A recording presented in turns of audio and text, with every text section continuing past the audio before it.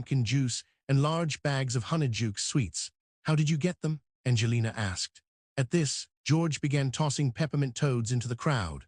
We had a little help from Mooney, Wormtail, Padfoot, and Prongs, Fred whispered in Harry's ear. Only one person didn't participate in the joyous party. Hermione sat incredibly in a corner, trying to read a large book called Life and Social Habits of British Muggle Families. Seeing Fred and George start juggling butterbeer bottles, Harry took the opportunity to leave the table and go over to Hermione. Didn't you go to the match? Harry asked. Of course I did. Hermione didn't even look up at Harry and her voice was strangely high-pitched. I'm glad we won. I think you did really well, but I have to finish this book by Monday. Come on, Hermione, have something to eat. Harry glanced at who was laughing happily at the moment, and he couldn't help but wonder. Was Ron in a good enough mood to make up with Hermione? I can't, Harry. I still have 422 pages to read. Hermione's voice sounded a little hysterical. Besides, she also glanced at Ron and whispered, he probably wouldn't want me to join. This was obvious, because Ron deliberately chose that moment to say loudly, if Scabbers hadn't been eaten, he could have had some of these fudge flies. He always liked them. P-class equals BL. Arc 1, Hermione suddenly burst into tears. Her nerves had been on edge lately, whether from the busyness of classes and studies or the business with Scabbers. All of it had kept her in a state of suppression. But Harry still hadn't expected her to actually cry at the drop of a hat. Before Harry could say or do anything, Hermione clutched the large book under her arm, sobbing and scrambling to open the portrait hole, then ran out of the Gryffindor common room. Can't you give her a break? Harry couldn't help but say. To Ron, then glanced at the portrait hole. It's already night. I think it's best to find her quickly. Ron also glanced at the half-open portrait hole. He hesitated for a moment, but then his face hardened. No, Ron said, his face stern. If she showed she was sorry, but she never admits she's wrong, that's Hermione. She still acts like Scabbers went on vacation or something. Harry hesitated, sighed, then ran out of the portrait hole with a helpless expression. It's so late, and it's dark everywhere. Where would Hermione go? He couldn't help but think, given Hermione's character, she definitely wouldn't run out at night. Nighttime wandering is against school rules. Chapter. Not long before Hermione stormed off, angered by Ron in the headmaster's office. Mikhail, what do you make of this? Dumbledore poked a candlestick on his desk with his wand. At the tip of the middle candle, a translucent black flame flickered without a breeze, swaying incessantly. This was something Dumbledore had taken from Serene's mother's soul, using a spell Mikhail didn't know. I don't know. According to Serene, this thing was picked up in the Manchac swamp. Mikhail sat opposite him, saying with some hesitation, perhaps it's something related to voodoo zombies. Dumbledore nodded, then shook his head. Perhaps there's some connection, but I think it might be much older, he said slowly. Do not go near that swamp in America, at least not for now. You must remember this. This was the second time Dumbledore had said this. Although Mikhail wasn't clear on the details, anything Dumbledore repeatedly cautioned about was clearly not simple. As for her soul, Dumbledore turned his head and looked at Serene's mother, who was floating in the center of the headmaster's office. To restore her soul to its complete state, that's almost impossible, Dumbledore said. I'm afraid I don't have many solutions either. If you ever gain the ability to go to that swamp, perhaps you can find some clues. Until then, leave her with me. If her nearly shattered remnant soul can be stabilized, at least there's still hope for it to persist. Mikhail thought for a moment, then nodded in agreement. Then I'll trouble you, Professor. I imagine Serene would want the same. After bidding Dumbledore farewell, Mikhail left the headmaster's office, planning to go to the Snow Witch that very night. Serene must be waiting anxiously. But as he walked downstairs, he faintly heard a girl sobbing. It sounded like it was around the corner of the corridor ahead. Mikhail walked a few steps forward, intrigued, and immediately spotted a messy bush of brown hair peeking out from beside a suit of armor's leg. Hermione. The girl was startled by the sudden voice. She propped herself up with her elbow, accidentally bumping the armor's leg. With a clang, the armor looked like it was about to fall. Wingardium Leviosa. Mikhail pulled his wand from his sleeve, making the entire suit of armor float up before it hit the ground. He waved his wand seemingly casually, and the armor automatically reassembled itself, standing back in its original place. Don't panic, it's me, Hermione, Mikhail said calmly. What's wrong? Hermione sprang to her feet, looking at him with tear-filled eyes, then grabbed his robes without a word. Large tears quickly welled up from her eyes, tracing paths down her cheeks. What happened? Can you tell me? Mikhail glanced curiously at the hand still clutching his robes, asking strangely. He had been too busy lately and had barely paid attention to what the little lions were up to well, except for Ron's rat. But Hermione just shook her head vigorously, refusing to say anything. "All right then, if you don't want to talk, don't," Mikhail said softly. "How about we go to Hogsmeade for a bit? Sometimes it's good to relax." "That's against school rules." Hermione sniffled, her voice hoarse. This little McGonagall was still concerned about rules even while she was crying. "Well, isn't you wandering around so late also against school rules?" Mikhail said, shrugging. His words only made it worse. Now that he mentioned it, Hermione's tears seemed to flow even more profusely. She sobbed, her head bumping against Mikhail's chest. "Whoa, whoa. Are you Squirtle?" Mikhail quickly grabbed Hermione's shoulders, but unexpectedly Hermione looked up at that moment. Suddenly, only a few inches separated their faces. They stared at each other, and for a moment the scene seemed incredibly awkward. Hermione didn't know what was happening to her, why she suddenly... Ahem. Both Mikhail and Hermione heard an abrupt cough. Hermione quickly took a step back, almost bumping into the wall. "Professor Snape." "Harry?" Mikhail turned his head and immediately saw the two standing around the corner. Harry and Snape had surprisingly similar expressions on their faces, a subtle look of having witnessed something they shouldn't have. "I think you should go to Filch's office and reflect properly." Snape suddenly grabbed Harry by the collar, decisively turning and heading downstairs. He acted as if he hadn't seen Mikhail and Hermione, even though Harry still looked utterly bewildered. "I think I should go back," Hermione said, then also hurried away. Mikhail pondered for a while in place, then muttered to himself, "It seems complaining is just an instinct, not part of emotions or feelings." He mumbled casually, heading out of the castle. It wasn't until late at night that Harry returned to the dormitory from Filch's office. Everyone else was already asleep. He didn't think much about seeing Mikhail and Hermione earlier. He just thought Snape was really good to Mikhail, even letting Hermione off the hook as well. Poor him, he had copied school rules in Filch's office for most of the night, his hand almost cramping up before he was allowed to leave. Soon, a deeply tired Harry felt as if he immediately fell asleep. He had a strange dream. He was walking in the woods, his firebolt slung over his shoulder, following something silvery white. This thing wound its way through the trees, and he could only glimpse it through the gaps in the leaves. He was eager to catch up, so he quickened his pace, but the faster he walked, the faster his target moved. Harry couldn't help but start running. He heard the sound of hooves ahead also quicken. It was like a race between them. He could hear the sound of running ahead. Then he turned a corner and came to an open clearing, and then, no, no, no, no, no, no. Harry suddenly woke up, as if he had been slapped in the face.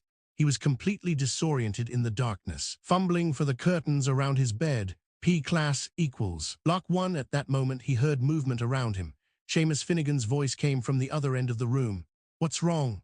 Harry thought he heard the dormitory door close. He finally found the opening in the curtains and yanked them open. At the same time, Dean Thomas lit a lamp. Ron sat up in bed, curtains pulled aside, his face etched with extreme fear. Black, serious black, he had a knife. "What? Right here, just now," he slashed the bed curtains. "Woke me up." "Are you sure you weren't dreaming, Ron?" Dean asked. "Look at those curtains, I tell you he was just here." Ron cried in terror. They all scrambled out of bed. Harry was the first to reach the dormitory door, and they ran full speed downstairs. Behind them, dormitory doors opened one by one, and many sleepy voices questioned them. "Who was shouting just now? What are you doing?" The embers in the fireplace illuminated the common room, which was strewn with a lot of party rubbish and completely empty. "Are you sure you weren't dreaming, Ron?" "I tell you I saw him." Just then, a few girls came down the stairs, wearing pajamas and yawning. "What's all this noise for?" "Professor McGonagall told us all to go to bed." Then the boys also started appearing. "Excellent, shall the party continue?" Fred Weasley appeared, saying cheerfully, "Everyone back upstairs." Percy shouted. He hurried into the common room, speaking as he pinned his head boy badge to his pajamas. "Percy, Sirius Black," Ron said weakly, "in our dormitory with a knife. He woke me up." The common room fell silent. "Nonsense." Percy looked scared too. "You ate too much, Ron. You had a nightmare, I tell you." "All right, enough, no more talking." Professor McGonagall was back. After she walked into the common room, she slammed the hole in the portrait behind her shut with a bang and glared furiously around. "I'm glad Gryffindor won the match, but you are being ridiculous now. Percy, I expected better from you." "I certainly didn't tell them to do this, Professor." Percy tried to appear more serious, though he looked a bit comical in his pajamas with his head boy badge pinned on. "I was just telling them all to go back to bed. My brother Ron had a nightmare. it wasn't a nightmare. Ron yelled emphatically, "Profess!" Or I woke up and Sirius Black was standing in front of me with a knife. Professor McGonagall stared at him. "Don't be absurd, Weasley. How could he get through the hole in the portrait?" "Ask him." Ron pointed with a trembling hand at the back of Sir Cadogan's portrait. "Ask him if he saw." Professor McGonagall cast a suspicious glance at Ron, then pushed the portrait aside and stepped out herself. The entire common room held its breath. "Sir Cadog, and did you just let a man into Gryffindor Tower?" "Of course, madam," Sir Cadogan cried. Everyone was too astonished to speak, both inside and outside the common room. You did that?" Professor McGonagall asked in surprise. But what about the password?" "He had the password," Sir Cadogan said proudly. "He had the passwords for the whole week, madam. Read from a small piece of paper." Professor McGonagall walked back through the portrait hole, facing the astonished, speechless students, her face as white as chalk. "Which," she said, her voice trembling, looking a little incredulous, "which utterly ignorant fool wrote down all the passwords for this week and left them lying around?" There was a moment of silence, and then a very small, terrified voice broke it. Neville Longbottom, trembling from his fluffy, slipper-clad feet to the tips of his hair, slowly raised his hand. Chapter BR Class equals Caliber 2, ID equals Caliber PB 119 //B/Li/All/Body. This was a grim, old residential area, overgrown with weeds and covered in peeling plaster. Yet the scattered, disorderly lights indicated that many families still lived here, their sporadic glow dotting the darkness before dawn, creating a somewhat oppressive atmosphere. It wasn't until he got closer that Marker realized most of those lights were flickering streetlights, with only a few rays peeking through curtain gaps. P-class equals block. One looking around, he vaguely saw chimneys and television antennas everywhere. "It's just ahead." As they passed a small square overgrown with unruly weeds, Black pointed forward. The houses here, regardless of size, all had a dirty appearance. Some had broken windows, revealing pitch-black interiors where nothing could be seen clearly. The once vibrant paint had peeled off the front doors, and piles of trash accumulated on the few steps leading up to them. "You haven't been home in 12 years, Marker couldn't help but say, but Black shook his head. He said, "It's been longer than you think." Number 12 Grimmauld Place, a dilapidated old house ravaged by time. When Marker saw it, it was as run-down as the surrounding houses. Most of the windows were shattered, and the thick front door was covered in vines, with no keyhole or letterbox slot. The silver, ornate doorknob was twisted and deformed, looking like a small snake fixed to a piece of rotten wood. P-class equals B. Lock 1 looking up, one could see that the corners were mostly occupied by spiders, attempting to catch some tasty flying insects. The lower parts of the walls were entirely damp, covered in gray mottled moss that was as slimy as Black's collar. Well, in fact, Marker was reminded of that dreadful sensation by everything he saw now. Black extended his wand and tapped the front door. After hearing a few dull, metallic clicks from both sides, a creaking sound of hinges followed. The door broke free on the vines and slowly creaked open. "It's been empty for too long. There must be all sorts of messy things that have made a home inside." "Don't wander off," Black said. "Follow me." Marker followed closely behind Black into the dark hallway, and immediately a sweet, damp smell wafted over him, the scent of decaying wood. The floor creaked underfoot, breaking the silence. Black casually waved his wand, and with a soft hiss, the old gas lamps on all the walls lit up, casting an unstable flicker light on the tattered wallpaper and illuminating a worn-out long rug. Above the rug, a cobweb-covered, tree-shaped decorative lamp flickered, and ancient, blackened portraits hung on the warped and swollen wooden walls. Honestly, this dilapidated sight was better left unseen. Black silently led Marker through a pair of long, worm-eaten curtains, past a huge umbrella stand that looked like it was made of several giant legs. Then, they ascended a carved wooden staircase with a handrail. P-class equals block 1. On the wall alongside the staircase was a shield-shaped family crest. The crest was mostly black, with a mountain as its central motif between two stars, a sword as its base, all in silver, and two leaping greyhounds on either side. And just below that impressive family crest, a row of miniature, head-like objects mounted on the wall as decorations seemed particularly jarring. These were the heads of the Black family's house elves throughout generations. Whenever an elf grew too old to carry a tray, their head would be chopped off and used as a decoration for their masters. To house elves, this was seemingly an honor. I heard this was your family's idea first, Marka said, looking at that row of objects.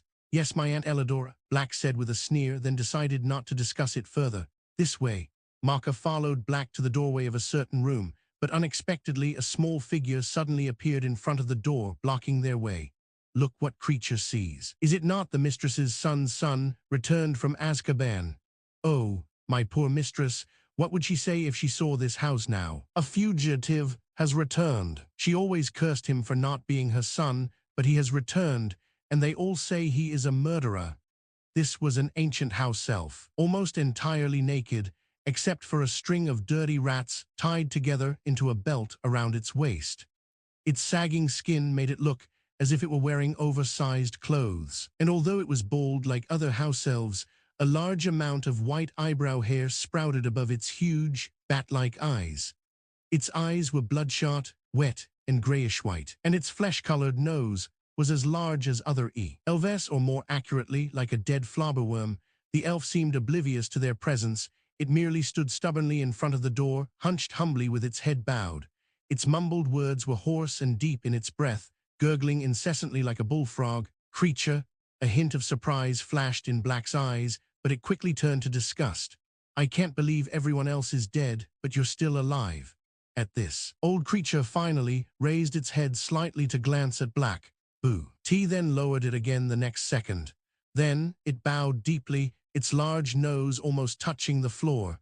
Creature mumbled indistinctly, "How can Creature die? If Creature dies, who will continue to look after the mistress's house? But it's constantly getting darker in here. It's a filthy, haunted place," Sirius said. "Master always likes his little jokes." Creature bowed again, continuing to whisper, "Master is a dirty, ungrateful pig. He broke his mother's heart." "My mother had no heart, Creature," Sirius suddenly exclaimed. "She lived outside of pure things." As Black spoke, Creature bowed again, as if it were a conditioned reflex. P class equals blow. CK1, no matter what Master says. It grumbled angrily. "Master is not fit to polish his mother's boots." Oh, my poor mistress, what would she say if she saw Creature still serving him? She hated Master so much. He is such a disappointment. "I don't want to waste words with you. Get out of the way," Black yelled loudly. Creature instinctively shuffled 2 steps to the side. Black snorted and walked past it, but it continued to mumble bad things under its breath. As Marka was about to follow Black forward, Creature suddenly raised its voice a little, though it was still barely noticeable. "Oh, where did this little brat come from?" Master brought him. "A young lad. He wants to enter the family library. This is against the rules." "Yet you haven't completed the task your young master left you," Marka said calmly, glancing at Creature. Just that light sentence from Marka made Creature suddenly raise its head. It stared intently at Marka's face, opening its mouth as if to say something. "Come in quickly, don't bother talking to it, it won't listen." Black's voice came from inside the room. Marka acknowledged him. "P class equals block 1. I'll come back another day specifically for the locket. Remember to open the door for me," he whispered to Creature, then quickly walked inside. "These are all the books. Will they really help Harry?" In the library filled with bookshelves, Black placed a thick stack of magic books on a wooden table, stirring up a cloud of dust. The books and the wooden table were equally dirty, and Black was in no mood to be particular. "Of course. At least I can be sure. Voldemort left Harry with a problem of the soul," Marka explained. "Professor Dumbledore said so." Although the Hogwarts library's collection was one of the most extensive in the world, there were always some books that could only be found in wizarding families. For example, the ones in front of Marka now.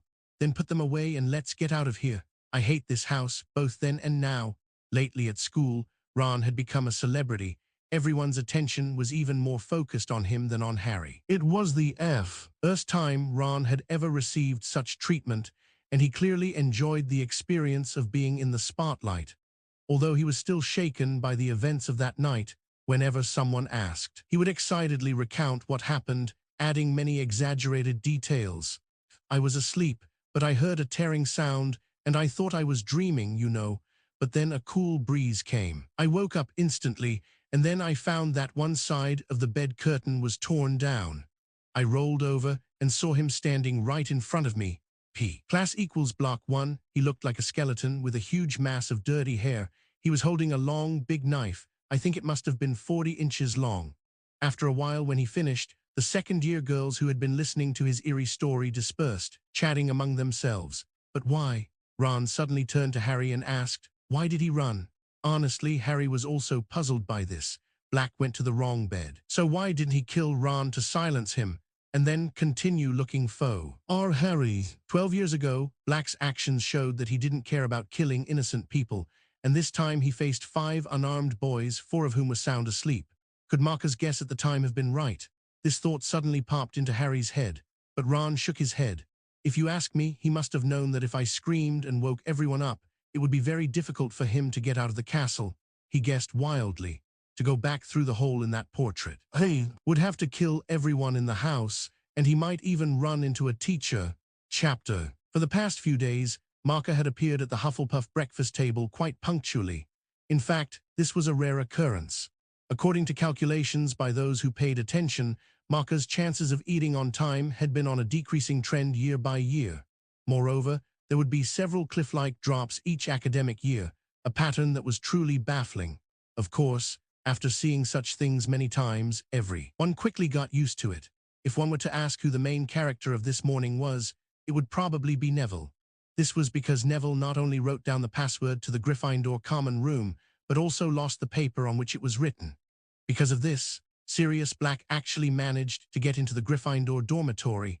Professor McGonagall was furious about this, and immediately forbade Neville from going to Hogsmeade Village ever again. Not only that, SHE also gave Neville detention and forbade anyone from giving him the password to the tower. Poor Neville had to wait in the common room every night, hoping someone would take him in, and whenever this happened, the gnomes would always taunt him with unpleasant remarks. However, these punishments were nothing compared to what his grandmother had waiting for him. 2 days after Black broke into the tower, she sent Neville something that was probably the worst thing a Hogwarts student could receive at breakfast, a howler. That day the school owls flew into the Great Hall, delivering mail as usual.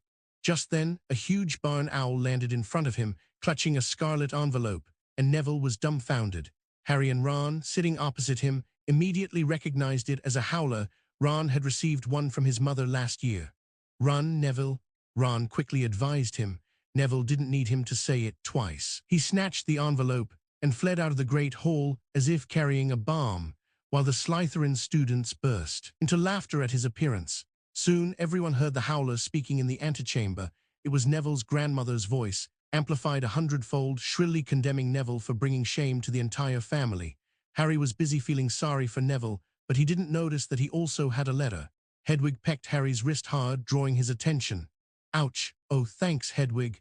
Harry tore open the envelope, and Hedwig, without waiting for an invitation, began to eat the cornflakes from Neville's plate. Harry saw that the note inside the envelope read, "Dear Harry and Ron, would you like to have tea with me around 6 o'clock tonight? I'll pick you up at the castle. Wait for me in the Great Hall, as you're not allowed to leave the castle on your own.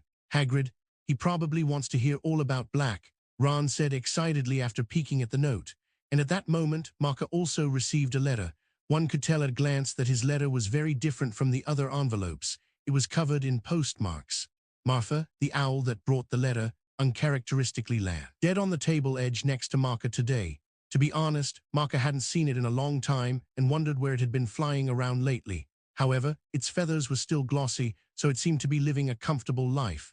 Villy, Marker directly placed his plate in front of it while picking up the envelope with his left hand to read it. This was an international letter from Paris, France. Marker didn't know how such a letter was delivered, but it looked quite weathered at the moment. The letter felt thick, so it probably contained many sheets of paper. He tore open the envelope and peeked inside, and indeed it was a thick stack. Has Villy become obsessed with writing novels recently, or what? Marker thought casually as he pulled out the letter sheets. As soon as he unfolded the paper, he understood. This thick stack, neatly folded together, was almost entirely cultivation records for the Rafflesia Dragon's Kiss.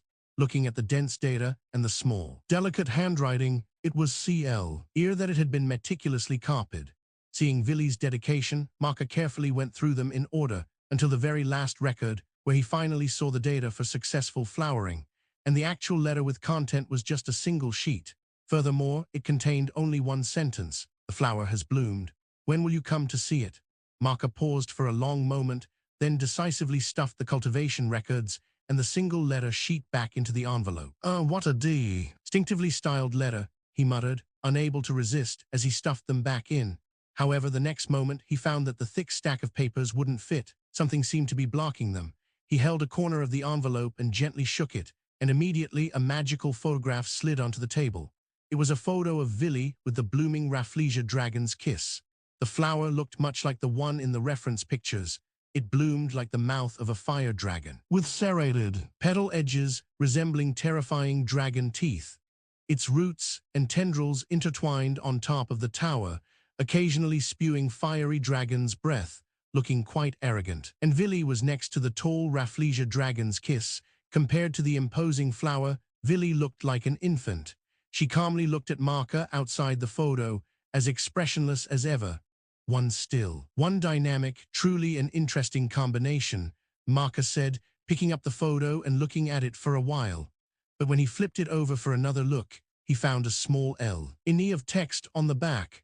Have those flowers in the greenhouse bloomed? Villy was, of course, referring to the unknown flower seeds. Lately, their stems and leaves had grown thicker and more eye-catching, the kind that once you looked at them, you couldn't tear your eyes away. After consulting with Professor Sprout, Marka moved them to the last greenhouse to prevent other students from being affected. But as for whether they had bloomed, Marka could only regretfully say no. A long time had passed, but they still hadn't even grown flower buds, let alone bloomed, which was quite astonishing. Marka scheduled writing a reply for the evening, and now it was time for him to continue his research. At 6 o'clock in the evening, Harry and Ron left the Gryffindor Tower, jogging past the security gnomes and heading straight for the antechamber. Hagrid was already waiting for them there. "Hello, Hagrid," Ron said. "I suppose you want to hear about what happened Saturday night." "Right, I've already heard all about it," Hagrid said, opening the door and leading them out of the castle. "Oh," Ron said, looking a little dejected. After they entered Hagrid's hut, the first thing they saw was Buckbeak the Hippogriff. At that moment, it was lying on Hagrid's patched bedsheet, its huge wings folded tightly against its sides. It was enjoying a plate of dead ferrets. Harry deliberately avoided looking at the unpleasant sight. He saw a huge, shaggy brown suit hanging on Hagrid's wardrobe door, along with a hideously ugly yellow and orange striped tie. "What are those for, Hagrid?" Harry asked. "Buckbeak's case for the Committee for the Disposal of Dangerous Creatures," Hagrid said. "This Friday, he and I have to go to London together. I've booked 2 berths on the night bus." A very uncomfortable wave of guilt immediately surged through Harry. Buckbeak's trial date was so close. Yet he had completely forgotten about it. And judging by the expression on Ron's face, he had probably forgotten too. Naturally, they had also forgotten their promise to help prepare Buckbeak's defense. The arrival of the firebolt had made them forget all about these things. Hagrid poured them tea and offered them a plate of bath buns, but they knew it was better not to eat them. They had had enough experience with Hagrid's cooking. "I have something to discuss with both of you," Hagrid said, sitting between them, his expression looking very serious, at least different from his usual demeanor. "What is it?" "Harry, scared Hermione." Hagrid brought up her name. "What about her?" Ron asked. "She's fine, that's the problem. She's visited me many times since Christmas, often saying she doesn't know what to say to Marka." Hagrid suddenly shook his head again. "No, that's not it. I mean, she always says she's lonely because you first ignored her over the firebolt, then she changed her mind and didn't tell McGonagall, but now you're not talking to her again. Just because of her cat, it ate Scabbers," Ron angrily interrupted Hagrid. "Because her cat did what all cats do," Hagrid stubbornly continued. "She's cried several times. You know, she's having a hard time now. She's bitten off more than she can chew. If you ask me, she's trying to do too much. But she's really not as smart as Marka. Yet she still makes time to help me prepare Buckbeak's case. You know, she found me some really useful information, and I think Buckbeak might actually win now." "Hagrid, we should have helped you too. I'm sorry." Ararwai said awkwardly. "I'm not blaming you." Hagrid clearly didn't mind. "You two have enough on your plates already. I see you training day and night on the Quidditch pitch. But I must tell you, I think you two should value your friends more than broomsticks and rats. That's what I have to say." He thought for a moment and added, "At least Marka, despite being busy all the time, still remembers to send everyone some helpful potions. Even I got some. I suppose you two received them too." Lie class equals block 2, ID equals talk ID 122 val. U equals 122 chapter. Harry and Ron both felt a little ashamed of Hagrid's heartfelt warning, but their thoughts were once again tied to their respective personalities. Of course, let's not talk about what happened between them for now, because Marka had more important things to discuss. Around 10 o'clock that night, in a hollow deep within the Forbidden Forest, "Oh, clack, clack, clack, my darlings," Aragog's wife, Marseg, carefully held a small pile of egg sacs with the tips of her forelegs, saying reluctantly, "They are all my darlings, but well." Marka reached out and took them, holding them just as carefully in his palm. In fact, newborn acromantula babies are incredibly tiny. "Marka, I know you'll take good care of them, won't you?" Marseg stared intently at his hand. That was natural. For Marka, these little ones might truly be no less important than his own children. I mean, if he had any. In short, his dedication to these egg sacs was absolutely extraordinary. "In about a month, the children will hatch and run out on their own," Aragog said, coming closer. After Marka's repeated assurances, he bid farewell to Aragog and Marseg. Once all the egg sacs hatched, they would have to move, and if Marka wanted to find them again, he would have to travel a considerable distance. However, this was not too important to Marka. In the following days, he kept these tiny egg sacs in a candy box, carrying them around all day. Like a doting father of, early concerned about his children, he had no time to attend to other things happening around him, except for those that were absolutely necessary. For example, he had to brew medicine for Lupin on time, and he had to continue his research as usual. Because of this, he missed a day of relaxation in Hogsmeade Village, but he still didn't miss the bad news that Buckbeak had lost his appeal. One day at noon, after lunch, Hagrid lost the appeal and Buckbeak is going to be executed. Hermione held a letter in her hand, her lip is trembling non-stop. "Marka, can you help him?" "Buckbeak," Marka blinked. "Oh, Hagrid's hippogriff, what happened?" He had almost overlooked the matter. Hagrid sent me this," Hermione said, handing the letter to Marka. The parchment was damp and large teardrops blurred the ink, making some parts difficult to read. It was unclear whether they were Hagrid's tears or Hermione's, perhaps both. "Dear Hermione, we lost. They allowed me to bring him back to Hogwarts, and the execution date is yet to be determined. Buckbeak likes London, and I won't forget all your help to us. Hagrid." Hermione seemed to have cried a bit too much recently, and her spirits looked very low. If this continued, she would eventually fall ill. Marka pondered for a moment, then looked up and said, "This isn't a big deal, actually. You have to remember, we are in the wizarding world now. Not the muggle world we used to live in." "What do you mean?" Hermione asked, startled. "It means," Marka spread his hands and said naturally, "hide it, don't let anyone find it, and that's that, isn't it?" "Is that really possible?" Hermione asked in surprise. "I mean, can we really hide it so no one can find it?" "Of course, it's not that difficult, but there's still an appeal period, so it's not completely hopeless yet," Marka comforted her. "It just requires some rather special methods. P class equals B. Lock 1, what methods?" Hermione quickly asked. Marka reached out and patted Hermione's shoulder, saying meaningfully, "You wouldn't want to know." For Marka, Hagrid was a very useful friend.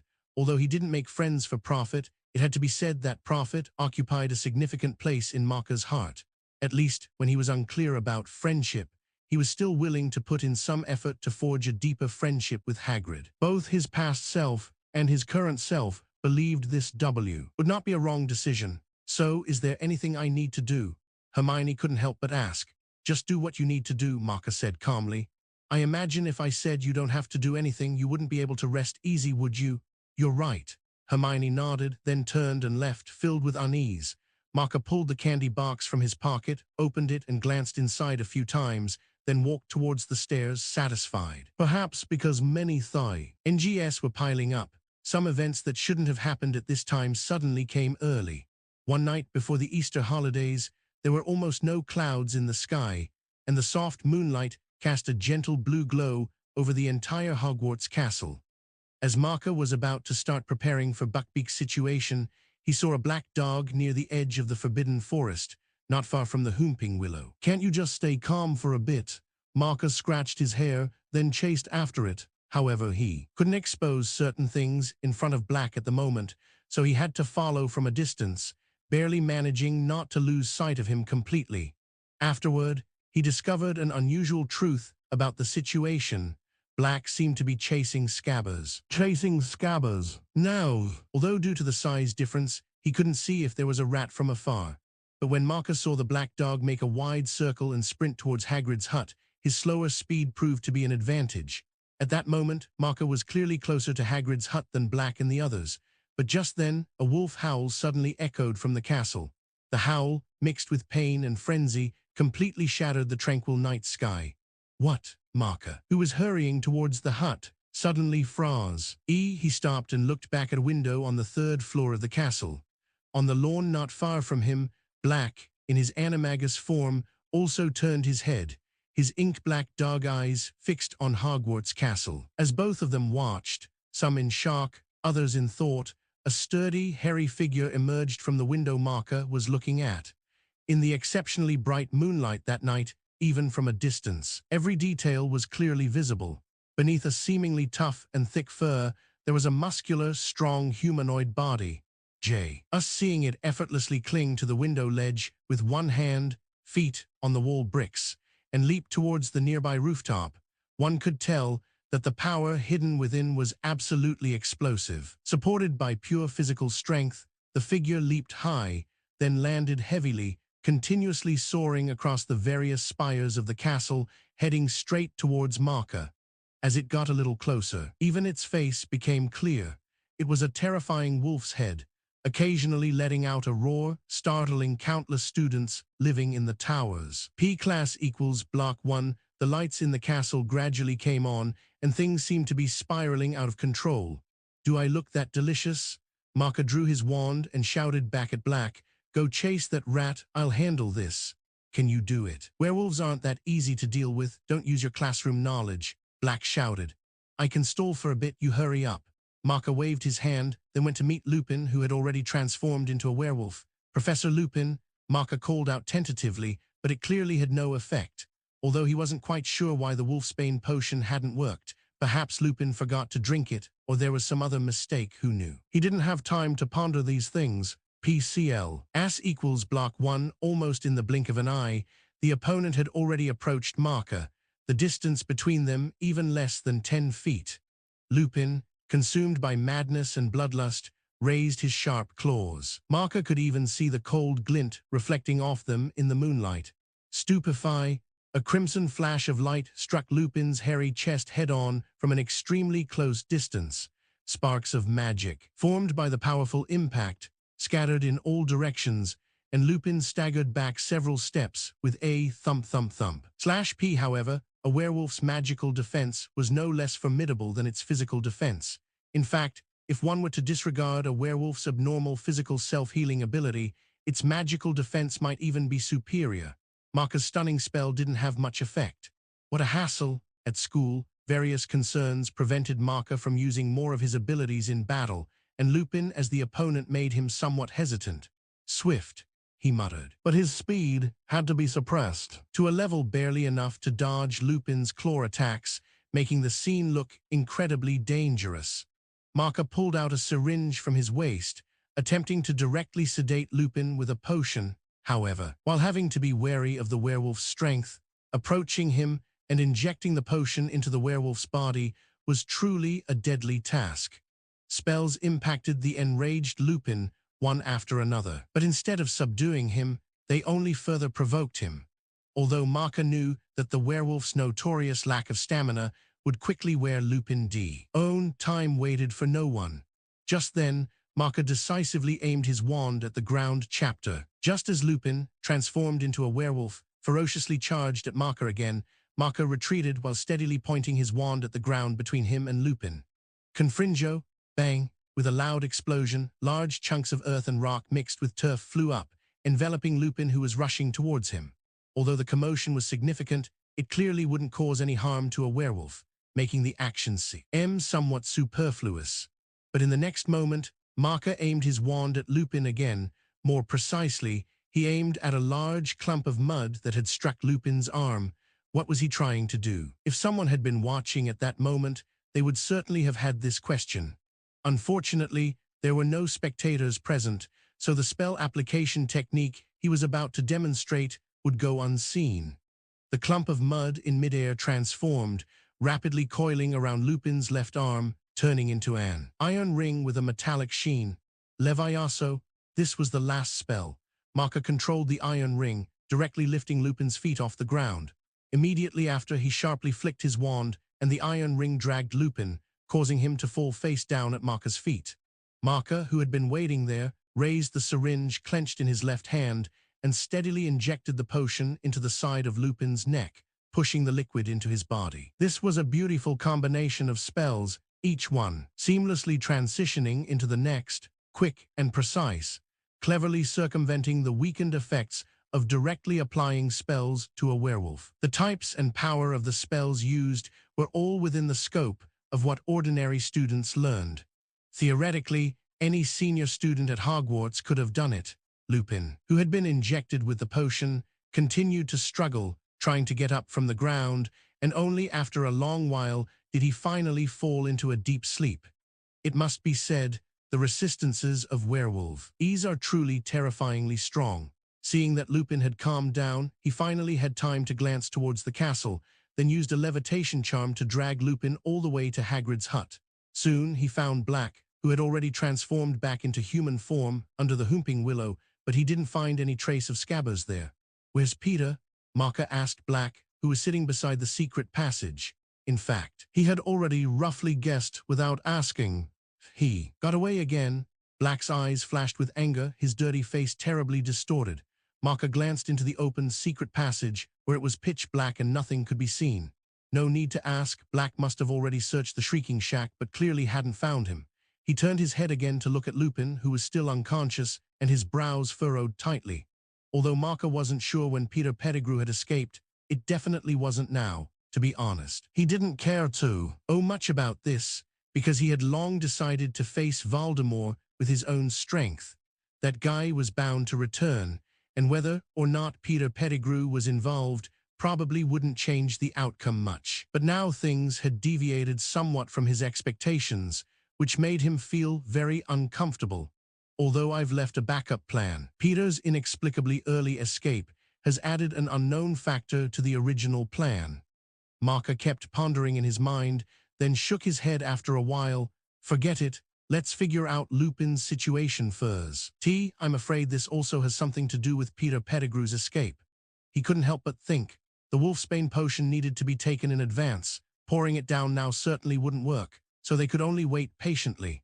As for the period of weakness after transforming back into human form, that wasn't a big concern. At Marker's urging, Black took Lupin and him to the Shrieking Shack, to avoid being discovered by anyone who might be searching. It wasn't until dawn that Lupin gradually returned to human form. "Professor Lupin, Lupin," Marker and Black called out to Lupin, who had just opened his eyes. "Ugh, what?" Lupin had only spoken halfway when he understood. "I transformed again." "And did the wolfsbane potion not work?"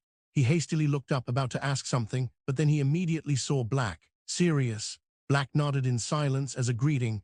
Lupin stared at him, his voice carrying a suppressed emotion. "Why are you out, Sirius?" Black's face was expressionless and he sat motionless. After a few seconds he said dully, "I have something I must do." Marker, standing by, couldn't help but shake his head and say, "Professor Lupin, he's out to catch Peter Pettigrew." "What?" Lupin suddenly turned to Marker. "You know Ron's pet rat?" Marker asked in return, "The one called Scabbers." A hint of surprise appeared on Lupin's face, but that was all. This showed that he had already had some suspicions in his heart. But Lupin turned back, looking intently at Black, as if trying to read his mind. Why didn't he reveal the truth before? Unless, Lupin's eyes suddenly widened, as if he were looking at something other than Black, his gaze shifting to the air in front of him. "Unless he was the one. Unless you guys changed it. Without telling me." Black looked up and gazed at Lupin's face, then slowly nodded. Despite his physical weakness, Lupin struggled to get up and walk to Black's side, grabbed his hand, and pulled him up forcefully. Then they hugged each other like brothers. "Friendship between men, huh?" Marker stroked his chin, looking thoughtful. Two patted each other on the back, then separated and sat down. It seemed they needed to have a good talk, especially about Peter Pettigrew. "Professor Lupin," Marker began, "I think before that, I need to understand the issue with the wolfsbane potion. Do you still have the vial on you?" "It's in my office, but it hasn't been thrown away yet. We can go look at it together later," Lupin said. "In fact, I'm also eager to know what went wrong." I hope I didn't hurt anyone. Marka shrugged. Probably not. You jumped out the window right after your transformation howl ended, and then you bolted towards me. You didn't have a chance to hurt anyone else. Oh, Lupin asked anxiously, are you all right? Of course, I injected you with some potion to make you fall asleep. No problem at all, Marka said, shrugging to indicate it was nothing. Lupin was already accustomed to Marka's strange behavior. Once he confirmed that Marka was not injured, he couldn't help but tap the iron ring still hanging on his arm. So, what do you do to me? He couldn't help but ask. You know, werewolf skin is very resistant to magic, so I could only rely on other things to take you down, Marka explained. Otherwise, it's really difficult to approach a standing werewolf. I really want to give you some points for that, Lupin said with a wry face. No need for that, Marka said, standing up. Professor Lupin and Uncle Black, you two catch up here. I'm going back for breakfast. The two watched Marka's departing back. They exchanged glances, both with a hint of bewilderment.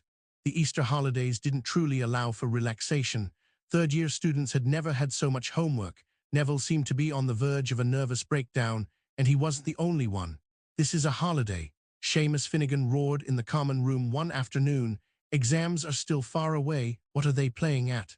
But no one was as busy as Hermione. Even though she no longer attended divination class for some reason, she still took more classes than anyone else. In the evenings, she was usually the last to leave the common room, and the next morning, she was the first to arrive at the library. She already had shadows under her eyes like Lupin, and the endless busyness seemed to be making her a little unhinged, giving the impression that she might burst into tears at any moment. Ron had taken over the Buckbeak case.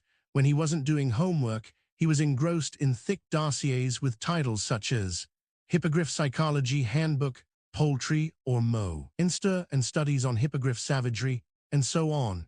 He had been completely immersed in it lately, even forgetting to be mean to Crookshanks. Meanwhile, Harry had to squeeze in time for homework every day after Quidditch practice, not to mention the endless tactical discussions with Wood.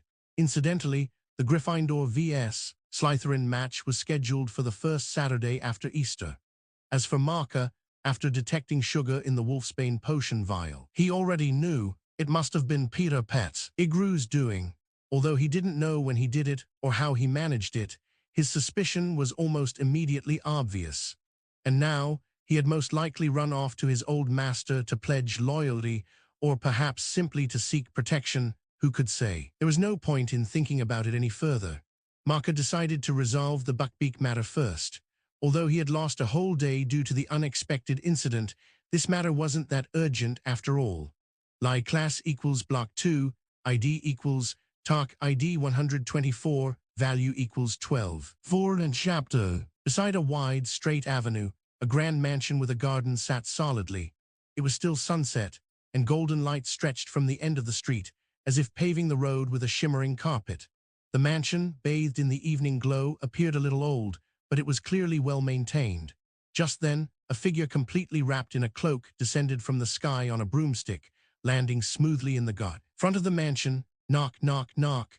A moment later, a series of urgent knocks sounded. The main door was opened from the inside, and a timid house elf peeked out from the doorway. I'm looking for old Avery. A young voice emerged from the hood of the cloak, calm with a hint of arrogance. You please wait, the house elf replied softly, then carefully closed the door again. Not long after, the house elf returned. May I ask who you are? It stammered nervously. If you don't have an appointment, you cannot. The newcomer scoffed, pushed the house elf aside, and walked straight inside. No, you can't, you really can't, the master said. The house elf hurriedly chased after him, but dared not make any rude movements, only continuously and intermittently explaining something in its sharp voice. Perhaps because the house elf's commotion was a bit loud, just as they stepped onto the carpet and reached the middle of the hall, someone came down from the second floor. Who are you? How dare you just barge into our Avery home? This was a young man who looked quite arrogant. He coldly stared at the uninvited guest and demanded loudly, It's me. Of course, the newcomer pulled down his hood. Although I've roughly mentioned my name to you, I haven't formally introduced myself yet. I am Marka McLean. He casually took off his cloak and tossed it to the bewildered house elf standing by. Beneath his cloak was an exquisite set of wizard robes, he had custom-made from basilisk material. Under the evening sun shining through the window, it emitted a faint dark green glow, looking quite peculiar. "Is your father home? Take me to see him." One moment he was somewhat polite, but the next, his tone was unquestionable, making it hard to gauge his true attitude. Upon seeing him, Lyle Avery felt a chill. The lesson he received at the Macmillans last time had left a deep impression on him. As he was lost in thought, accompanied by unhurried footsteps, a smooth voice came from upstairs.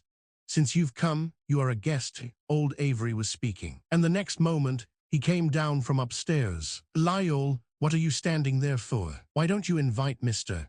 McLean to the parlor for a cup of hot tea?" Though referred to as old Avery, it was merely to distinguish him from his son. His age was roughly similar to Ernie's father. However, his son was born earlier, so Lyle was actually a few years older than Marka. Old Avery was clearly discerning when he saw the unique wizard robes Marka was wearing. His eyes immediately lit up. Not only was the material special, but even the style was unusual. People often say that one's attire usually represents one's identity and background, and this is particularly true among pureblood wizards. "Please." Old Avery extended his hand in invitation. Lyle was impolite that day. "Please don't mind it this way, please." Led by old Avery, Marka followed him into the parlor located on one side of the main hall. The two sat facing each other. Lyle also sat to the side, and after the house elf brought tea and refreshments, a seemingly casual conversation gradually began. Although there was no real friendship between the two parties, one side's speculation and the other's objective made this conversation quite smooth. When invisible benefits are presented, even if it's just a possibility, it won't make the people conversing feel any annoyance. As you said, the Macmillan family's courage is truly negligible. It's simply a disgrace to pure-blood wizarding families. Old Avery chuckled. "I wonder if Mr. McLean could reveal a little about your family." Marka calmly took a sip of tea, thinking that the conversation had finally come around to this question. "The family I belong to is not worth mentioning. It just has a slightly longer history." He naturally spouted nonsense, as this was his old trick. "However, there are some small things I can show you." As he spoke, he drew his wand and casually flicked it. Immediately, a black mist skull emerged from the tip of his wand.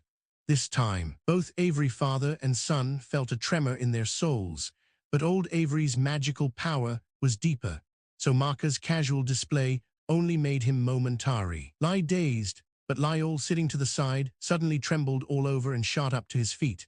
He only wanted to retreat, but tripped over the sofa behind him, falling back onto it, feeling weak all over. Compared to the harmless soul tremor, psychological fear was the fundamental reason for Lyle's panic. "Is this the dark mark?" Old Avery's eyes widened as he asked with a trembling voice. "Of course not." Marka forced out a cold smile and said calmly, "But I must say, the Dark Lord and I do have a certain understanding." He certainly had an understanding with Voldemort, but whether this understanding was good or bad, old Avery had no way of knowing. Then, old Avery said with a grave expression, "Is the Dark Lord returning? It's only a matter of time. You don't need to worry about that. What you need to remember is," Marka said, propping his elbows on his knees, leaning forward and emphasizing his tone. "The Dark Lord just wants to know if his old friends are still by his side when he returns." Although his tone remained calm, the meaning contained in his words made old Avery feel a little apprehensive. He hesitated, holding back for a while before tentatively asking, "So, what should I do?" At this moment, Marka stared fixedly into old Avery's eyes with his emotionless gaze.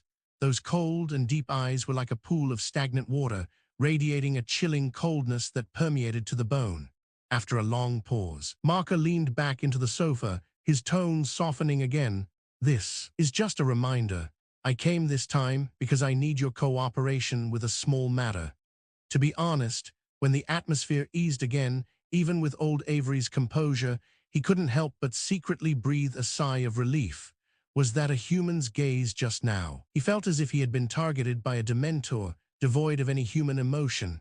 "Please speak." Old Avery nodded. "Remind your friend not to waste all his time on trivial matters," Marka said, tucking his wand back into his sleeve without looking up. "You mean Lucius Malfoy, of course." Does he really think those petty tricks can crack Dumbledore's position? There's no time for him to play gradual games. 13 years, what has he accomplished? Marcus spread his hands, feigning impatience. But why don't you go directly to? Old Avery hesitated. Because your son doesn't attend Hogwarts, understand? You and Severus. Old Avery paused, swallowing his words. Yes, I understand. I'll go talk to Lucius. Remember, before the Dark Lord returns, don't mention me to anyone, Marcus said faintly. If Malfoy asks, just ask him if that diary is still around. At this point, Marcus sneered. I'm sure he'll understand. Afterward, Marcus declined old Avery's dinner invitation and returned to Hogwarts under the newly fallen night. His abrupt visit and elaborate bluff were, of course, not just for Buckbeak's sake. To put it plainly, that was merely incidental. His true purpose was to lay a stepping stone within Voldemort's forces. Since Peter Pettigrew had already slipped away, the plan's progress naturally had to accelerate. Although High's magical power was still somewhat insufficient, time never waits for anyone, and various unexpected troubles would never give you a heads-up before arriving. Marcus' strength has always been more than just his magic. As the Quidditch match day drew closer, the entire Gryffindor house became excited. The legendary figure Charlie Weasley, Ron's second older brother, had once been a seeker, but since him, Gryffindor House had not truly shone. Moreover, after Marcus' period of immense glory, everyone had lost confidence in the Quidditch Cup. Fortunately, the point-slashing maniac himself wasn't too enthusiastic about the match, which rekindled everyone's hope. But Harry believed that no one among them, including Wood, desired victory as much as he did. A few days ago, the animosity between Harry and Malfoy had reached its peak. Earlier in Hogsmeade, Harry, using the convenience of his invisibility cloak, had thrown a lot of mud at Malfoy, who was furious about it. But what angered him even more was that Harry had managed to escape punishment. Harry, on the other hand, hadn't forgotten Malfoy's attempt to frame him during their match against Ravenclaw, and Buckbeak's case made him even more determined to defeat Malfoy in front of the entire school. But recently, Malfoy had inexplicably become low-key, even just glaring at him and walking away when they met. Pigs might fly. Harry's puzzlement was evident. Chapter/I'll/body. In everyone's memory, no previous match had ever been as volatile as this one. Even though Malfoy had inexplicably stopped his constant bluster, the other Slytherin students still constantly clashed with the Gryffindors. Several minor scuffles broke out in the corridors, eventually escalating into serious incidents, resulting in a fourth-year Gryffindor and a sixth-year Slytherin both ending up in the school hospital, with leaks sprouting from their ears. As the days passed, the tension between the two teams and houses had reached a breaking point.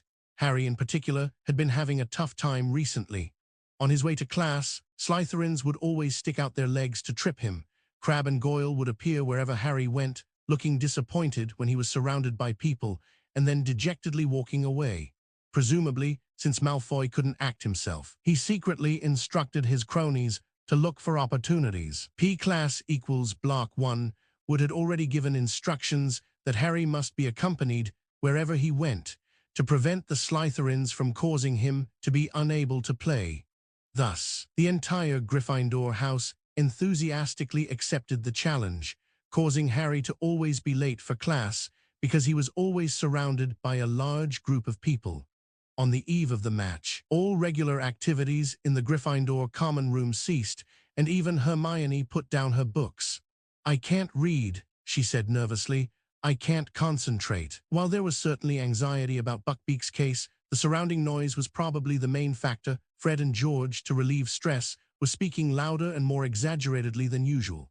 "You'll do great." Hermione had to distract herself by comforting Harry. "You have a firebolt," Ron chimed in. "Yeah." Harry felt his stomach clench. At that moment, Wood suddenly stood up and shouted, "Team to bed." Everyone immediately felt a sense of relief, as another day had finally passed. To be honest, Harry didn't sleep well. He kept having nightmares all related to the match. When he suddenly woke up from a dream, he remembered that the match hadn't taken place yet, and he was safely tucked in his bed. Coming to his senses, Harry suddenly felt very thirsty. He quietly got out of bed and poured himself some water from the silver pitcher under the window. It was still deep in the night, and from the window, the moonlight cast a silvery glow over the silent, empty lawn. Not a single breeze stirred the treetops of the forbidden forest tonight, and the Whomping Willow stood motionless, looking harmless. It seemed the conditions for the match were perfect. But just as Harry put down his glass and was about to go back to bed for a little more sleep, something outside the window caught his eye. An animal was wandering on the lawn. Harry rushed to his bedside table, grabbed his glasses, put them on, and ran back to the window. Wouldn't be the Grim, at least not now, not right before the match. He looked out at the grounds again, quickly searching for a moment, and then he found it. It was now stealthily moving along the edge of the forbidden forest. No good. It wasn't the Grim. It was just a cat. Harry gripped the windowsill, relieved. He recognized the bottle brush tail. It was just Crookshanks. Wait, was it only Crookshanks? Harry squinted, his nose pressed against the window pane. Crookshanks seemed to stop. Harry was sure he saw something else in the shadows of the trees. After a while, it appeared, a huge black dog, stealthily making its way across the lawn, with Crookshanks trotting alongside it. Harry's eyes widened. What did this mean? If Crookshanks could also see the dog, then how could it be a harbinger of Harry's death? It wasn't over. As the black dog took a few more steps forward, another figure emerged from the woods. It was Marker. Ron. Harry whispered, "Ron, wake up." "MMM." Ron mumbled groggily from his bed. "Come and see, quick." Harry continued to whisper. "It's so dark outside, Harry." Ron grumbled vaguely. "What are you doing?" "Come here." Harry quickly turned back to look out the window, but Crookshanks and the dog were gone, and even Marker wasn't there. He climbed onto the windowsill and looked into the shadows of the castle, but they weren't there either. Where did they go? At that moment, the loud snoring from behind him told Harry that Ron had fallen asleep again. As Harry searched in vain and finally had no choice but to lie back down, Marker emerged from around a corner. "Uncle Black, it seems you won't be able to visit Har. This time," he whispered. "He's awake now." Black, in his animagus form, shook his head, indicating he had to go back. "Take some food back," Marker said, pulling a cloth bag from his waist. "But I only have dry rations on me, so make do with them to fill your stomach." Black silently nodded, bit the bag, and then turned and ran towards the Whomping Willow. "Crookshanks, what about you?"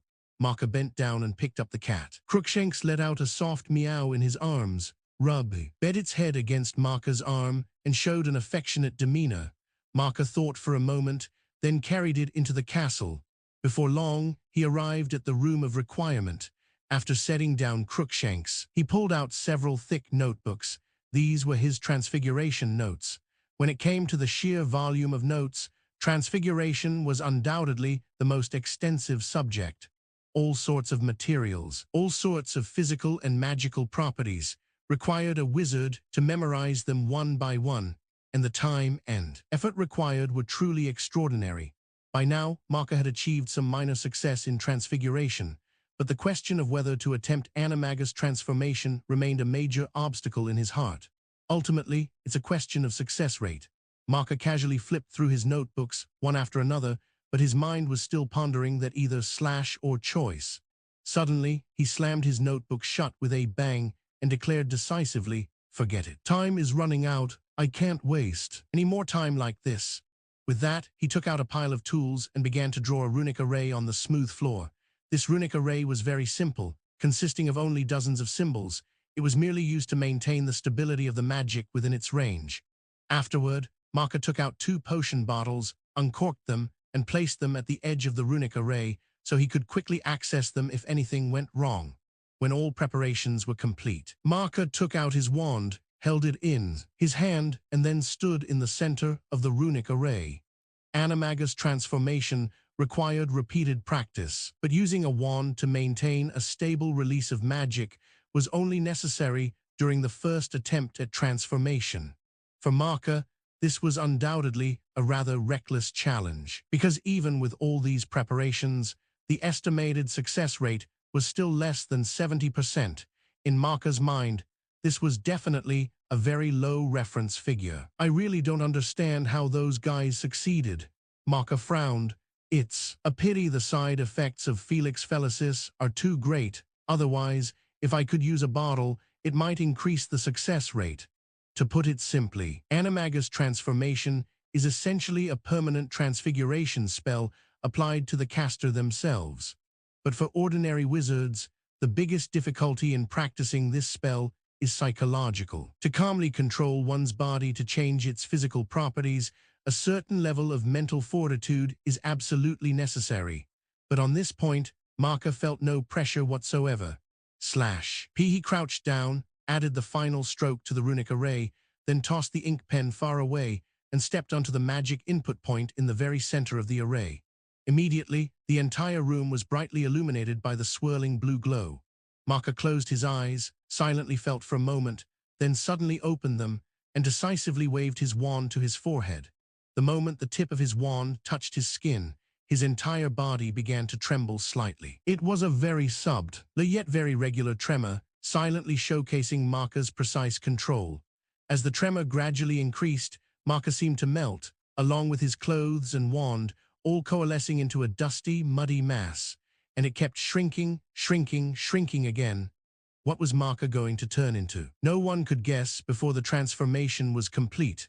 But what was baffling was that the mass was still shrinking, any more and it would disappear. Finally, the mass stopped shrinking when its diameter was about 5 centimeters. Immediately after, it stretched slightly, gradually outlining an exquisite shape, and its colors began to enrich. When the image became clear, Marker's first animagus transformation was finally successful.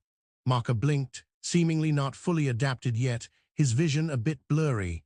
He took one step and immediately stumbled, falling headfirst onto the floor. He had tried to brace himself with his hands, but he hadn't expected that in his haste. He couldn't support himself at all. When he stood up again, he was immediately captivated by his slowly clearing vision. In Marker's eyes, the world around him had become incredibly vast. The ceiling seemed as expansive as the true sky, and the floor as boundless as the earth. Then he twisted his neck to look at his body, and couldn't help but mutter to himself, what kind of bird thing was this? Chapter. Everyone has a funny and ridiculous dream in their childhood. Some children want to be scientists, some might choose to be police officers, and some even hope to become powerful wizards in the future. Marker couldn't quite remember his childhood dream, but he was certain that he would never wish to be a bird. What in the world is this bird thing? Marker couldn't help but complain, but the words that came out of his mouth turned into a few melodious chirps. Yes, Marker had never expected that his animagus form would actually be a bird, and a brightly colored, blue-throated hummingbird at that. Forget about combat ability for a moment. What kind of combat ability could a hummingbird, less than 2 inches long, possibly have? Just looking at him now, he couldn't even stand steadily. If he didn't practice well, he wouldn't even have the ability to fly. Marker struggled to maintain his balance, but this required coordination between his head and tail, which wouldn't happen overnight. Of course, what was worse, having expended too much magic, he wouldn't be able to transform back, at least not for a while. But thankfully, he had been mentally prepared for this. Since I'm just sitting around, I might as well try to walk a by. Marker chirped and chattered aimlessly. Speaking of which, when was the last time he learned to walk? He wobbled as he took steps, occasionally stumbling and falling, looking quite adorable in his small form. However, the consequences of his own actions still had to be faced by himself. Crookshanks, who had been dozing in the corner of the room, came over. Nighttime was when most felines were full of energy. Crookshanks was a very intelligent cat. It was perhaps the first creature, besides Marker, to recognize that Scabbers was not a real rat. And just now, it had watched Marker's transformation process from beginning to end. It already understood that this seemingly delicious little snack in front of it was actually Marker himself. Chirp, chirp, chirp. Marker turned his head and saw Crookshanks, who had silently crept up behind him. He wouldn't want to eat me, would he? Crookshanks sniffed and then rubbed against him. Just as Marker let down his guard, Crookshanks excitedly swatted at him with a cat paw. In the time that followed, Marker finally understood what practice makes perfect meant. Crookshanks seemed to want to play with him, but when the size difference was too great, playing like this could lead to trouble. Marker ran around in a daze, with Crookshanks chasing him, almost every few steps pressing him down with its paw pads with a splat. After a while, Marker was surprised to find that he at least no longer stumbled and fell on his own. Just being able to run certainly wouldn't allow him to escape Crookshanks' clutches. After enduring the hell of constantly hitting the floor every few steps, he decided to try flying. It must be said, Marker on a flying broomstick was definitely king level, but flying with his own wings was only plastic level. After flapping his wings several times, only to be rubbed against the floor by Crookshank's large furry face, he finally decided he'd better run first. Theoretically, moving around a lot is good for the body, but Marker wasn't sure if exercising in his animagus form would actually have an effect. By the time Crookshanks got tired of playing, Marker was already exhausted, like a dead bird. As dawn approached, Marker finally had enough magic to return to human form. He eagerly transformed back and decisively concluded, if it wasn't necessary, he would never again use the unreliable animagus transformation spell. Marker walked over to Crookshanks, picked it up, and as he walked out, he stared at it for a long time. Lost in thought, finally he murmured softly, "I heard cat meat is sour." Crookshanks felt a shiver run down its spine from his stare.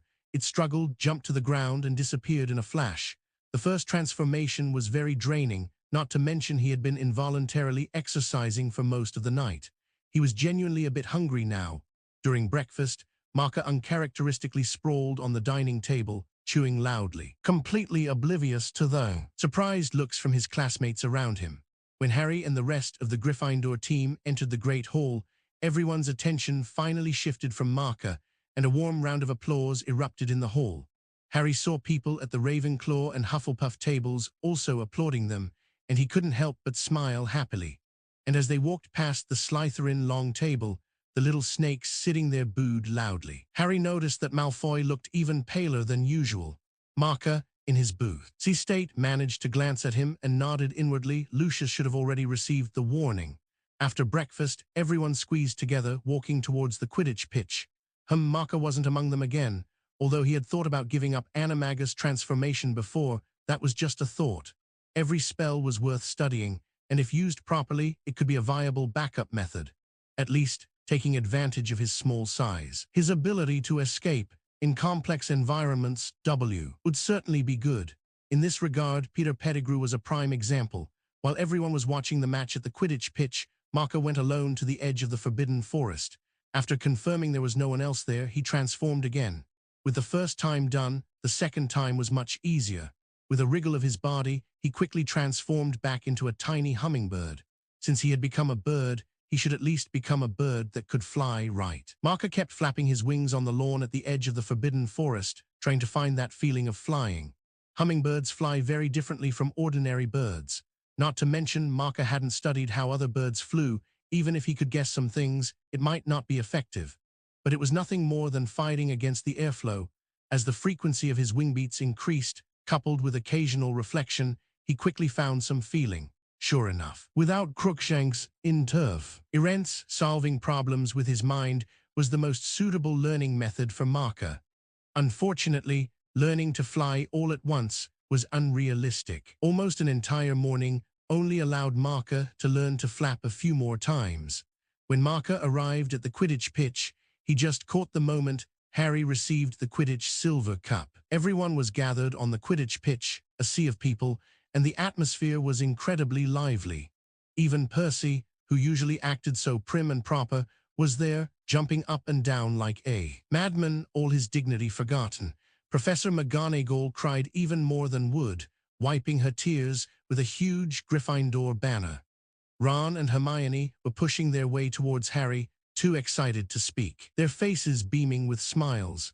To be honest, it was a memorable day, because Gryffindor House had finally won the Quidditch Cup again after many years.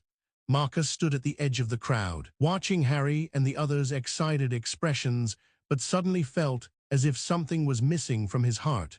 P-class equals. Block 1, what's wrong with you? Marker withdrew his gaze and looked beside him. It was Luna. She still looked a bit dazed and absent-minded, but there was also a slight smile on her face. Are you happy? Marker suddenly asked. Luna blinked and nodded gently. Yes, I'm happy. Everyone is happy, so I'm happy too. She tilted her head, her expression dreamy, as if confirming something. Aren't you happy? Marker shook his head and said, I want to be happy too. I'm trying to find a way to make myself happy again. Is there anything I can help with? Luna, still unhesitatingly, tugged at Marker's hand, her face innocent, as if she was just concerned about him. Marker could feel the warmth from her palm, but he didn't know how to respond.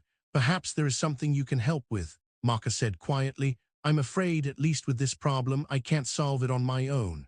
I only realized after meeting you. Sometimes extraordinary wisdom may not solve all problems. Luna turned her head, looking at the jubilant crowd on the stage, and said softly, learning to rely on others is also a very meaningful thing. Marker also returned his gaze there. He nodded in agreement. Perhaps the four founders of Hogwarts thought the same when they decided to come together and establish the school. Who knows? Luna gazed vaguely ahead, as if looking at her classmates, and yet as if looking at something else. Winning the Quidditch Cup made Harry very happy, and this excitement lasted for at least a whole week. As June arrived, the days became hot and cloudless. Everyone just wanted to go for walks outdoors, lie down on the grass with a few pints of iced pumpkin juice, perhaps casually play a game of gobstones, or watch the giant squid move dreamily across the lake. But they couldn't do that, because exams were gradually approaching again. Not only could the students not lazily pass the time outdoors, but they also had to stay inside the castle, enduring the temptation of the summer breeze outside the windows, forcing their brains to work hard. The older students were working tirelessly for better jobs in the near future, especially the seventh years who were about to graduate. Hey, Marker, you must be really good at exams, right? One day during lunch, the beautiful Charlotte suddenly chuckled and leaned next to Marker. You know NEWTs are coming soon.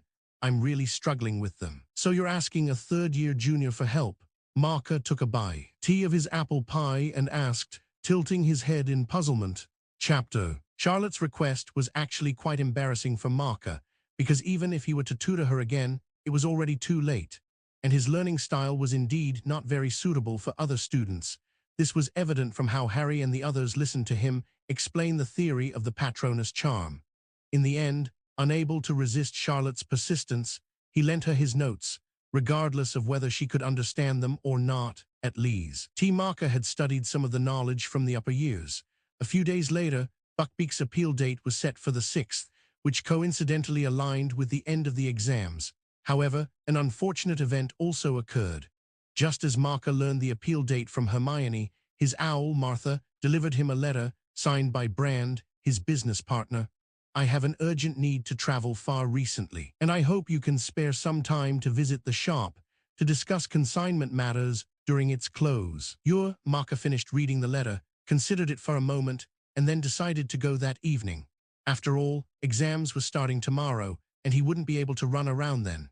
Because whenever Hogwarts entered exam season, the patrols in the castle became much more thorough, and even with an invisibility cloak, it might not be easy to avoid the rotating inspections of the professors.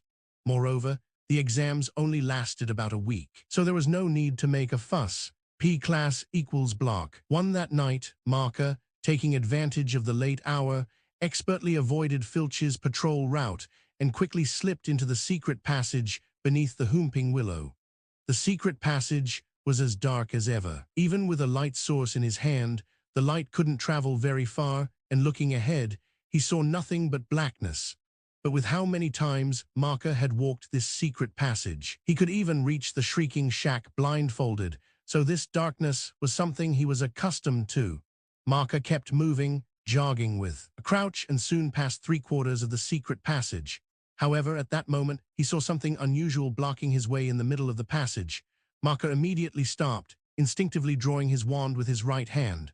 The object was still beyond the reach of his light. From where he stood, he could only vaguely make out a silhouette. A corpse. Marker hesitated, then slowly approached.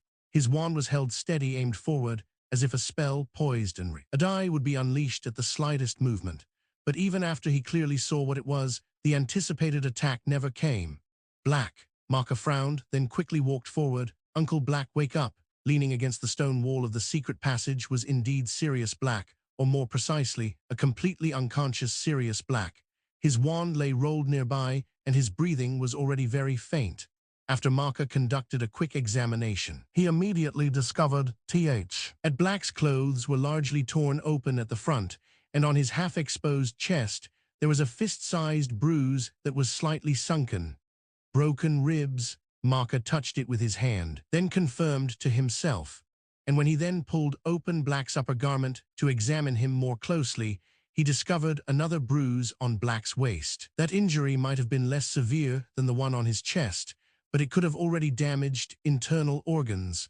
Marker immediately took out a bottle of potion, then propped up Black K's neck and poured the entire bottle into him. While waiting for the potion to take effect, Maka fell into deep thought. The situation this time was completely unexpected, and what exactly happened could probably only be known once Black woke up. Fortunately, Black had only suffered physical injuries. If there had been any tricky magical damage, it was very likely that he wouldn't have recovered in a short time.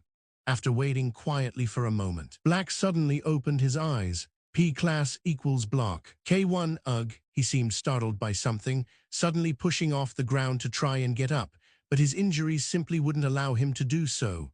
Black groaned in pain and fell back onto the cold ground. Uncle Black, there's no danger here. Maka, also leaning against the stone wall, said, "What happened? How did you get so injured?" Black looked at him blankly, and it took him a while to fully regain his senses. "Peter," he mumbled indistinctly, his voice hoarse and low. It must have been Peter, but why? He seemed to want to say more, but the next moment he fainted again. "Peter Pettigrew." Maka's frown deepened. He attacked Black. What sense does that make? Peter Pettigrew was undoubtedly synonymous with cowardice. It was almost impossible for him to fight Black. He had been fleeing all along. Even after successfully deceiving everyone back then, he was still fleeing. How could such a coward attack Sirius Black, whom he had always envied and resented? Not to mention, with Peter's strength, even a sneak attack would be hard-pressed to injure Black to this extent. Maka had personally experienced Sirius's combat prowess. PC. Las equals block 1, however, the facts were laid out before him, leaving him no choice but to believe. Perhaps Peter Pettigrew enlisted some help. At this point, Maka could only speculate. Seeing that Black seemed to have fallen into a deeper state of recovery, Maka understood that the potion had fully taken effect. Black probably wouldn't wake up again for a while. After considering it, he decided to take Black with him and head to Tyran's shop. But as soon as he arrived at the Shrieking Shack, he found a chaotic scene outside. On the street, numerous Dementors were constantly patrolling back and forth, and faintly, some figures holding wands were searching everywhere. Maka guessed they were a group of auras. The Ministry of Magic had already taken action. On both sides of the street, most of the houses had their doors tightly shut, but the light spilling from the windows indicated that the wizards were still awake. And in a house not far from TH's Shrieking Shack, someone was loudly arguing about something, their volume so great that Maka could faintly hear some of it from his position. He couldn't help but lay Black flat on the floor, then leaned against the wooden wall to listen carefully. "We absolutely cannot stay here. Just tell me, are you willing to come with me?" "Oh dear, this is my family's ancestral home for generations. I can't just tell that to those Dementors outside." But what? "Oh right, and that EVIL Chinese letter, that must be a very dangerous dark wizard. If you care so much about your house, then go discuss it with him and see if he'll let you stay a few more weeks. Don't be like this, dear. Let go of my hand. You want to die, but the child and I need to live. Let go." Inside the Shrieking Shack, Maka calmly thought and speculated, organizing the information he had gathered from the conversation. But this incident was too sudden, and blind guesswork like this was almost worthless. In the current situation, taking Black would definitely hinder his actions, so for safety's sake, he decided to return to Hogwarts first. As for the matters here, he would let the Ministry of Magic investigate them first. However, if there was a possibility of things going wrong, no matter how small that possibility, it would unexpectedly appear before you, catching you off guard. Just as Maka was about to take Black back into the secret passage, a figure shrouded in black smoke burst through the wall behind him.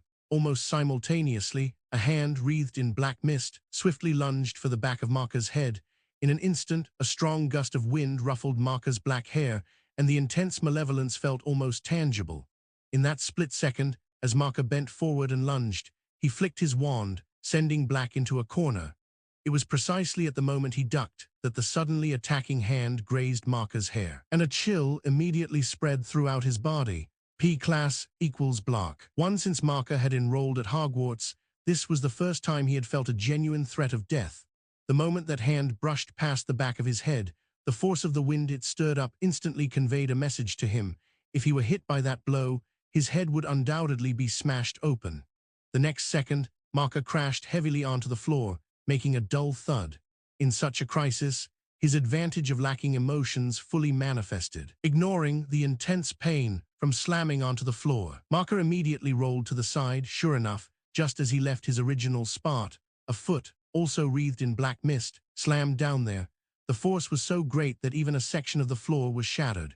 Sectum Sempra, having rolled over, Marker unhesitatingly chose this high-damage spell invented by Snape, pointing his wand tipped directly at the opponent's face. It could be said that the current crisis had left him with very few reservations. The normally invisible and traceless cutting spell caused the black mist swirling around the opponent's face to churn violently. However, it only made the opponent tilt their head back, and the next moment, the opponent swung their leg again. Was Marker's own strength too weak, or was the opponent's magical defense extremely high? Impedimenta. This time, Marker didn't put too much faith in the spell's effectiveness. While casting the impediment jinx, he disregarded his disheveled state and rolled to the side again. Is it the effect of that black mist? Marker calmly pondered his countermeasures while fleeing from his original position. The dense black mist completely enveloped the opponent, making it impossible to confirm their identity in haste. However, at this point, whether or not it was Peter Pettigrew no longer mattered so much. Chapter. The impediment jinx only slightly hindered the opponent's movements, but it gave Marker a moment to catch his breath. After all, he was only human, and no matter how quick his reactions were, mistakes could happen. In the current situation, even one mistake could have life-threatening consequences. Swiftness. Marker unhesitatingly pushed his speed to the limit.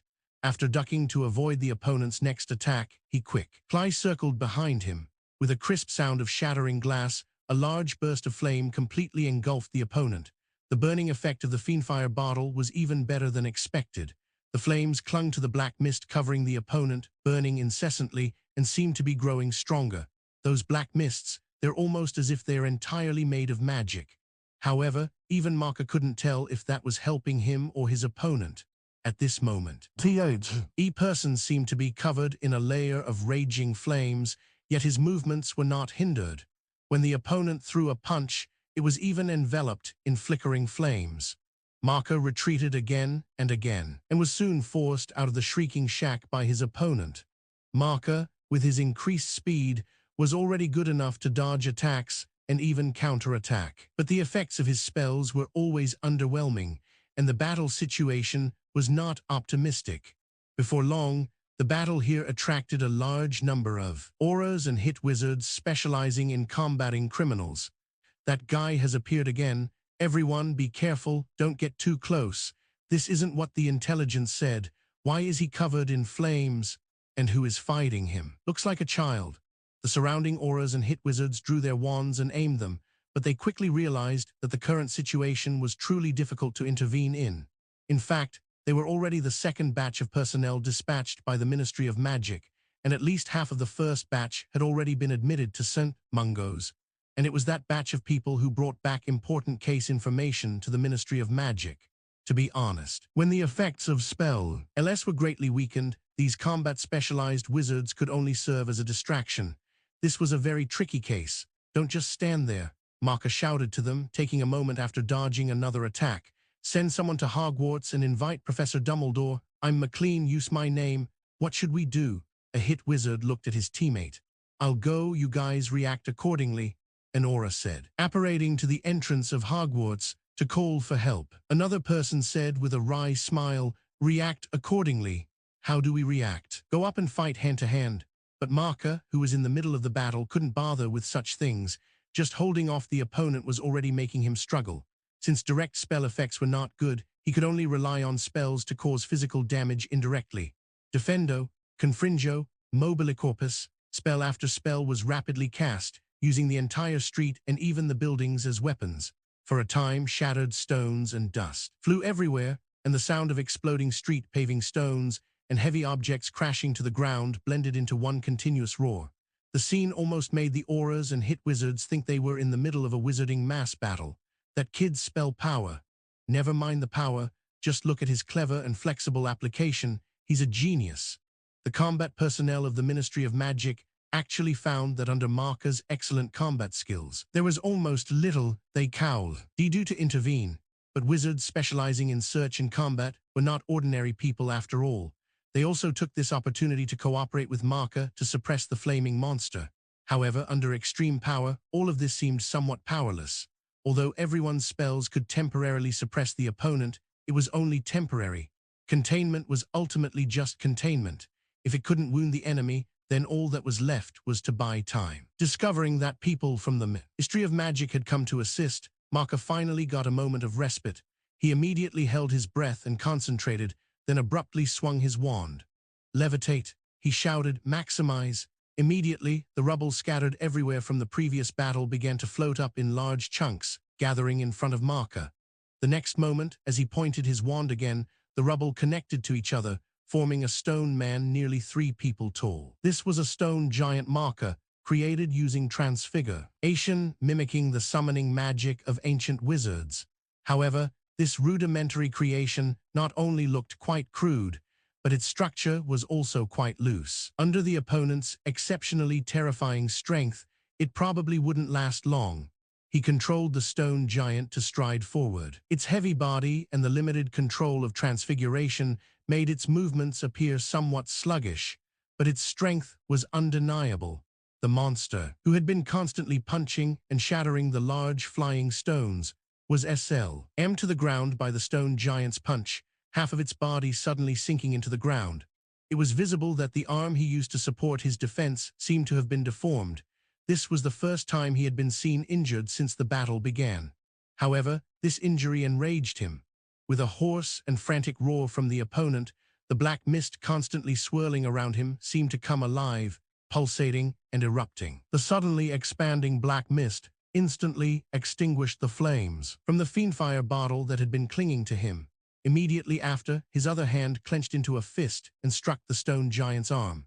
With a thunderous crash, shattered stones flew in all directions. In the blink of an eye, the stone giant had lost half an arm. Marker immediately controlled the stone giant to lift its foot and stomp towards the opponent. It was evident that the continuous application of this transfiguration was also making him struggle greatly. After a few exchanges, his transfiguration became unstable, and the stone giant once again reverted to a pile of rubble. Just then, the opponent turned to face Marker. "There's no other way." Marker, panting, seemed to have made a decision. He abruptly stomped the ground and swiftly retreated a considerable distance. He no longer looked at the enemy who was fiercely chasing him, concentrating all his attention on the wand in his hand. As the wand trembled, its tip traced dense and profound trajectories in the air. Invisible magic power rapidly condensed, and several Phoenician runes, composed of solidified magical threads, appeared one by one. "What is he doing?" Seeing the monster break through everyone's obstruction and rush in front of Marker, its powerful fist was about to touch his nose, but he didn't even lift an eyelid. The situation changed too quickly. One moment there seemed to be hope, but would it be over in the next? Several hit wizards desperately cast spells, but the effect was disappointing. Was really the end? But in the very next instant, everyone's movements froze. A dazzling ice blue light glowed from the wand in the child's hand, and a mysterious symbol suddenly appeared at the tip of the wand. At the same time, a brilliant blue-white beam of light erupted at high speed, pushing the monster, who was covered in black mist, for over 100 feet.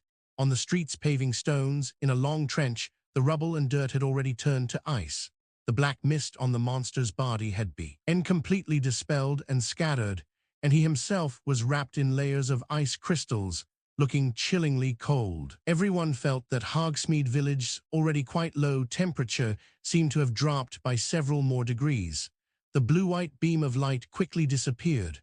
Marker, gasping for breath, barely stood on the street, still cautiously watching the massive block of ice he had created.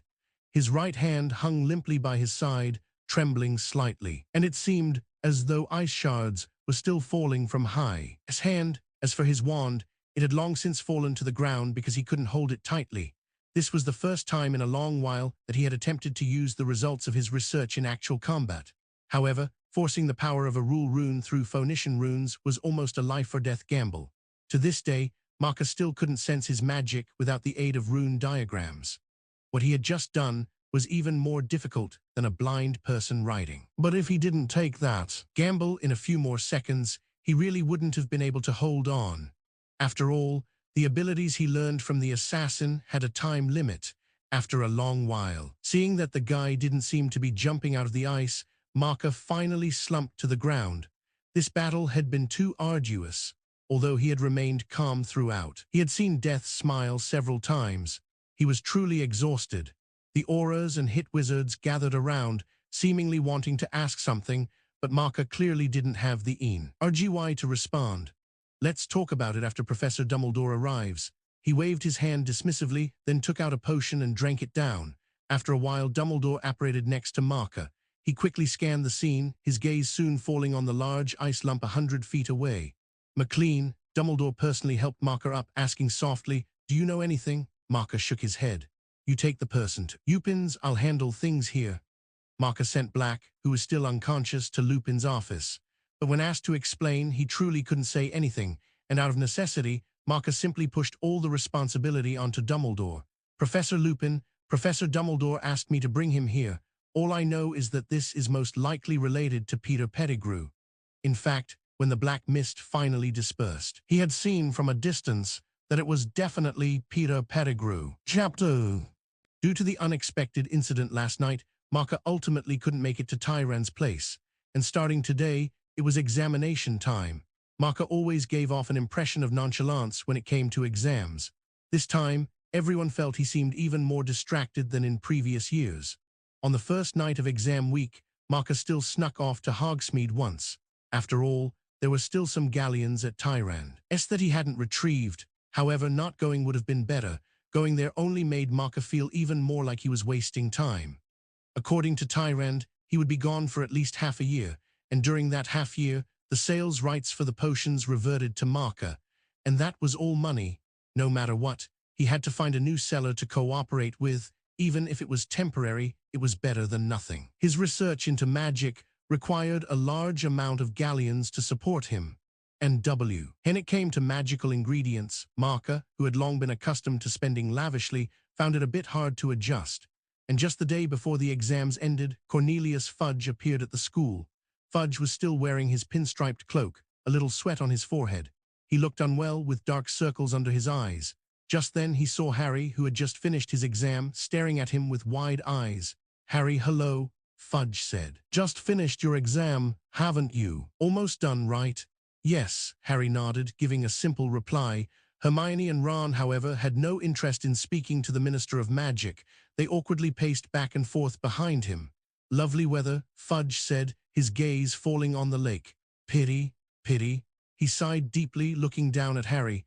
"I'm here on an unpleasant mission, Harry. The Committee for the Disposal of Dangerous Creatures requested a witness to be present at the execution of a mad hip. Ogriff, and as I needed to visit Hogwarts for other matters anyway, they invited me to attend."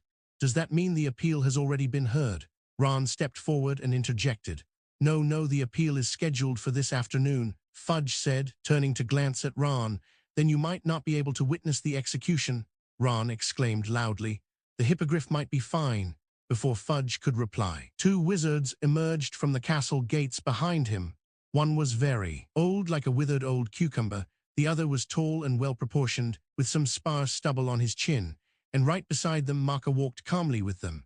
The very old wizard squinted at Hagrid's hut, then turned and said to Marker in a soft, flabby voice, Oh, I'm too old. I'm afraid I can't do such a thing."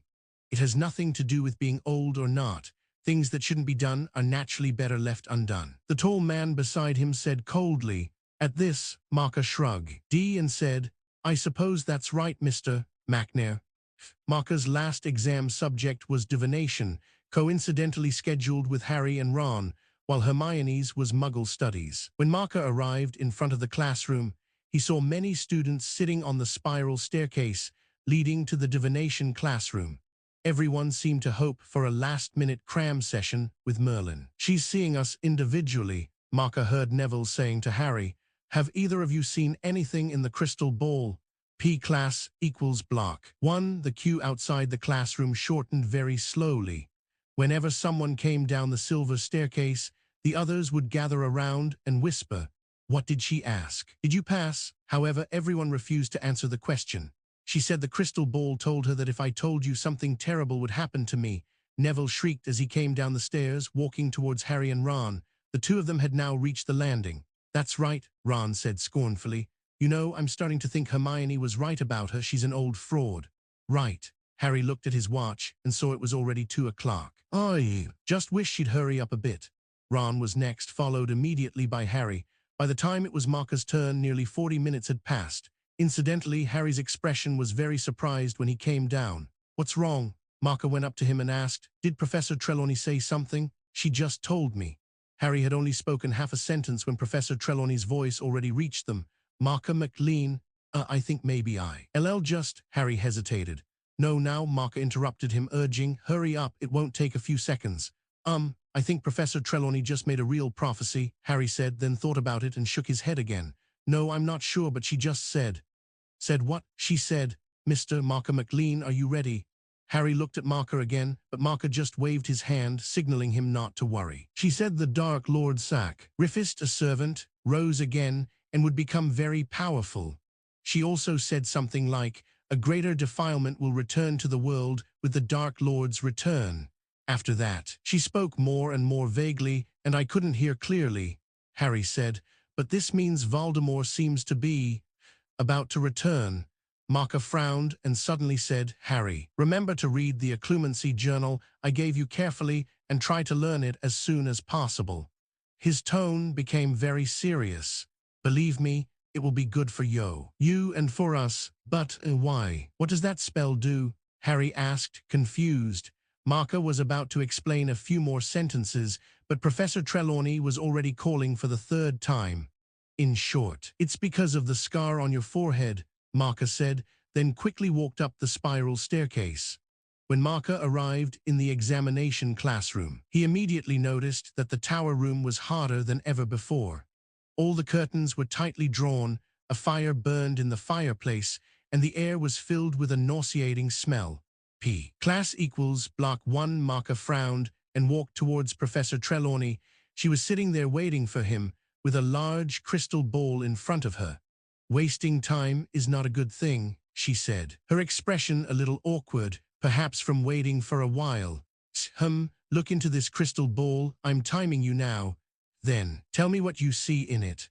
Marca leaned over and looked into the crystal ball for a few moments, but no matter how he looked, he saw nothing but swirling white mist inside. In fact, Marca already tried to study divination, but he probably would never understand this subject in his lifetime. Marca took out a small potion bottle from his hand, hidden under the edge of the table, and quietly pulled out the stopper. Professor Trelawney asked on cue, what do you see? The room was scorching hot, and the liquid in the bottle evaporated quickly, at least faster than Marca had imagined. He then rubbed his nose and dabbed some ointment under it. Oh, I see a, small, long-tailed thing. Marca blurted out something. After all, he had been thinking about Peter Pettigrew recently. What does that thing look like? Professor Trelawney asked mysteriously. Now think. Marca waited for the liquid to take effect. I think it's a rat. Is that so? Professor Trelawney quickly scribbled something on the parchment on her lap. I think you seem to have seen. She suddenly raised her hand and rubbed her eyes, her gaze becoming hazy. Oh, I'm sorry, I think. Trelawney squinted, her eyes becoming more and more misty, but after only a short while, Trelawney suddenly widened her eyes, and her eyeballs began to roll around incessantly. It actually worked. Marca concentrated, preparing to listen carefully. However, in the next moment, Trelawney suddenly closed her eyes again and just slumped onto the table and fell asleep. Marca couldn't help but curl his lips. He simply picked up the record sheet on the table, pulled out his wand, and tapped it twice. Immediately, lines of prophetic records, identical to Trelawney's handwriting, automatically appeared. On the record sheet, he left the prophecy of Buckbeak's execution. If this came true, at least his divination grade this year wouldn't be too bad. Just as he put the record sheet back, preparing to wake Trelawney and mumble a few excuses, she twitched a few times, and then a muffled and hoarse voice sounded from beneath her arm. P-class equals. Block 1 death will always accompany you. Sin will dance with you. Your destiny will be intertwined with calamity. No. At this point, Trelawney suddenly lifted her head, her constantly trembling, bloodshot eyes staring straight at Marca, a morbid flush even appearing on her face. Don't open it, she shrieked with a ferocious expression in a strange, ambiguous voice that sounded neither male nor female. The voice was like a suffocating person calling for help, or a dying person wailing. Marka couldn't tell if she was warning him or simply shouting at someone who wasn't there. This was a true prophecy, but prophecies were always unclear. Chapter. Don't open it, she shrieked, her face contorted in a grotesque expression, her voice a strange, non-male, non-female sound. It was like the cry for help of a suffocating person or the wail of someone on their deathbed, enough to make any normal person tremble with fear. But Marka merely frowned, trying hard to glean some useful information from it. The very next moment, Trelawney reverted to her previous dazed state, staring blankly at Marka with a bewildered expression. Marka dabbed some ointment on his hand, then waved it in front of her, focusing, of course, on her nose. Professor Trelawney, Marka called out, what's wrong with you? Oh, I'm sorry, I think I feel a bit sleepy. Trelawney became a little more lucid, hesitating as she said, where were we? We're finished, Marka said casually, but I saw you dozing off, so I couldn't help but wake you up. There are still many students waiting for their exams. Ah, yes. Thank you. She looked down at Marka's record sheet, then nodded and said, you can go now. Remember, you must not tell anyone what you saw in the crystal ball, otherwise, terrible things will happen. Marka nodded casually, hurrying out. He still needed to check on Hagrid's hut. After leaving the classroom, he casually put away the potion bottle. Now it seems this thing can only make those with low alcohol tolerance a bit muddled, he muttered to himself as he rushed downstairs. When Marka arrived on the lawn in front of the castle, he turned back as if sensing something, just in time to see a group of men descending the castle's stone steps. Leading the way was Dumbledore, his silver beard gleaming in the setting sun. Beside Dumbledore was Cornelius Fudge, followed by the frail, elderly committee members and the executioner McNair.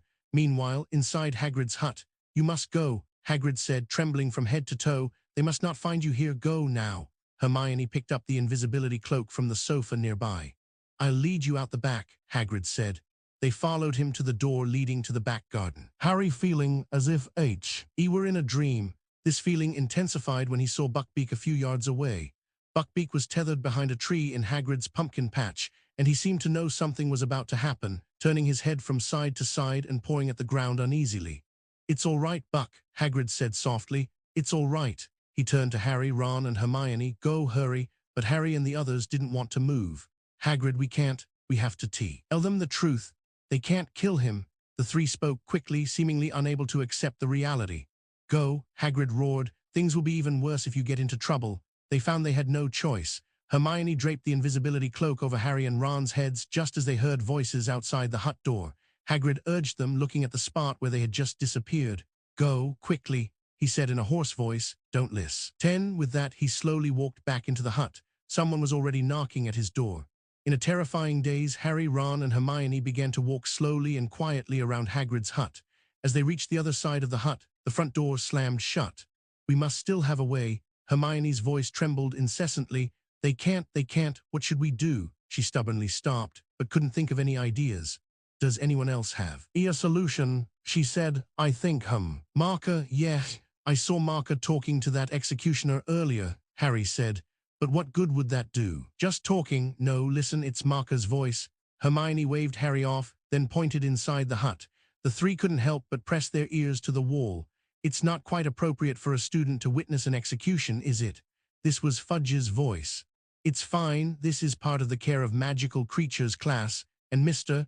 McLean applied for it himself, Dumbledore said. I believe he knows what he wants to do. This is a reasonable request from an outstanding Hogwarts student. P. Claus. S equals block 1. In fact, Fudge no longer regarded Marka as an ordinary student. He had already received reports from his subordinates about the great battle in Hogsmeade that night, and although the news was still under wraps, Marka's strength had already shocked all those in the know. But even so, on the surface, some things had to be kept to himself. At least for now, he had to do so. Minister, I will not disrupt the execution process, Marka continued. I need to observe the physiological structure of magical creatures. It'll be very helpful for my studies. All right. Then Walton, how about Mr.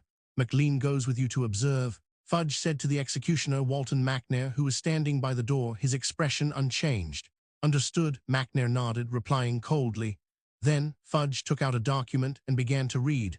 The Committee for the Disposal of Dangerous Creatures has decided that the hippogriff Buckbeak, hereinafter referred to as the convicted, shall be executed at sunset on June 6th.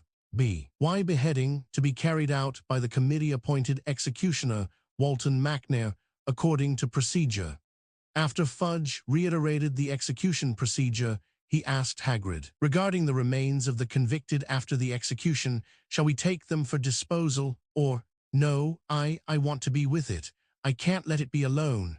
Hagrid wrinkled his nose, and the tears that had been welling in his eyes finally couldn't be held back, streaming down his cheeks like an opened floodgate. Of course, Fudge nodded, glanced out the window, and then said, time's almost up, let the execution begin. Just as he was gesturing for them to go to the back garden, Dumbledore suddenly spoke. I think we'd better quickly discuss that case. Time is short, we need to be swift. Oh, Fudge thought for a moment and said, that's true, that's primarily why I came this time. You all go carry out the procedure, I'll wait for you inside. The case in Hogsmeade had kept Fudge from sleeping well for several days. In recent years, the British wizarding world had been very stable. But that night alone, among the first group of Aurors to arrive, one had already died from severe injuries at St. Mungo's Hospital for Magical Maladies and Injuries, and the number of civilian wizards killed in the surprise attack had reached 3. As for the injured, over a dozen had already been identified, with more possibly undiscovered. It could be said that compared to dealing with a beast, this was the major case that was causing everyone so much trouble. When Hagrid and Marker followed the two men to the back garden, to Hagrid's surprise, the elderly committee member casually closed the back door of the hut. After the executioner McNair, and Marker exchanged glances, Marker nodded calmly. Hagrid, you take Buckbeak into the Forbidden Forest first, and find a place to tie him securely.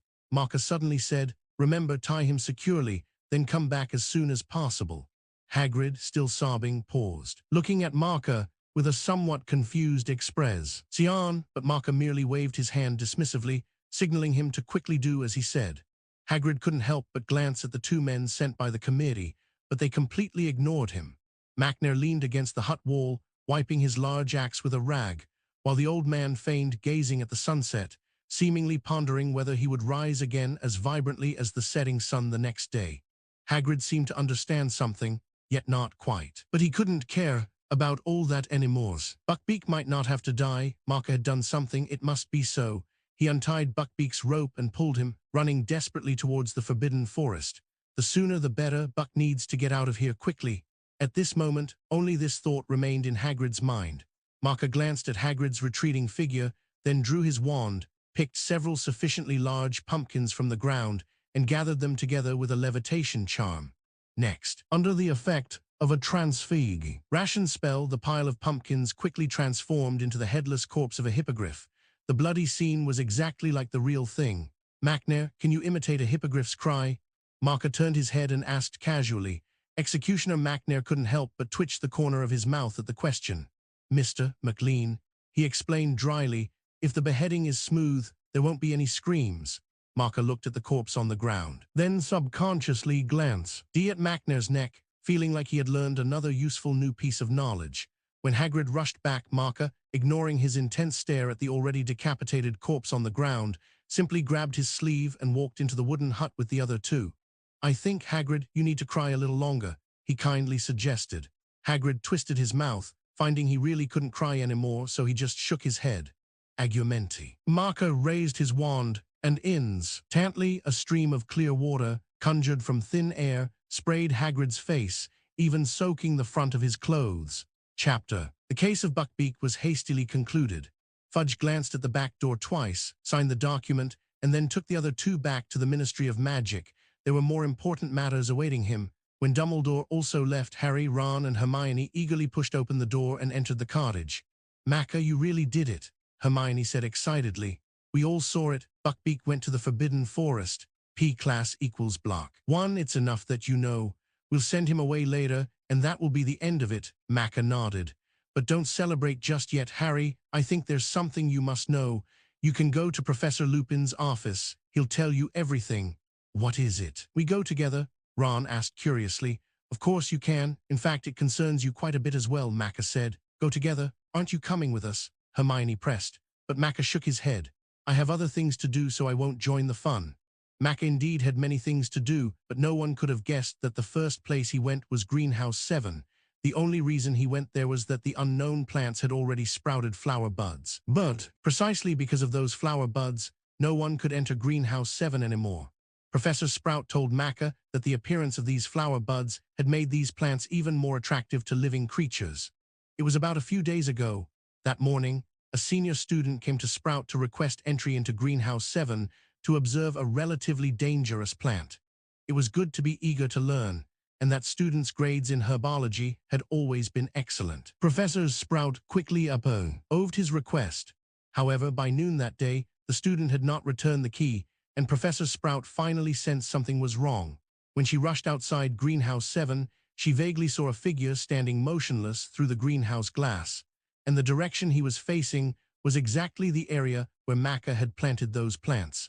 Professor Sprout immediately recalled the characteristics those plants had always displayed. She understood that those plants had very likely sprouted Flo. Buds. Sprout thought for a moment, then closed her eyes, pinched her nose, and even put on a respirator. There was no other way in this world. Many wonderful plants always caught people off guard. For her, this was precisely the charm of those plants, but similarly, it was also a constant headache. Finally, fully prepared, Sprout groped her way blindly, relying solely on memory, to the student and forcibly dragged him out of the greenhouse. And today was the day Macca and Professor Sprout had agreed upon. They would work together to write cultivation records for those plants. Professor Sprout, I'm here. Macca first went to the herbology professor's office. There, Professor Sprout was waiting for him, seated on a sofa chair by the table. Oh, perfect. Look, I've written down the detailed procedure, Professor Sprout said with a smile. Come on, let's take a close look at it together. Macca walked over and naturally sat beside her, picking up the parchment on the table and reading it. Sprout's office was always so relaxed and informal. There wasn't even a desk here, and various flower pots were filled everywhere, a colorful array of plants as far as the eye could see. From this special office, it was evident that Professor Sprout was indeed an easygoing teacher. However, Macca was already used to it. He cultivated magical plants for potion research in several greenhouses, and all of this was inseparable from Sprout's special care for him. As the head of Hufflepuff House, Professor Sprout was extremely satisfied with Macca, her exceptionally brilliant student. Not to mention that she always favored students from her own house, even if she were as strict as Snape. She probably wouldn't refuse a student like Macca. Professor, I think this procedure is almost flawless. Macca finished reading the text on the parchment carefully. He looked up and said earnestly, however, I think we should switch our tasks. You mean you'll observe them? Professor Sprout quickly waved her hand and said, no, that's too risky. I'm the teacher. I should be the one to do this. But Macca still insisted on his suggestion. He explained, Professor, listen to me. My suggestion is precisely because you have far more experience dealing with plants than I do. We need the more experienced one to remain absolutely clear-headed. Professor Sprout considered his words and after some thought, agreed to Macca's suggestion. With the procedure finalized, it was time to try it out in practice. The procedure wasn't complicated. Macca only needed to tie a rope around his waist, put on all protective gear, blindly walk to his position, and then remove the gear one by one to try and determine the characteristics of the plant. If Macca was entranced by the plants, Sprout would pull him back with the rope, using the point where he regained consciousness as the range of the plant's influence. Finally, they would both complete this cultivation record together. However, it sounded easy, but in reality, it was quite difficult. The challenge was that neither of them could be sure whether Macca would be able to clearly observe the critical data he needed to obtain. Because the student who had been entranced by the plants immediately stated, after regaining consciousness, that he couldn't remember anything he had seen. Professor, I'm going in then, Macca said, opening the door and walking into the greenhouse. The layout of Greenhouse 7 was not much different from when Macca last visited. Many seemingly dangerous plants were constantly flailing, but the effect of that particular plant seemed not to affect other plants. Of course, Macca couldn't see these things for now, as he was still wearing a blindfold. Macca was very familiar with the greenhouse's layout. Even though it was quite large, he didn't take a single wrong step, and quickly found his way near the designated spot. Maka reached out and touched his left side again. After reconfirming his exact position and orientation, he decisively began to take off his protective gear one by one. With each piece he removed, he would carefully feel for any effects, and only after confirming there were none would he remove another piece. Before long, his hearing and smell had recovered, but everything still seemed normal. Although the air was filled with various scents, nothing had happened. The next step was touch. Maka reached out his hand, moving it little by little. The next moment, he felt his fingertips touch the plant's stem and leaves, but there was still no abnormality. He carefully felt the plant, and then a round, pointed object fell into his fingertips. This should be the flower bud. It had indeed sprouted flower buds. Next was the final step, taking off the blindfold and observing directly with his own eyes.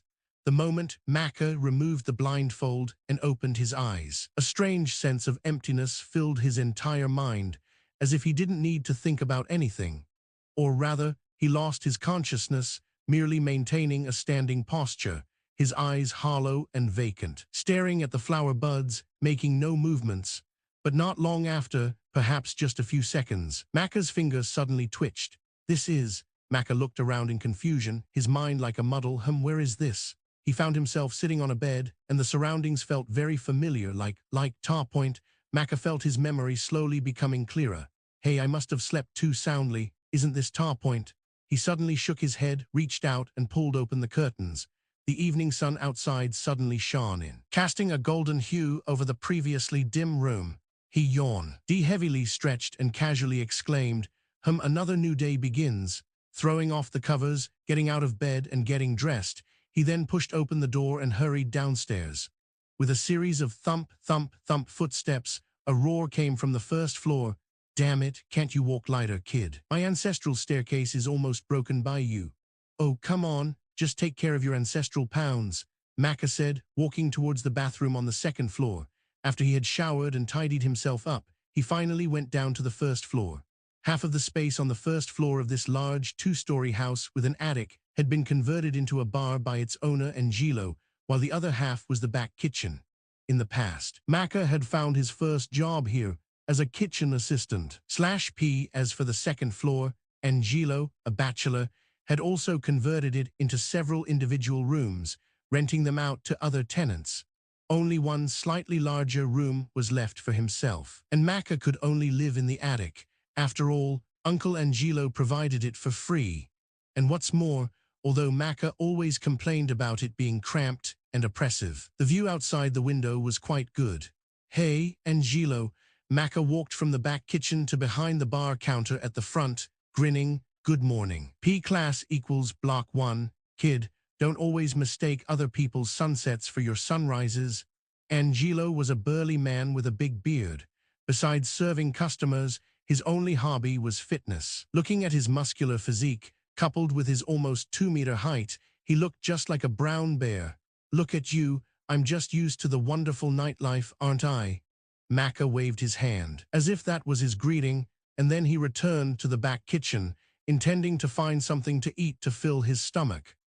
Class equals block 2 ID equals TARC ID 132, value equals 132 chapter. The nights in Topo Point were always dim, chaotic, yet intoxicating.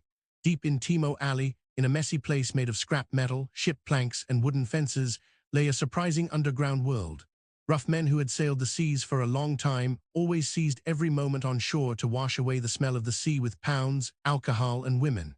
Among sailors who spent most of the year at sea, an old saying went, wait until your corpse is floating on the sea to regret that your gold has sunk to the bottom. Maka walked through the dark and familiar alley, occasionally bumping into groups of burly men who, like him, were heading deeper into the alley. But before reaching their destination, no one would speak to each other. This was one of the many unwritten rules in Timo Alley. When Maka arrived at a dilapidated tin shack, converted from a large shipping container, he skillfully walked to the door and nudged the scruffy old man. W.H.O. was dozing on a tin barrel. Baird, wake up. The old man squinted and looked up, giving Maka a bored glance. Stop pushing. When have you ever seen me asleep? The old man mumbled, lifting the dirty wine bottle in his hand and taking a big swig. As he drank, he held out his palm to Marker and wiggled it. And today's. Marker pulled a small paper roll from his pocket and irritably slapped it into the old man's hand. The old man habitually curled his fingers to feel it, then pouted. "Kid, even if you're a regular, it's time for a price increase next time," he said, beckoning Marker closer. "There are quite a few fat ones today. One is the leader of a merchant ship from the west coast, named Alger.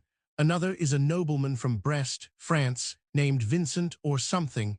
The old man grumbled, his alcoholic breath spraying all over Marker's face, yet Marker had to keep listening.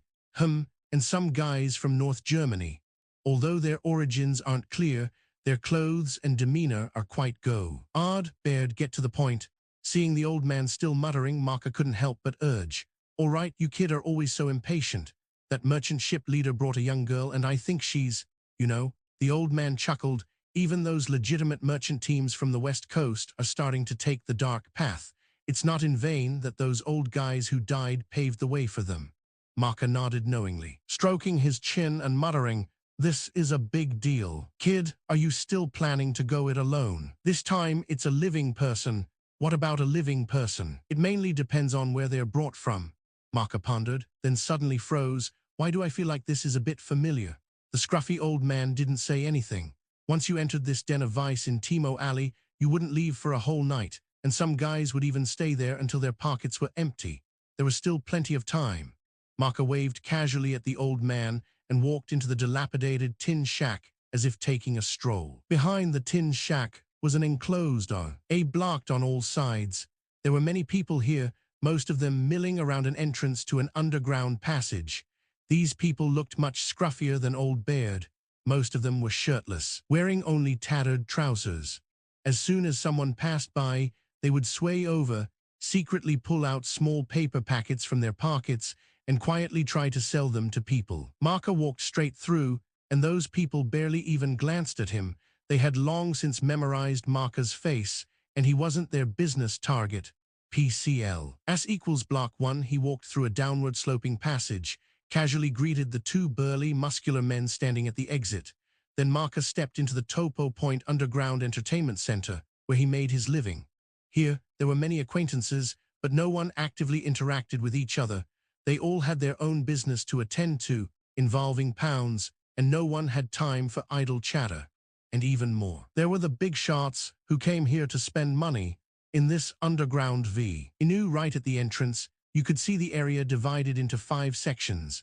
At the very front were large card tables for multiple players, with dice, poker, and all sorts of games. To the left was where the bar girls entertained customers, with dim lights, low tables and chairs, and tables full of bottles, where being drunk or sober was just a thought away. And to the right, a large stage, with dazzling lights, enchanting and dreamy, filled with smoke, providing a variety of sensory stimulations. In the middle was a circular bar, where experts in tasting wine and life gathered. Generally speaking, the customers there were bored individuals with pockets full of pounds. Marker's usual work area was that section, but today, he walked through the chaotic venue, casually winding his way to the deepest part of the place. The innermost area was the highest class and most expensive part of the venue. Generally speaking, small-time operators wouldn't come here. The fish here were fat, but they were also shrewd. Trying to gain an advantage here was exhausting and might not even succeed. So few people liked to frequent this area. However, Marker had been a bit annoyed lately. He planned to put in some effort, then take a break for a while. Straightening his work clothes, Marker took small, quick steps, occasionally looking back, feigning a look of lingering fear. Being young had its advantages. No matter who it was, air guard against a child would always be very low. Of course, doing certain things always involved some risks. Ouch! As he passed behind a sofa, Marker stumbled and fell headfirst to the ground. With a bang, he hit the hard ground with a real thud. A man on the sofa in front turned his head at the sound, looking suspiciously behind the sofa. Marker picked himself up, but crimson blood was already trickling down his forehead. "Child, what happened to you?" The man looked energetic, with a tall, slender figure, decent clothes, and neatly combed blonde hair. He clearly seemed like someone who had always lived in high society. "Oh, sir, I was caught and brought here. I don't know, I escaped, but I think my mother will be worried, Marcus stammered, his face full of panic. Oh, that's terrible. The man scrutinized Marca up and down, but found that his clothes appeared to be handmade and the fabric was quite extraordinary. He must be a child from a wealthy family. At this meant while wiping the blood from his nose, Marca smeared something under his eyes. Soon, tears streamed down uncontrollably. He scanned behind the man with blurry vision. Besides some men and women similar to the man, he quickly noticed a young girl, not much older than him, huddled in the corner of the sofa, looking at him uneasily. Child, if you trust me, then tell me. The man's face showed a smile, but Marca inwardly complained. This guy must be Alger, the merchant ship leader from the West Coast. He's new to this line of work, and his skill is a bit subpar. Come, sit down and tell me properly, I will help you. The man put his arm around Marca's shoulder and had him sit on the sofa. The man's companions also came over to comfort Marca. A young noblewoman even took out a handkerchief and began to wipe the blood from Marca's forehead. Oh, thank you, madam. Marca's face showed gratitude, and he stammered with trembling lips. My home is in London. When a servant took me to school earlier, that bad man took me away. I really need help, sir. My father can give you a lot of money. He spoke with a very authentic London accent, trembling, and occasionally glanced behind the sofa, as if afraid that the non-existent bad man would suddenly appear and drag him back. Although his words were constantly broken, all the key information that needed to be revealed to them was poured out without missing a single detail. It's all right. Let me introduce myself first. The man grinned, smiling gently. I am Alger, a merchant from the West Coast. If you trust me, why not board our ship? I can take you back to London. But Marca knew very well that the West Coast merchant fleet had just arrived from Margate and would certainly not be returning anytime soon. According to their previous route, they were heading towards the Cantabrian Sea, west of France. Oh, thank you so much, Mr. Alger. Marca trembled with excitement. I will have my father pay you the corresponding reward. Absolutely. He was like a spoiled aristocratic boy, constantly talking about money, money, money. Although it was annoying, it had a clear sense of reality. After sitting on the sofa for a while, Marca occasionally expressed his worries to the man, saying that bad people would surely come looking for him soon. Just then, a portly man with chestnut curly hair and luxurious clothes walked over from the next table. Alger, over here. The fat man beckoned to Alger. Mr. Vincent, what's wrong? Alger had the young noblewoman look after Marca while he walked over to the aristocratic fat man. Where did this little boy come from? The fat man chuckled. He escaped from a colleague. Alger also smiled. What, Mr. Vincent, are you? Look at that child's delicate skin. I have a distinguished guest who would definitely be interested. The fat man smiled lewdly. Consider it pounds that flew into your hands. Let's negotiate a price. Don't you want to hear the kid's identity? Alger said meaningfully. Oh, he has a background.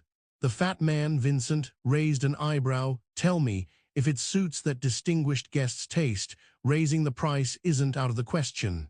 Chapter. The merchant, Alger, only stayed one night in Tarpoint. Early the next morning, he left with his companions and the little girl. Besides the newly joined Marca, the French nobleman, Mr. Vincent, also accompanied him. Marca noticed that the timid little girl seemed to be constantly looking for an opportunity to talk to him, but Alger was very cautious, and they hadn't had a chance to speak yet. Seeing the little girl's rather unusual behavior, Marca became even more certain of his judgment. Soon, they arrived at the dock and approached a cluster of interconnected ships. Come on, get on board, child. Alger greeted kindly. Marca pretended to be clumsy as he stepped onto the gangplank, swaying as he followed Alger onto the largest ship. Behind him, the young noblewoman, pulling the little girl, also boarded. Sailing is a very monotonous activity. Perhaps at first, you'll be drawn to the magnificent sea, leaning on the ship's rail to gaze at the distant horizon. But believe me, within a few days you'll lose all interest in it. Marca was already very accustomed to sailing, so he naturally wouldn't look around curiously. Moreover, he was here to work this time. This was a cargo ship, but this time the cargo was clearly a living being. No, now there were two. Alger had arranged for both Marca and the little girl to be in the cargo hold. All the cargo here had been unloaded, and the hold contained nothing but some waterproof tarpaulins and a small pile of empty wooden crates. Marka and the little girl sat on separate wooden crates, accompanied by two men who had traveled with them. This was certainly not to prevent them from escaping, sailing on the vast ocean. Where could they run to? This was merely to keep the two of them separated, lest the little girl say something she shouldn't to Marka. In fact, this little girl knew what they were doing, and she herself was the first piece of cargo in this business. P-class equals BL. Arc 1. Marka sat bored on the wooden crate, casually chatting with the two men, trying to glean some useful information. Or perhaps he just wanted to relieve his boredom. Through some intentional and unintentional conversations and observations, Marka noticed that they all seemed a bit distracted. Although the two men diligently watched them, they didn't show any determination for what they were doing. In short, they had previously been just ordinary caravan crew members, and this was truly their first time doing such work. P-class equals BL. Arc 1, sir, I feel. Marka widened his eyes, making himself appear somewhat innocent and naive. I miss my dad a bit. Child, I mean. The man awkwardly looked towards the cargo hold door. The blue sky outside contrasting sharply with the oppressive atmosphere inside. We'll help you get home, and then you can see your father. The other man seemed to speak less, staring at the floor with his head down, lost in thought. Oh, I think so, Marka nodded. Thank you, you're all good people, Mom all. I says that people who like to help others are good people. Can I have some water? Marka was chatting with the two men when suddenly, the little girl sitting not far away spoke up. This was the first time Marka had heard the little girl's voice. Although still sweet, it was a bit hoarse. She seemed genuinely thirsty. The man who had been silent all this time took a water bottle from his waist and handed it to the little girl. Marka noticed that the little girl seemed a bit disappointed. It appeared she had most likely intended to draw one of them away earlier, but this small trick immediately failed. Marka secretly shook his head, thinking that the little girl might grow up to be quite clever and should also have considerable courage, but for now she was far from qualified. Even if she could draw someone away, it would only be one person, and that wouldn't be very useful. Did you drink from this? The little girl suddenly pursed her lips, looking wraith. Are unwilling. We're on a ship. Everything except people belongs to everyone. The man frowned. If you don't want to drink, then don't. This man was clearly not as easy to talk to as the previous one. Although he didn't say much, it wasn't because he was introverted or simple-minded. The little girl flinched back after being yelled at, not daring to make another sound. Give me a drink too, Marka suddenly said. He waited for the girl to take a few sips, then reached tea for the water bottle and unceremoniously gulped down a good amount. Save some. The man snatched the water bottle back, looking fierce. Hey, don't scare the child. The other man pushed him, then turned his head and said, fresh water on the ship is limited. Drinking sparingly is a habit when sailing at sea. Oh, sorry, I understand. Marka nodded obediently, indicating his comprehension. Days passed, and during the long sea voyage, Marka gradually became familiar with the more talkative man, until one day the other man casually mentioned to Marka. We should be docking tomorrow, he said, then thought for a moment and added, we need to replenish fresh water and food, and she should also get off the ship. He nudged his chin towards the little girl but didn't say much, his expression merely looking a bit worried. Then, when will we reach London? Marka asked, blinking his eyes. Oh, soon. The man grinned at him, but the smile looked stiff no matter how Marka looked at it. P-Cla. SS equals block 1. I want a drink of water, and then it's time for bed. Can you tell me a story tonight? Marka asked with an innocent face. The other man helped him get the water bottle, and as he handed it to him, he said, of course, what do you want to hear today? I fell asleep before finishing the sea wizard story yesterday. Can you continue it? Not long after, Marka curled up in the slightly damp blanket, listening to the man's monotonous story until he fell asleep. On the other side, the little girl was ill awake. She lay on her side, looking at the clear starry sky outside, tears welling in her eyes and helplessly flowing onto her pillow. Let's rest too. Tomorrow we can go ashore and relax our minds. Be even more careful on shore. Ah, yes indeed. Both men also took a few sips of clear water. Then one of them leaned against the cabin door and dozed off, while the other, the man of few words, remained seated on a crate, taking his usual turn on the first half of the night watch. It must be said Alger's arrangements were quite cautious. Even though these were just 2 children, the rules couldn't be changed. It was always better to be careful. However, the water bottle Marka had touched was not to be drunk lightly, not to mention the one who was sleeping. Even the man on night watch soon slumped onto the ship's plank. Marka even kindly reached out to steady him, preventing him from falling with too much noise. "You're not asleep, are you?" "Marka, quiet." Lai got up and softly asked the little girl. The little girl was clearly startled by him. She hadn't expected Marka, who had ignored her all this time, to speak to her in the dead of night. She suddenly turned her head, then looked in surprise at the man who had collapsed onto the ship's plank. At this moment, her face was still streaked with tears. "What's your name?" Marka, who was checking on the 2 men, turned his head and gave her a smile, asking casually as if just making conversation. "PCL. S equals block 1, I'm Sarah." What did you do?" "Nothing," Marka said. "I'm here to save you, understand?" "You know?" the girl asked in surprise. "SHH, keep your voice down." "I do know, but probably not as clearly as you imagine." Marka finished checking the 2 men, then turned sideways to look out the door. "Where did they abduct you from?" "Norwich." "Knowing the place is enough." Marka nodded, then said, "You wait here. They won't suddenly wake you. Once I'm done, we can go back." "Go back? How do we go back?" Sarah asked doubtfully. "We're still on the ship." "Don't worry," Marka said, then tiptoed onto the deck. When Marka returned after a quick round, he immediately motioned for Sarah to go to the ship's rail. On the deck by the ship's rail, 2 crew members were sprawled out, and not far away, a lifeboat could be seen already lowered into the sea outside the rail. "Can you climb a rope?" Marka asked tentatively, but the answer he received was, "Of course." No, fortunately he was prepared. "Put this on, then follow me." Marka handed Sarah a life vest, and after she put it on, he led her to climb onto the railing. Sarah had thought he would have some good idea, however. "Remember, don't scream. If the other crew members hear us, we won't be able to escape," Marka whispered, admonishing her. "Oh, remember, don't scream." After repeating the instruction, Marka unhesitatingly gave a push, and Sarah splashed into the sea with a plop.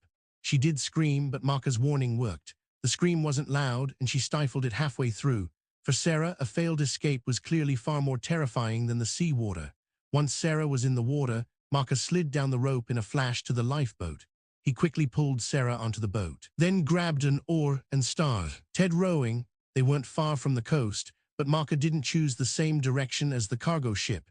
He rowed perpendicular to the cargo ship's route, getting further and further away, eventually disappearing into the dark sea.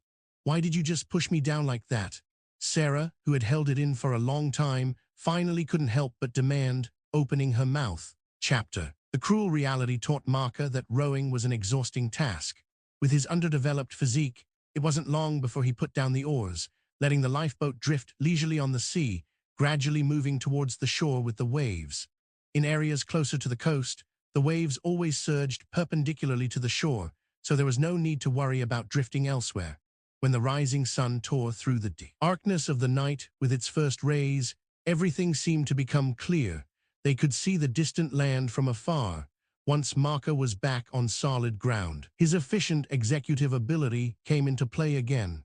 He discussed with Sarah, and after requesting some not too excessive favors, taking her home was the only thing left to do, disrupting a human trafficker's business and incidentally asking for some compensation. Although he didn't do this often, it wasn't his first time. Asking for directions, planning a route, and then changing their disque. See, under the convenience of money makes things easy. They returned to Sarah's home in the quickest and most common way possible. A little girl who had been abducted was rescued by another even smaller boy. Such an event was truly rare. But for the girl's parents, their daughter returning home safe and sound was the best possible outcome. Marka revealed Alger's information to Sarah's father, and after that, it had nothing to do with him. As he bid farewell to Sarah and her family, leaving Sarah's large mansion, he inadvertently glanced back and saw an owl flying from afar, sweeping past Sarah's doorstep. An owl. Is there also a Harry Potter or something? He instinctively joked. However, Marka, who hadn't paid much attention and was about to continue leaving, suddenly stopped. He turned his head again, staring in the direction the owl had left for a long time, as if something felt off. After a while longer, Marka snapped out of it and walked quickly towards the main gate of Sarah's house. Knock, knock, knock. The door opened, and Sarah's servant looked at him strangely. "Mr. McLean, is there anything else?" Was there a letter for Miss Sarah just now? Marker asked directly. Oh, the servant stepped aside, looked at the built-in mailbox by the door, and indeed found a peculiar envelope lying quietly inside. There is indeed one, a strange letter. He turned it over and over, puzzled. Can I see the envelope? Just the envelope?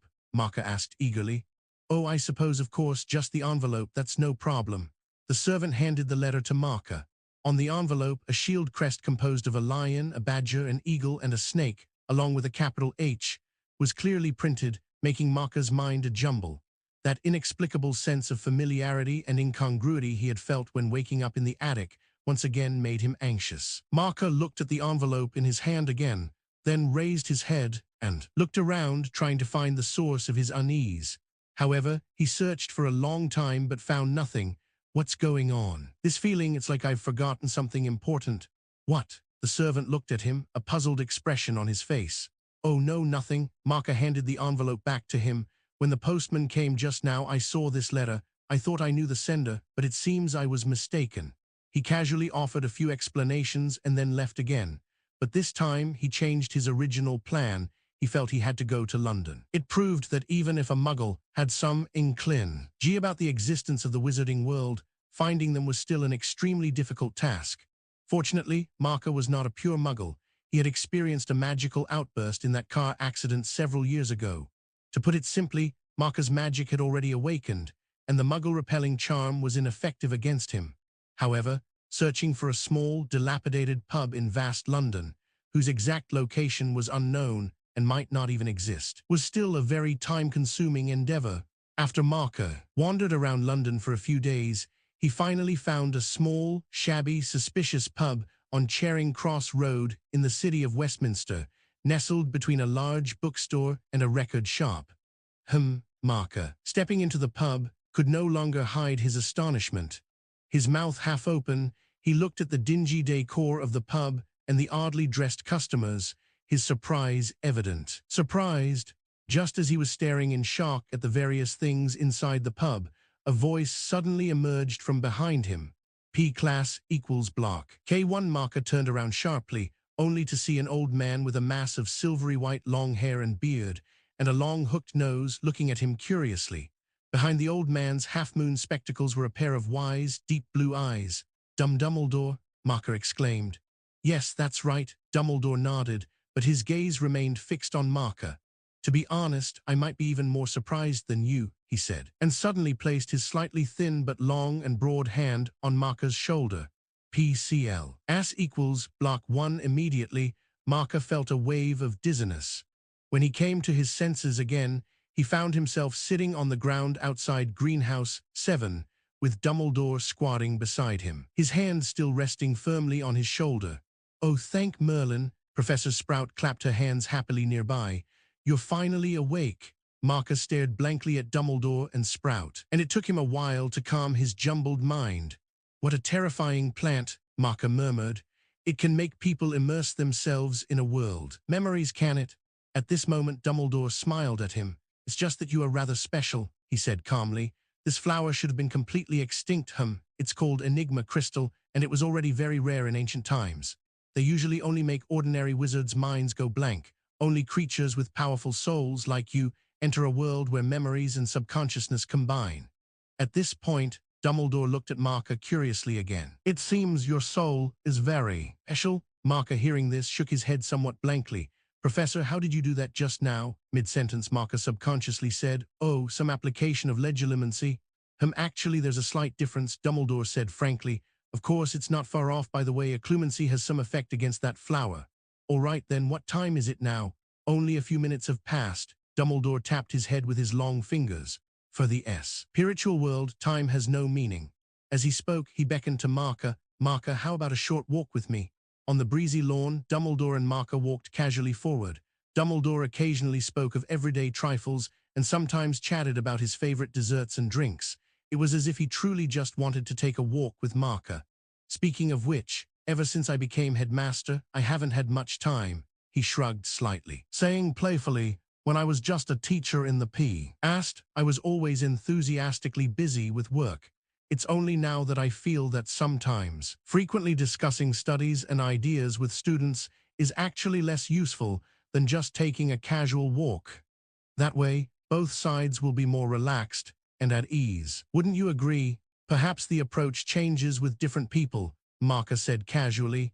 The human heart is complex, and no one can make choices for others, including myself. Dumbledore shook his head, because when we don't know the answer, we always have the possibility of choosing the wrong option.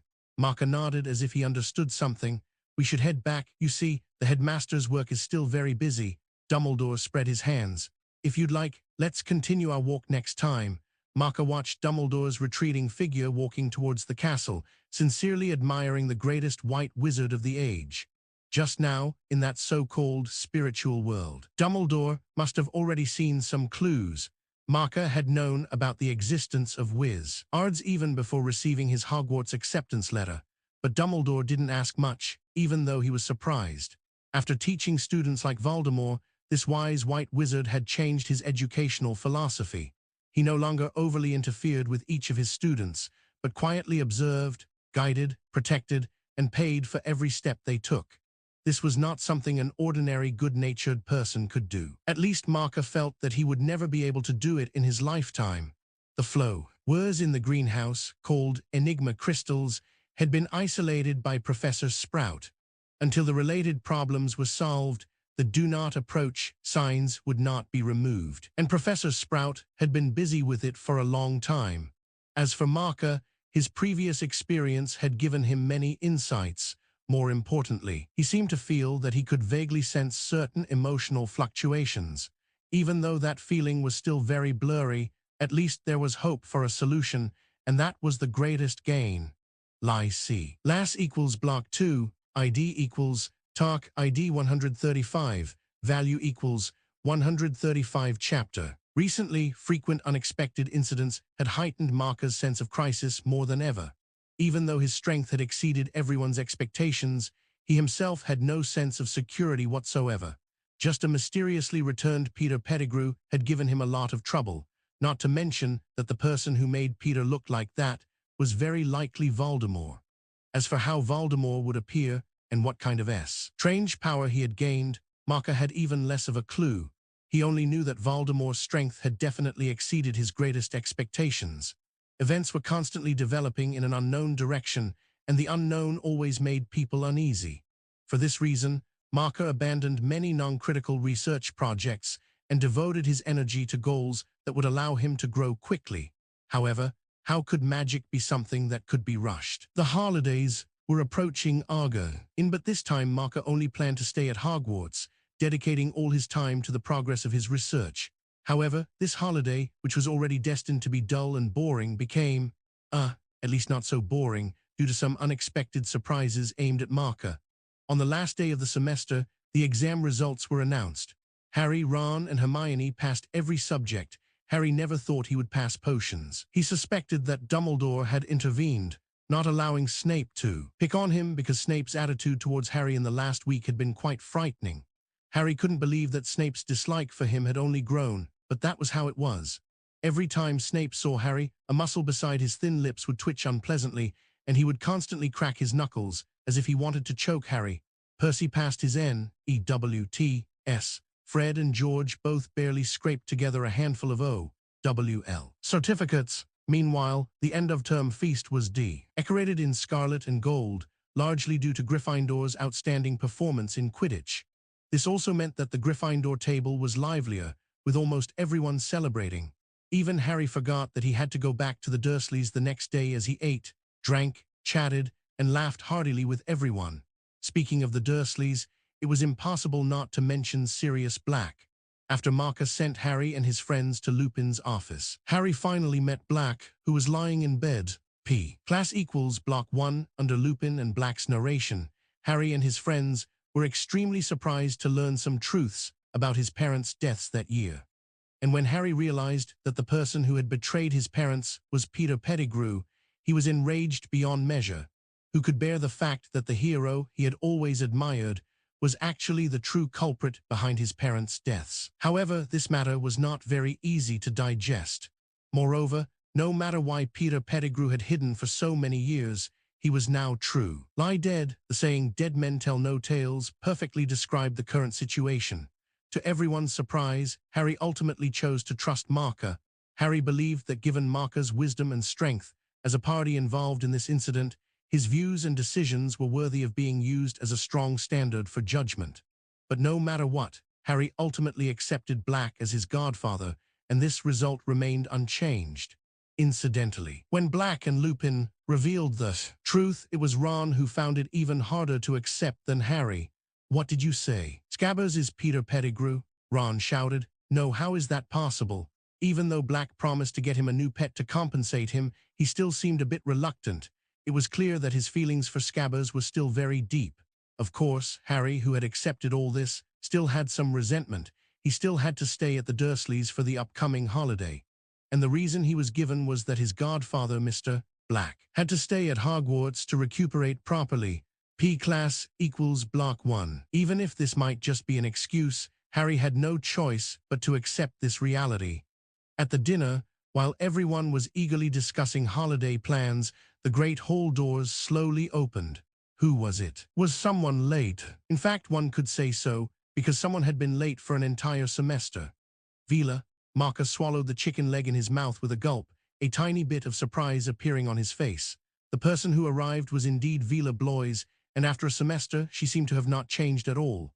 Her figure was still as petite, making her wizard robes look just as loose and baggy. A wide, pointed hat covered her hair and half of her face, making it impossible to discern her exact features, and in her hand she was dragging a large suitcase, her gaze directed towards the Hufflepuff long table, as if searching for someone. Marker knew she was definitely looking for him. After Marker raised his hand and waved a few times, Vila ignored everyone's stares and, dragging her suitcase, walked straight towards Marker. Have the flowers bloomed?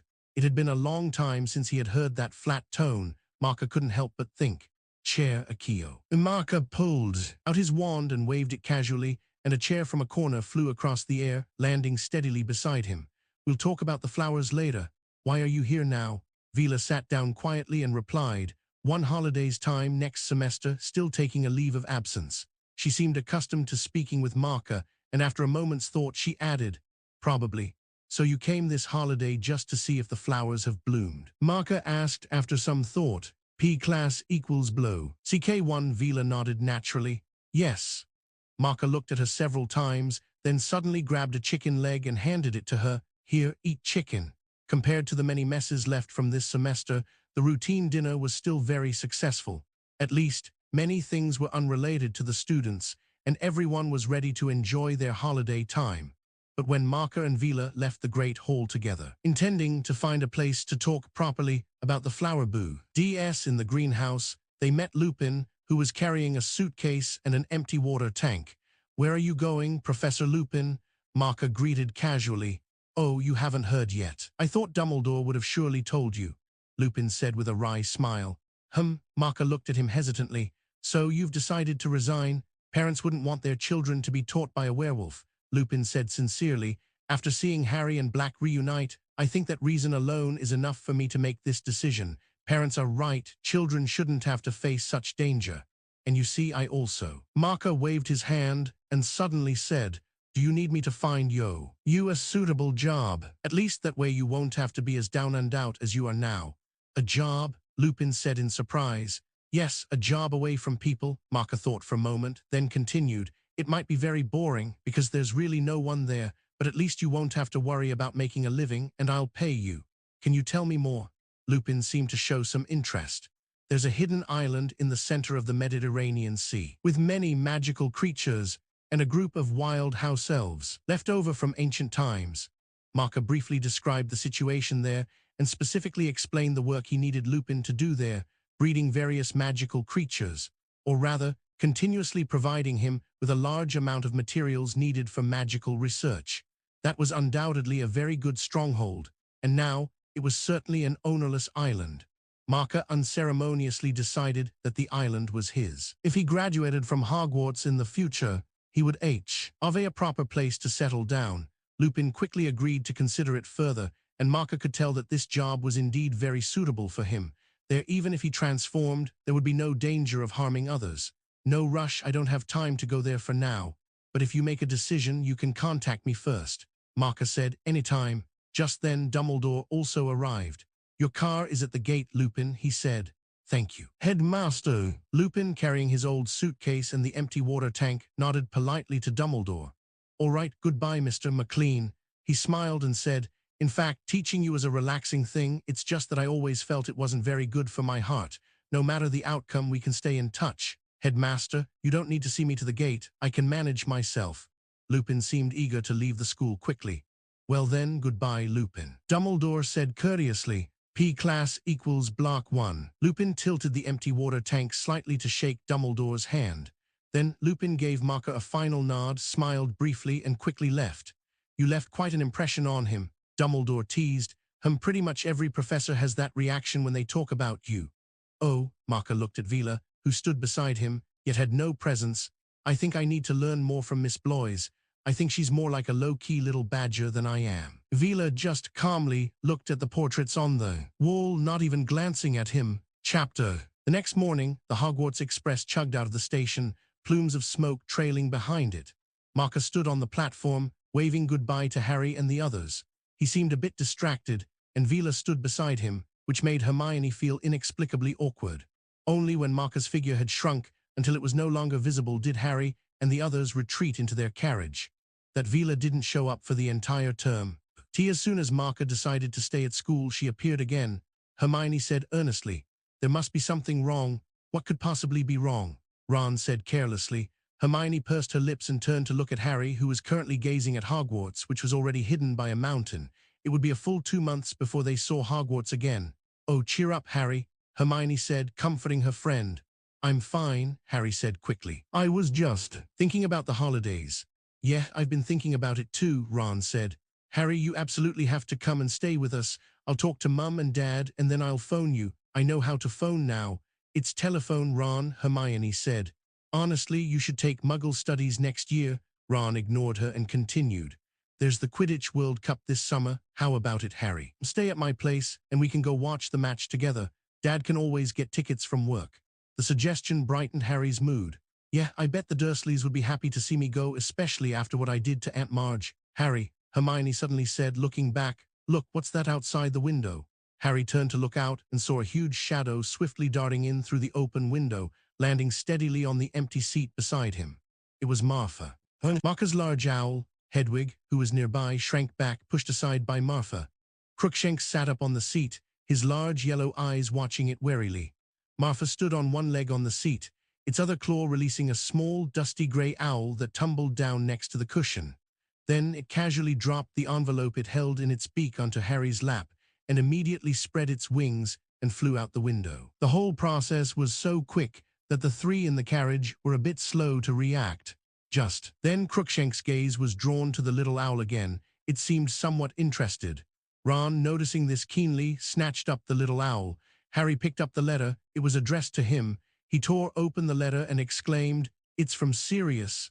"What?" Ron and Hermione said, puzzled. "Is there anything else he didn't say?" "Read it quickly. Dear Harry, I hope you receive this letter before you arrive at your aunt and uncle's house. I don't know if they're used to owl post. In fact, by the time you receive this letter, it means I have already left Hogwarts. I won't tell you where I'm hiding, in case this letter is misdelivered. I've always had some doubts about the reliability of owls, but Markers seems very trustworthy. I believe the Dementors are still looking for me, but they have no hope of finding me again. I plan to let some Muggles see me soon, far away from Hogwarts, so that the castle's security measures can be lifted. During our brief meeting, there was one thing I never had a chance to tell you, and that is I was the one who sent you the firebolt." "Ha," Hermione said triumphantly. "See, I told you it was from him." "Yeah, but he didn't tamper with it, did he?" Ron said. "Oh." The little owl was now chirping happily in hand, having pecked one of his fingers, seemingly as a friendly gesture. "Marker had his Martha help me order this owl from the post office. I used your name, but told them to take the money from my vault at Gringotts, Vault 711. Please consider it a 13th birthday gift from your godfather. I think I startled you that night last year when you left your uncle's house, and I apologize for it. I just wanted to see you before heading north. But I think you seemed quite scared when you saw me. Then enclosed are a few things for you which I think will make your next year at Hogwarts more enjoyable. If you need to find me, just send a letter. Your owl will find me. I will write to you again soon. Sirius. Harry eagerly searched the envelope. There was another piece of parchment inside. He quickly scanned it and suddenly felt warm all over, a sense of contentment, as if he had drunk a bottle of hot butterbeer in one gulp. On that piece of paper, it read, I see. Sirius Black, godfather of Harry Potter, hereby grant him permission to visit Hogsmeade Village on weekends. This is good enough for Dumbledore, Harry said happily, looking at Sirius's letter again. Wait, there's a postscript. Oh, Ron, this little owl is for you. Ron's eyes widened instantly. The little owl was still chirping excitedly. Keep it, he said uncertainly, examining the owl carefully. After a moment, to Harry and Hermione's surprise, he actually offered it to Crookshanks to sniff. /P, what do you think? Ron asked Crookshanks. Is it definitely an owl? Huh, just then Hermione seemed to spot something else outside the window. Another owl. Harry and Ron both turned to look, but the grey-brown owl didn't slow down. Instead, it flew straight towards Hogwarts. The recipient of the letter was Marker. For him, this letter was definitely not good news, because it was a notification document from the Ministry of Magic. Dear Mr. McLean, according to relevant intelligence and the statements of those involved, Department of Magical Law Enforcement. In the case, you have a significant connection to the serial murders in Hogsmeade Village. Due to your actions on that day, the death of a wizard has been confirmed. Ministry of Magic enforcement officers will arrive at your location shortly. The Ministry of Magic will confiscate your wand and impose temporary detention and cooperation with the investigation. Rufus Scrimgeour Mini, Stry of Magic, Department of Magical Law Enforcement, Auror Office. Although Marker had long been prepared to visit the Ministry of Magic, the strong and unreserved wording of this notice made him frown. The notice only mentioned that he had killed someone, but it did not specify the identity of the deceased. Logically, after Peter Pettigrew was frozen, the black mist, covering his entire body, had completely disappeared. So the Ministry of Magic must have already known his true identity. While here might be confidentiality involved, this did not prevent Marker from speculating about other possibilities. He had a premonition that there was definitely something else waiting for him. There's a scent of conspiracy. Marker casually shook the notice, a pensive expression on his face, when two auras with an entire squad of hit wizards appeared at the school. Not only Dumbledore, but several professors were alarmed. What happened? Professor McGonagall looked at the auras blocking the school gate with a surprised expression, her face full of astonishment. Who knows? Professor Flitwick said sharply, and over by the castle Snape also emerged with Dumbledore walking beside him. Marker followed behind them, looking as if he had come to watch the commotion. However, under the surprised gazes of the professors, Marker walked to the front. Who is in charge here? He looked around and said calmly, I am Marker McLean. I am. An aura stepped forward, looking at him hesitantly. Well, hand of your wand first. Marker nodded, drew his wand from his sleeve, and casually handed it over. Please come with us. We need your cooperation with the investigation regarding the Hogsmeade case. You should have already received the notification document from the Ministry of Magic, right? The aura confirmed the file, then carefully put away Marker's wand and extended a hand, saying, Please. Marker turned around, exchanged a glance with Dumbledore, and then unresistingly walked over to the aura's side. P-class equals block. Won this, oh my, what on earth happened? Just then, Professor Sprout suddenly ran over, demanding loudly, what exactly did McLean do? Why would, but Dumbledore reached out and stopped her. Pomona, Marker is just going to cooperate with the investigation, it's fine. He fixed his piercing gaze on Marker for a moment, then said calmly to the aura, Give my regards to Fudge. The aura nodded seriously and then led Marker away. Albus, what exactly is going on? Why would McLean? Professor McGonagall couldn't help but ask. It's about that incident in Hogsmeade Village, Dumbledore said. I will keep an eye on it. Everyone, please go back for now. He paused, then looked at Vila, who was standing silently to the side watching the school gate, and said, Miss Blois, do you need help? Vila turned around and asked expressionlessly. I don't think so for now. Dumbledore smiled. Things aren't as complicated as they seem. P-class equals block 1. Vila nodded and walked directly past Dumbledore, heading towards the greenhouses. Dumbledore watched her retreating figure with curious eyes, a thoughtful expression on his face. Chapter. It was a rather cramped room, containing nothing but a small bed and a wall lamp. The wallpaper on all 4 walls was peeling, making them look dirty. There were no windows, only a small vent installed in one corner. The entire room appeared dim and oppressive. Marker had been in this Ministry of Magic detention cell for nearly a week, but no one had called him in for questioning. P class equals B. Lock 1, not even the customary procedures like taking a statement had been followed. His premonitions seemed to have come true. Is it Lucius Malfoy or someone else? Marker wondered to himself. He knew that this matter couldn't be rushed. Out there, Dumbledore was surely arranging things for him, and that would take time. Though it was somewhat hasty this time, everything was still within his plan. A few more days passed, and finally someone appeared. Two stern-looking wizards arrived, silently leading Marker down a long corridor into an elevator, which then descended further and further. When Marker saw the number on the elevator reach 9, the retractable elevator gate finally opened. The two wizards flanked Marker, one on each side, walking forward in silence, and soon reached a dimly lit staircase leading downwards. After descending another floor, Marker noticed that the walls on both sides of the corridor had been replaced with rough stone, with a torch inserted at regular intervals. Along both sides of the corridor, heavy wooden doors were arranged in sequence, each fitted with an iron bolt and a faintly glimmering keyhole. P class equals. Block 1, the two led Marker to the wooden door numbered 7. One of them pulled a key from his waist, inserted it into the keyhole, and twisted it firmly. With a soft click, the other person slid open the iron bolt, and the door opened. The interior was somewhat dim, likely due to the undetectable extension charm, making the space quite large, yet illuminated only by torches, which subtly created a heavy atmosphere. On all 4 sides were rows of tiered benches, arranged from low to high, all positions offering a clear view of the center. P class equals block 1. At this moment, several witches and wizards, sparsely seated, wearing magenta robes with an exquisite W embroidered on their chests, were present. Most of them had solemn expressions, calmly looking towards the center. In the front row of these seats, Marker saw Dumbledore, whose expression was also very serious. He had his lips tightly pressed together, scrutinizing Marker as if reacquainting himself with him. And right in front of Marker, in the middle of a not too large square open space, a chair with chains was fixed to the ground. Undoubtedly, this was the Wisengamot's courtroom 7. Marker had no intention of asking why he had been brought here. Such an action would be meaningless. Perhaps in a little while he would naturally understand. The accused Marker McLean brought in, one of the wizards who had escorted him suddenly shouted, "Sit down." A cold male voice echoed through the courtroom.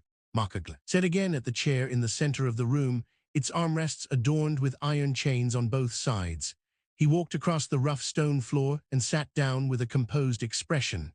The moment his backside touched the cold seat, the surrounding chains suddenly sprang up, binding him firmly with a clatter of metal. He frowned, but said nothing.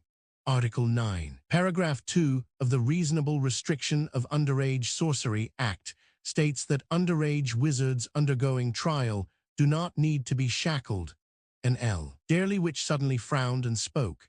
Yes, that's right. However, this underage wizard before you is a particularly dangerous defendant, and the relevant regulations do not apply, the male wizard who had spoken earlier said with a cold tone. All right, he continued. Minister for Magic Fudge, please begin. With a slight cough, Marker turned his gaze to Cornelius Fudge, who was seated in the front row next to Dumbledore. Fudge was a corpulent man who often wore a dark yellowish-green bowler hat, though he wasn't wearing it today. Moreover, the unctuous smile that usually graced his face when he spoke was also absent today. He stared intently at Marker, who was bound by chains, and began to speak loudly. Very well, Fudge said. The defendant has finally arrived. Let us begin. Are you ready? Of course, Marker replied indifferently. His composure in his predicament seemed to provoke Fudge, who immediately and eagerly began to read the pre-trial records. P. Clause. S equals Block 1, the trial of June 24th, Fudge said in a booming voice, as the scribe beside him quickly began to write. To try the case of Marker McLean, a third-year student at Hogwarts School of Witchcraft and Wizardry, for the murder of Peter Pettigrew. Interrogators, Minister for Magic, Cornelius Oswald Fudge, Head of the Department of Magical Law Enforcement, Amelia Susan Bones, Head of the Auror Office, Rufus Butte Scrimgeour. After announcing the customary opening statements of the trial, Fudge adjusted his tie and picked up a document from the table. The defendant is accused of the following crimes. The defendant, being involved in the Hogsmeade Village murder case on June 1st, interfered with the search and apprehension operation when Ministry of Magic enforcement officers were rounding up suspects, and in the ensuing chaos, killed the suspect on the spot. According to investigations by the Aura headquarters, the suspect was not the true perpetrator of the murder, and the defendant has been confirmed to have committed intentional homicide 3 days ago. The identity of the suspect was confirmed as Peter Pettigrew, who narrowly escaped death in the case where Sirius Black destroyed a Muggle street and massacred Muggles on November 13, 1981. As soon as this statement was made, the members of the Wisengamot review panel immediately erupted in a commotion, with almost everyone whispering to each other. "Silence!" the cold-toned male wizard suddenly shouted, and the scene immediately quieted down slightly. At this moment, Fudge looked up, gazed at Marker, and asked loudly, "Were you Marker McLean, a third-year student at Hogwarts School of Witchcraft and Wizardry?" "Yes," Marker nodded in response. "On that day in Hogsmeade Village, did you indeed interfere with the Ministry of Magic's auras and hit wizards in their apprehension of the suspect?" Marker pursed his lips but still nodded. "Yes." "Then, did you ultimately kill Peter Pettigrew?" "I didn't know it was Peter Pettigrew at the time. He was completely shrouded in black mist at that moment," Marker saw. "ID calmly, I only knew that he was endangering my life, and I had no choice but to resist and protect myself." However, according to the testimony of the enforcement officers present at the time, there was no black mist. Moreover, the enforcement officers had already tried to stop you, but you did not cease your actions immediately. Not far to Fudge's left, a stern-faced wizard with sharp eyes and long brown hair suddenly spoke. "May I ask who you are?" Marker looked at him, meeting his gaze without reservation. "As equals block 1, I am Rufus Scrimgeour, currently the head of the Aura office." The wizard answered his question gravely. "To my knowledge, isolated testimony does not constitute valid evidence," Marker said calmly. "Please provide relevant evidence to corroborate your statement." "The defendant's request is valid. Please provide specific, valid evidence." The cold male voice reappeared. Scrimgeour nodded and said loudly, "I request the entry of a witness." Or agreed. Soon after, the wooden door was opened again, and a wizard Marker didn't recognize was brought in. "Witness name?" "My name is Edmund George Wells," the wizard replied timidly, looking somewhat frightened. "What testimony do you wish to provide?" "Oh yes," Wells shrank his neck. "That night there were many Dementors patrolling Hogsmeade Village, and also teams of auras going back and forth, so our whole family couldn't sleep. It must have been around 11 p.m. I was reading by the bedroom window, and then I hear the intense fighting outside." He recounted the situation at the time tremblingly, and most of what he said was actually correct.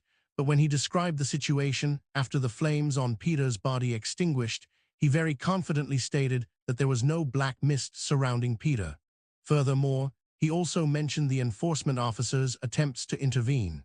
He spoke with absolute certainty, as if it were true. "Does the defendant object to the witness's statement?" Carr was silent for a moment, then looked up and said, "Witness, how did the flames on him extinguish at that time?" It was just a gust of wind," Wells said. Even he himself felt it was a bit inappropriate, and immediately added nervously, "A very strong wind, I saw it from afar." As he spoke, Marker's gaze kept shifting across the faces of the review panel members. "I have no more questions." He retracted his gaze, suddenly ending the questioning. "Then do you plead guilty?" Fudge demanded low. "Udly, I do not admit to the charge of intentional homicide, because I do not recognize Peter Pettigrew's appearance," Marker replied calmly. "Peter Pettigrew was a figure active more than a decade ago. I was just born at that time, and in all these years, as a relatively unknown wizard, it's impossible for me to have known him. Perhaps you happened to learn of him elsewhere." Fudge couldn't help but exclaim. "Please provide relevant evidence," Marker said. Looking at him, Fudge opened his mouth, then looked at Scrimgeour, the head of the Aura office, who subtly shook his head. "Then you did indeed kill someone, that's correct, isn't it?" Fudge had no choice but to concede a point. Marker paused, glanced at Dumbledore, who had remained silent throughout, and then nodded in response, "Yes." Not long after, following a show of hands by the review panel, Marker was convicted of negligent homicide and received a final sentence of 5 years imprisonment, halved for being a minor. As for the place of Dete, Entian, it was naturally Azkaban wizarding prison. The laws of the wizarding world are indeed far more imperfect than those of the Muggle world. Marker, who was being led back to the detention cell, surprisingly still had the presence of mind to ponder such an irrelevant trifle. Chapter. Marker accepted the handover of the Ministry of Magic's escorts to the Azkaban Dementors in silence. It was evident that the two escorts from the Ministry of Magic were trembling slightly when facing the Dementors. Even they didn't frequently interact with these creatures. After the prescribed handover procedure was swiftly completed, they left without looking back, using a portkey. Marker stood beside the Dementors. In that, after the previous Mystery Crystal incident, the Dementors could now sense him. However, this sensation was still very weak, making the creatures somewhat uninterested. Marker casually glanced at them, then walked with steady steps towards the peculiar black stone fortress located on the island. According to relevant records, the last owner of this fortress was an evil wizard named Extes. After his death, all the hidden curses on the island failed, which led to its discovery by the Ministry of Magic. As for who originally built it, no one knew. He continued along a path also paved with black rocks, while the Dementors seemed to be everywhere, aimlessly wandering and lingering around. There was probably no other prison in the world like Azkaban. Apart from the Dementors, its indigenous guards, there weren't many other measures set up to prevent criminals from escaping. Even the iron gate of the black stone fortress was fully open. Are they really that confident in those Dementors? Marker turned his head, looking at the almost ubiquitous monsters. Perhaps. It's quite reassuring indeed. The increasingly stable wizarding world naturally led to the popularization, convenience, and normalization of magic, causing a continuous decline in wizards' combat capabilities and their exploration of the various mysteries of the magical world. For the vast majority of criminals, this place was already a deep abyss of despair. Passing through the tall fortress gate, and after traversing a long-abandoned and dilapidated plaza, he entered the interior of the fortress. This was the true prison, modified by the Ministry of Magic. According to procedure, Marker should have been led here by the Dementors and then locked in one of the cells. But the Ministry of Magic would never have imagined that Marker was here as if he were on his own turf. In the dark corridors of the fortress, Dementors were still visible everywhere. However, most of them merely looked at Marker instinctively, then allowed him to pass by. P-Class equals Block 1. After a casual tour, Marker discovered that most of the cells here were empty. Compared to this extremely grand fortress, the number of prisoners confined here was pitifully small. But as Marker passed a window on the back of the fortress, he saw the scene behind the castle. It was a vast graveyard, with tombstones scattered haphazardly across the ground, stretching from the back garden near the castle to the edge of the distant forest. The tombstones closest to the castle had even fallen over, looking so old and dilapidated. That one couldn't help but wonder how many years they had spent there. Marker continued to ascend, but the higher he went, the fewer prisoners there were, and almost all of them showed no reaction to Marker's passing. They were all trying to fall asleep, and although this would always make them wake up from nightmares, it was definitely much better than watching Dementors pass by their cell doors one after another, sucking away their happiness as if queuing for food. But as Marker passed a cell on the third floor, he saw an old witch whose eyes had not completely died out. Who are you? How could you? The witch, with her eyes half open, her expression a mix of confusion and a hint of clarity, stammered. Are you someone from the Ministry of Magic here for a visit? Marker looked at her with interest, and after a while shook his head. I am a prisoner just like you, he said. What? Has your soul not been completely consumed by negative emotions yet? You think this is my first time in here? The old witch's mouth stretched, as if she wanted to smile. But it was a very difficult thing for her to do. I won't compromise over such a small matter. Marker looked at her, thought for a moment, then suddenly raised an eyebrow and guessed. Are you Mrs. Pinkston? You know me. The old witch narrowed her eyes, as if trying to see him more clearly.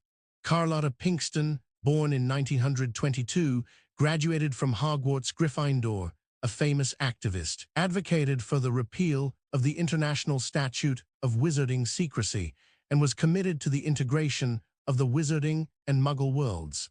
Marker casually recounted some of the information he knew, then continued to ask, "In fact, you're quite famous because you're always sent to Azkaban for deliberately violating the statute of secrecy.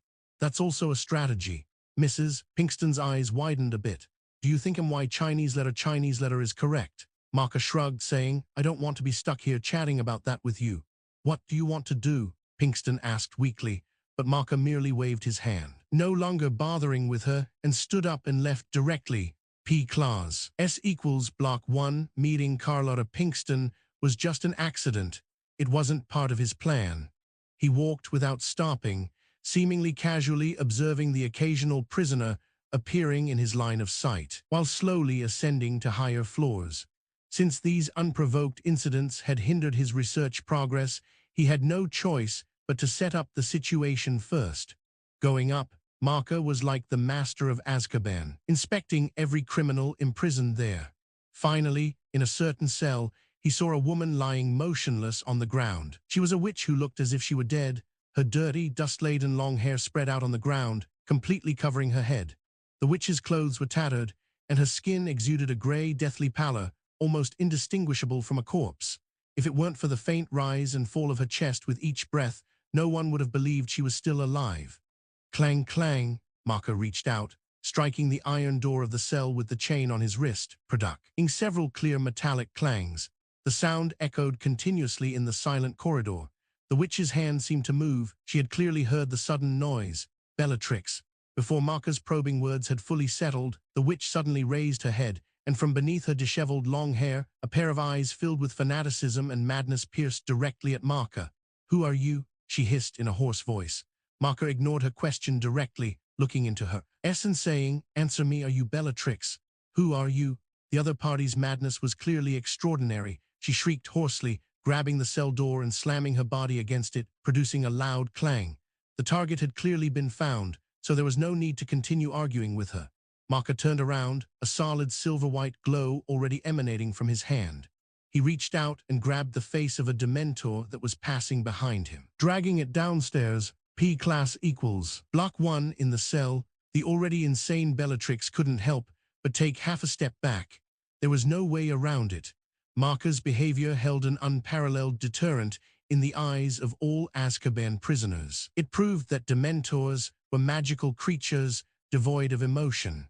Even though the unlucky one in Marker's hand struggled continuously, they seemed not to notice at all. Letting him leave quickly, in Little Hangleton, villagers still called a certain old house the Riddle House, even though it had been uninhabited for many years.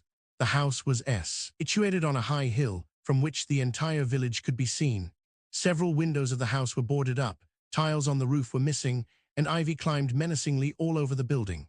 The Riddle House was once a beautiful manor, the most spacious and impressive building for miles around, but now it had become damp, desolate, and covered with the marks of time. The villagers of Little Hangleton unanimously agreed that the old house was indeed spooky. Half a century ago, a bizarre and terrifying event occurred here. Even now, when the older generation in the village had no other topics, they still liked to bring it up and discuss it. The story was told repeatedly, with many embellishments, and no one could say for sure what the truth was anymore. However, every version of the story began in the same way. 50 years ago, when the Riddle House was still well-maintained and impressive. On a clear summer morning, a maid walked into the living room and found the Riddle family of 3 dead. Class = B. Lock 1, the maid screamed all the way down the hill, ran into the village, and woke up the villagers. They were all lying there, eyes wide open, cold all over, still dressed in their dinner clothes, she said. The police were called, and the entire village of Little Hangleton was immersed in surprise and curiosity. The villagers trying their best to conceal their excitement, but without success. No one wasted effort pretending to grieve for the Riddle family, as they had always been unpopular in the village. Class = Block 1. The old couple were wealthy but snobbish and rude, and their adult son Tom, you might not believe it, but he was even worse than his parents. What concerned the villagers was the identity of the murderer. Obviously, Three seemingly healthy people could not have died naturally at the same time on the same night. After a long detour, we're back to this place again. At this moment, in the Riddle house, a handsome young wizard stood by a broken window, looking outside and chuckling, "Aren't we, Nagini? Lai Kla. SS equals block 2, ID equals TARC ID 139, value equals 139 chapter." Frank Bryce was a veteran of World War I. He was fortunate enough to only catch the tail end of the final victory, which meant he didn't leave his broken body on the battlefield like his father. Before his mother passed away from excessive grief, she told Frank with her frail, withered arms that the most important thing in life was to live it steadily. But in his stubborn youth, he had hoped to avenge his father. Yet, as the saying goes, he was very lucky. When he returned from the battlefield, the war had only left him with a stiff, unresponsive leg and an extreme aversion to crowds and noise. Was his father's revenge complete? Frank never found the answer to that question. After that, he decided to heed his mother's words, find an ordinary job, and live a peaceful life. At that time, in his hometown, the wealthy Riddle family was looking for a gardener to hire. This was perfect for him. He didn't need agile legs, and he could stay away from noisy crowds. He believed this must be the most suitable job for him. To be honest, Mr. and Mrs. Riddle were indeed well matched, as they were both equally unpleasant. But that didn't concern Frank much. He didn't care if the pay was high or not. All he wanted was to live his stable life, his mother's last wish. But then, one day, nearly 5 years later, the entire family mysteriously died in their home. As the only living resident of the Riddle house, Frank was taken away by the police as a suspect. The villagers immediately started to gossip, as such topics always became fodder for conversation over tea and meals. Just as the situation was looking grim for Frank, the autopsy report for the Riddle family came back, completely turning the tide. The police stated they had never seen a more peculiar autopsy report. None of the Riddle family had suffered injuries from poison, sharp objects, or firearms, nor had they been suffocated or strangled. In fact, the report was clearly written in a bewildered tone. The 3 members of the Riddle family all appeared healthy, except for one thing: they had all stopped breathing. The forensic doctors seemed determined to find something amiss with the bodies. Everyone in the Riddle family had a look of terror on their faces.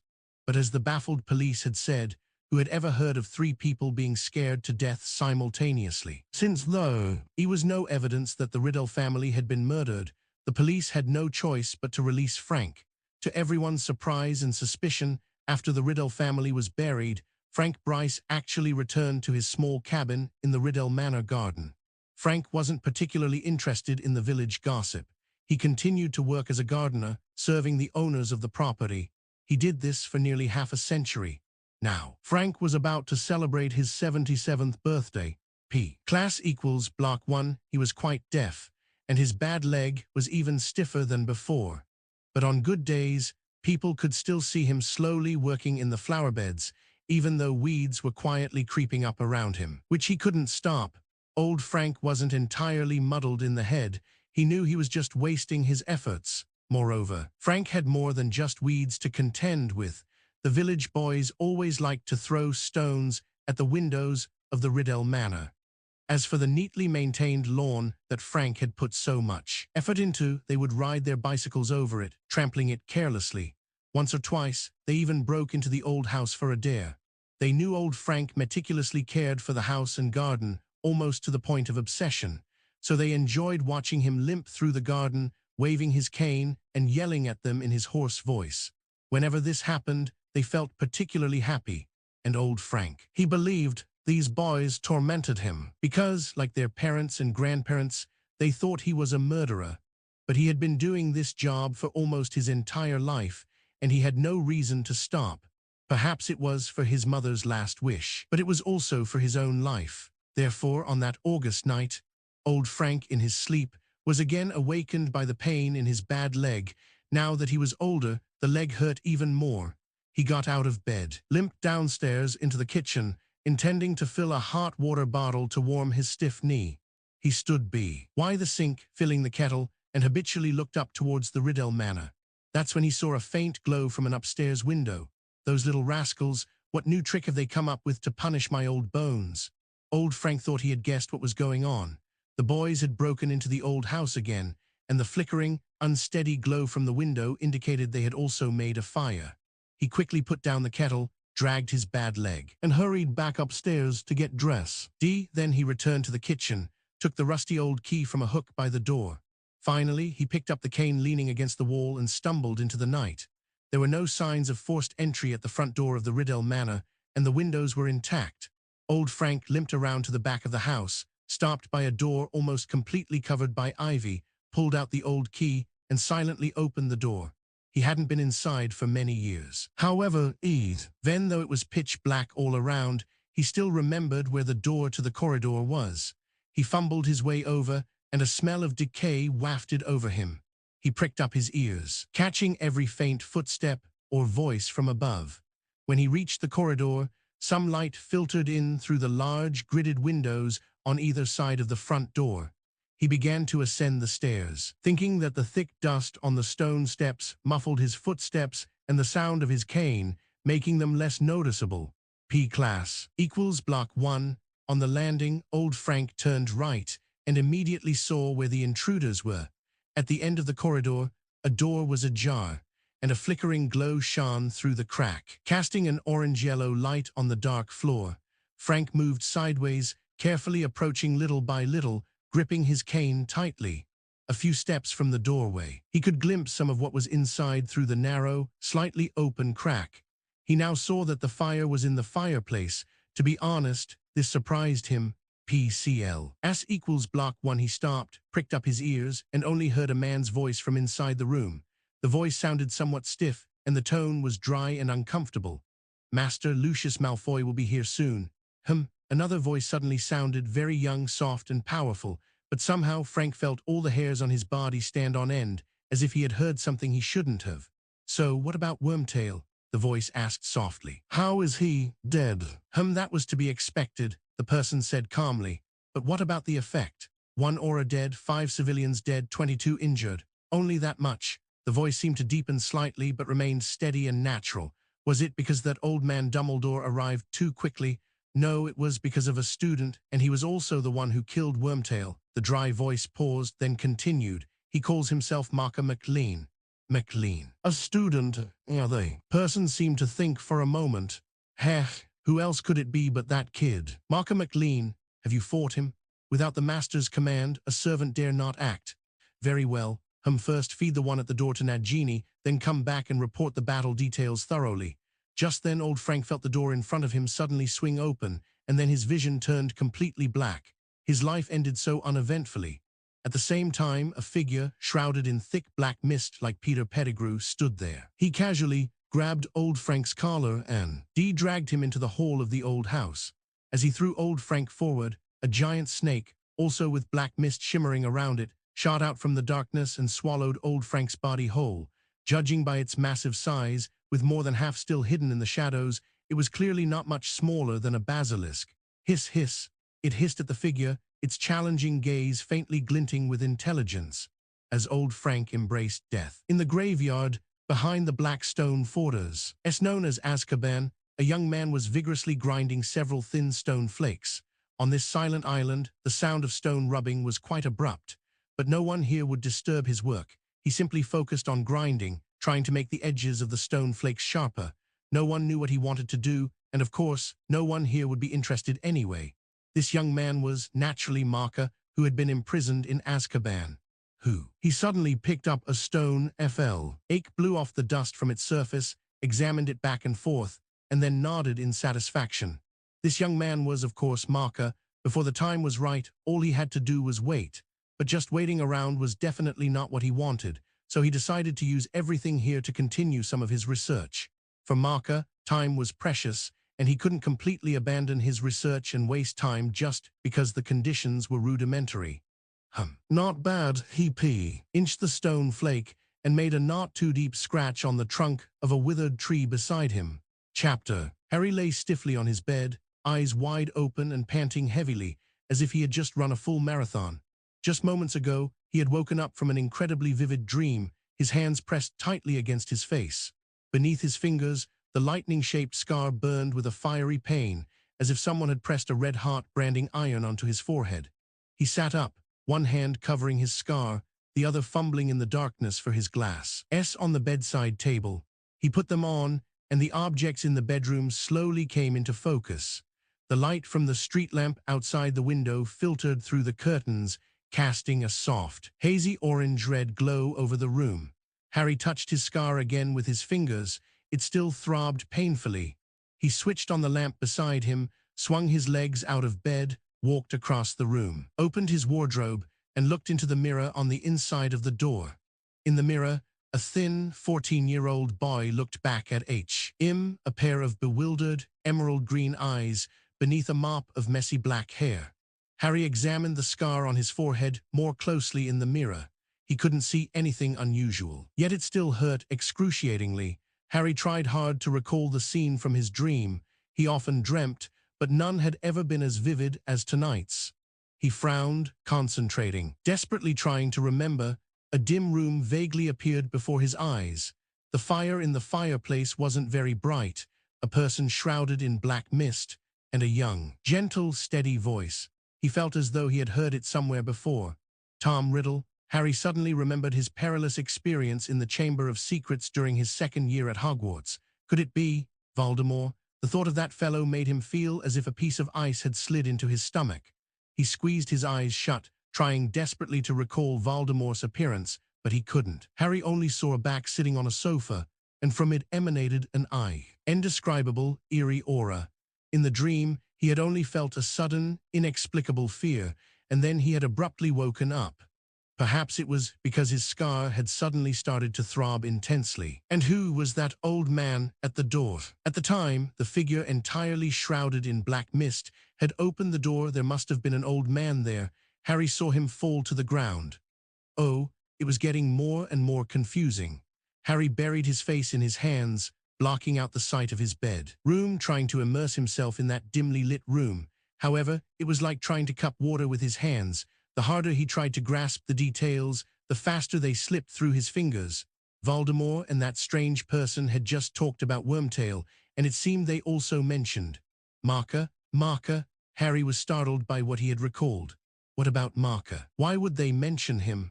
And where exactly is Voldemort?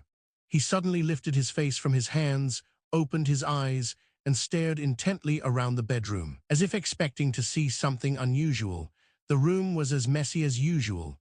Beside his bed was a large wooden trunk, open, revealing a cauldron, a broomstick, black robes, and various spellbooks, which Harry had been reading before going to sleep last night. The pictures in the book were constantly moving. Young men in bright orange-red robes zoomed around on broomsticks, throwing a red ball back and forth. He didn't pay much attention to those familiar items, but walked to the window, pulled back the curtains, and looked down at the street. Are there any dilapidated old houses on this street? Privet Drive looked exactly as a respectable suburban street should appear in the early hours of a Sunday morning. The curtains on both sides of the street were tightly drawn. Harry looked out into the darkness and saw no living creature. Not even the shadow of a cat, however. Harry returned to his bed, unsettled, and sat down, stroking his scar with a finger again. It wasn't the pain of the scar that bothered him. Harry was accustomed to pain and injury. He was just worried about what kind of connection this pain had to Voldemort. Scar, Voldemort, Marker. Harry suddenly widened his eyes and looked towards the bottom of the wooden trunk. Marker. He suddenly remembered what Marker had told him, and then he recalled Professor Trelawney's prophecy about Voldemort's return. He remembered Marker repeatedly urging him to go quickly. At this thought, Harry immediately jumped off the bed and hurried to the large wooden trunk where he kept his things, quickly rummaging through it. Journal, got it. Looking at the thick journal, Harry couldn't help but recall Christmas during his first year at Hogwarts. At that Christmas dinner, Marker had sent numerous owls to many people, delivering all sorts of Christmas gifts.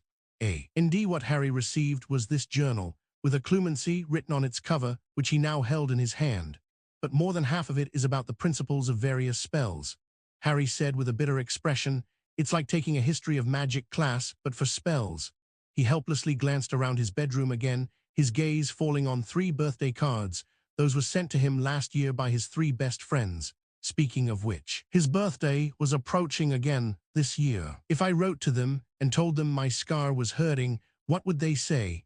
His mind was immediately filled with Hermione's flustered, over-the-top voice. Your scar hurts. Harry, that's not just any ordinary thing. Write to Dumbledore immediately. I'll go check common magical ailments. Maybe we should also ask Marker. Indeed, Hermione would definitely suggest that. Hurry to the headmaster of Hogwarts, and at the same time, look for answers in a book. If that didn't work, only then would she consider whether to bother Marker. Harry sighed, gazing out at the heavy, deep blue night sky beyond the window. Marker was a very prescient person and always reliable. Although he always seemed busy, as Hagrid said, he always brought warmth to everyone in many small ways. In fact, they were always being looked after by Marker.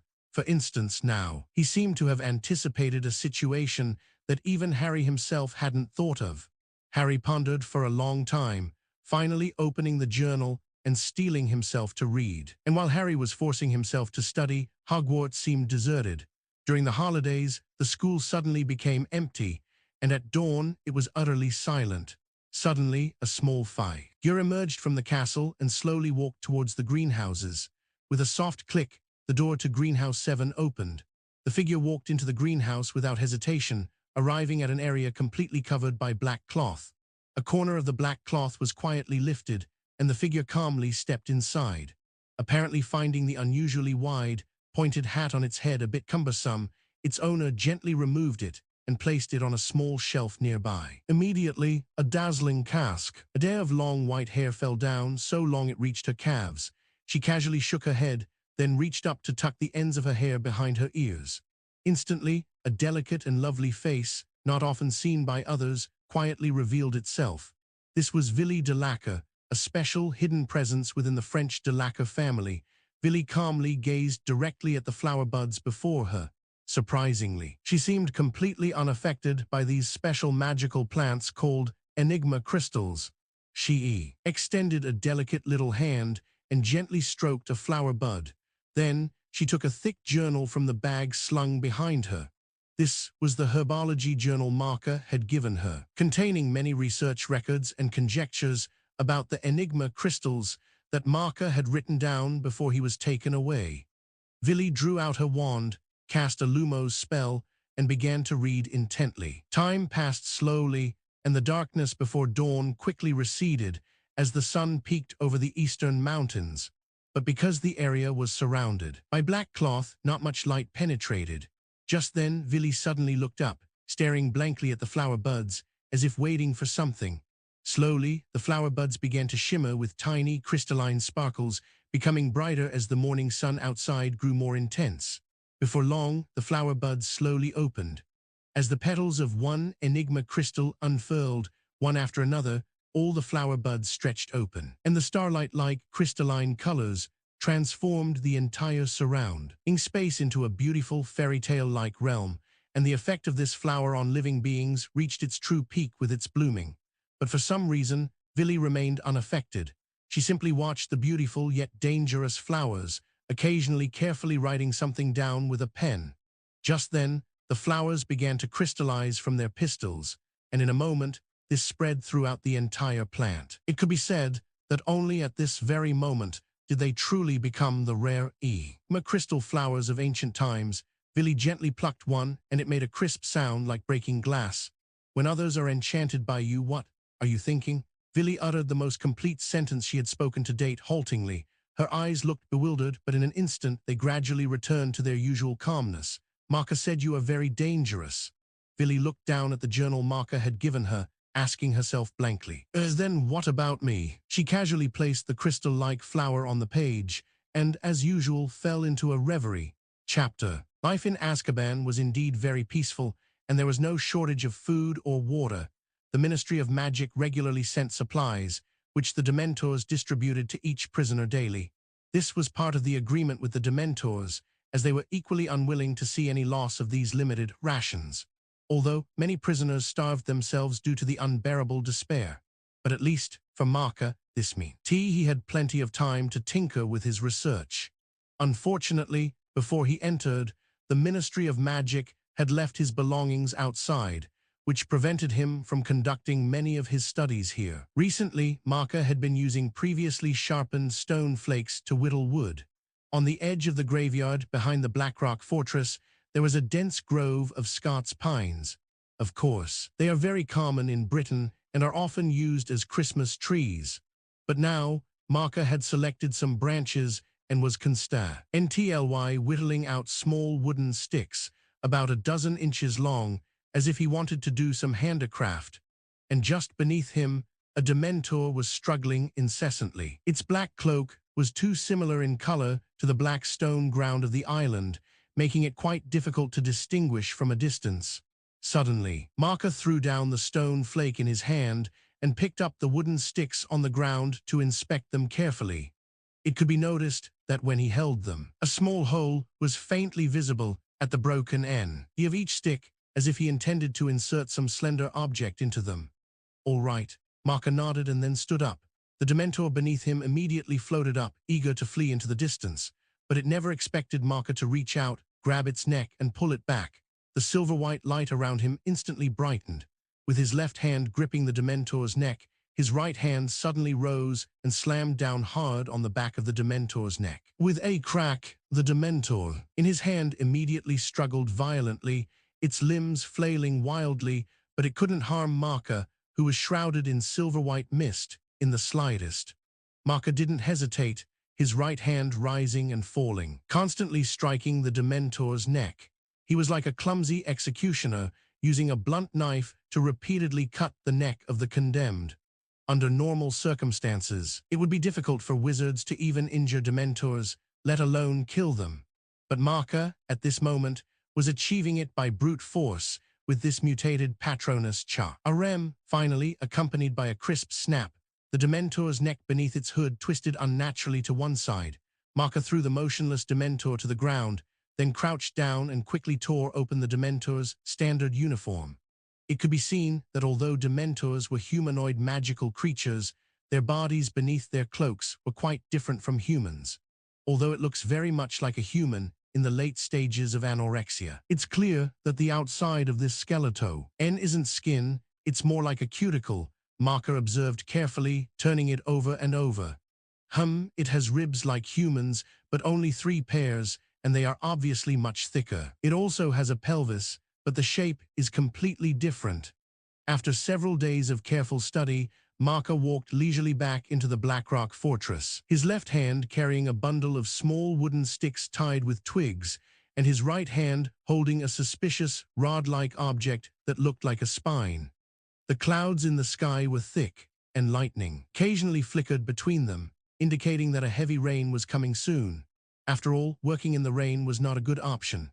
Back at the edge of the Blackrock Fortress's courtyard, Marker sat cross-legged on the stairs. His hands, wreathed in misty light, worked simultaneously, twisting the spine-like object with all his might. Soon, with a brief sound of bone friction, his right hand gently pulled outwards, and a dusty, old cotton thread-like object was pulled out. Marker pinched it and held it up to his eyes, but just looking at it like this didn't reveal much.